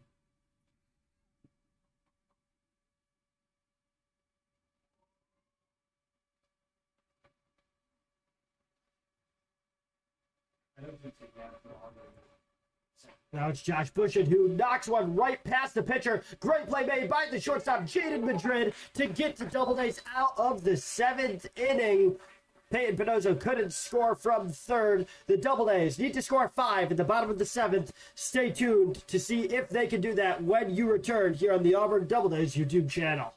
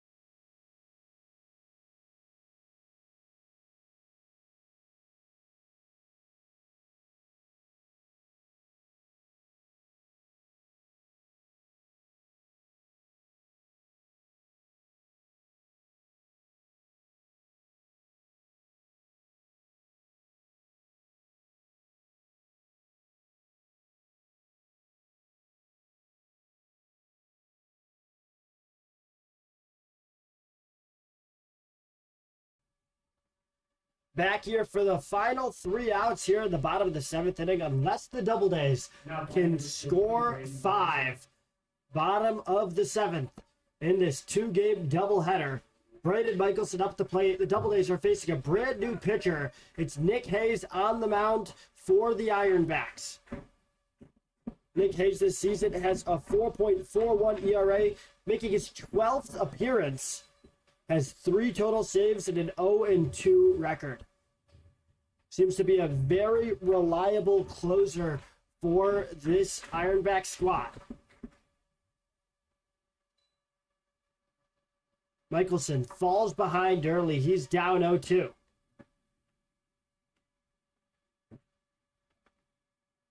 Michelson is 1 for 2 tonight. He flew out in his last at-bat. Back in the second, though, he walked, but was stranded on base. Now that he's in the hole, we'll see if he can dig his way out. He swings a little bit too much, tried to check it. He couldn't. There's out 1 of the 3 that Niagara needs to survive in advance. Yeah, Michelson knew it right away. That's why he tried to show off the quote-unquote hold up, because he knew that he went. He tried his best to look like he didn't go. Didn't fool the home plate umpire. Unlucky for Michelson there. Bats doesn't go. There's strike 1. Hayes has proved he's not afraid to throw over the plate.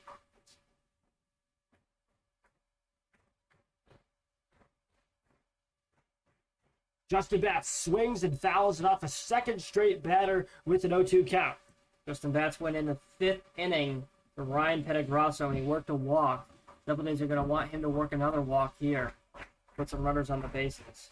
Jose Tavares on deck. The 0-2 count. And there's a second straight strikeout. Hayes looks to strike out the side. And the Doubledays are down to their last out here in the bottom of the 7th. And they really need Tavares to get on first base. Can the Doubledays complete a miraculous comeback here on July 5th? The USA came back from down 13 colonies. Can the Doubledays come back from down 5 runs here? There's a pitch outside. 89-mile-per-hour heater that just missed the zone. That pitch inside, knocking Tavares off the base. Tavares will step back in. He's batting 9th in the Doubledays order today. Ethan Smith waits on deck. And if it comes down to it, after Smith, it will flip back over to the top of the lineup where Flynn Shoop is waiting. There's strike 1 falling in against Tavares.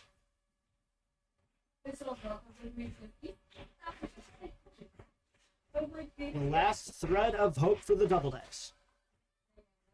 It swung on and fouled back. Doubledays are now down to not only their last strike, the last out. Tavares probably in a lot of stress here. Was trying to get on base. See what he can do here. The 2-2 count. And there's a pitch down low. Ruled down to the field umpire. It's ruled that Tavares swung. The Doubledays not happy, but that's just the end of a rough game for the Auburn Doubledays. They lose 6-1 in the second game of the doubleheader. So, between the 2 games, the Doubledays split up. They win the first one 8-2. They drop the second one 6-1.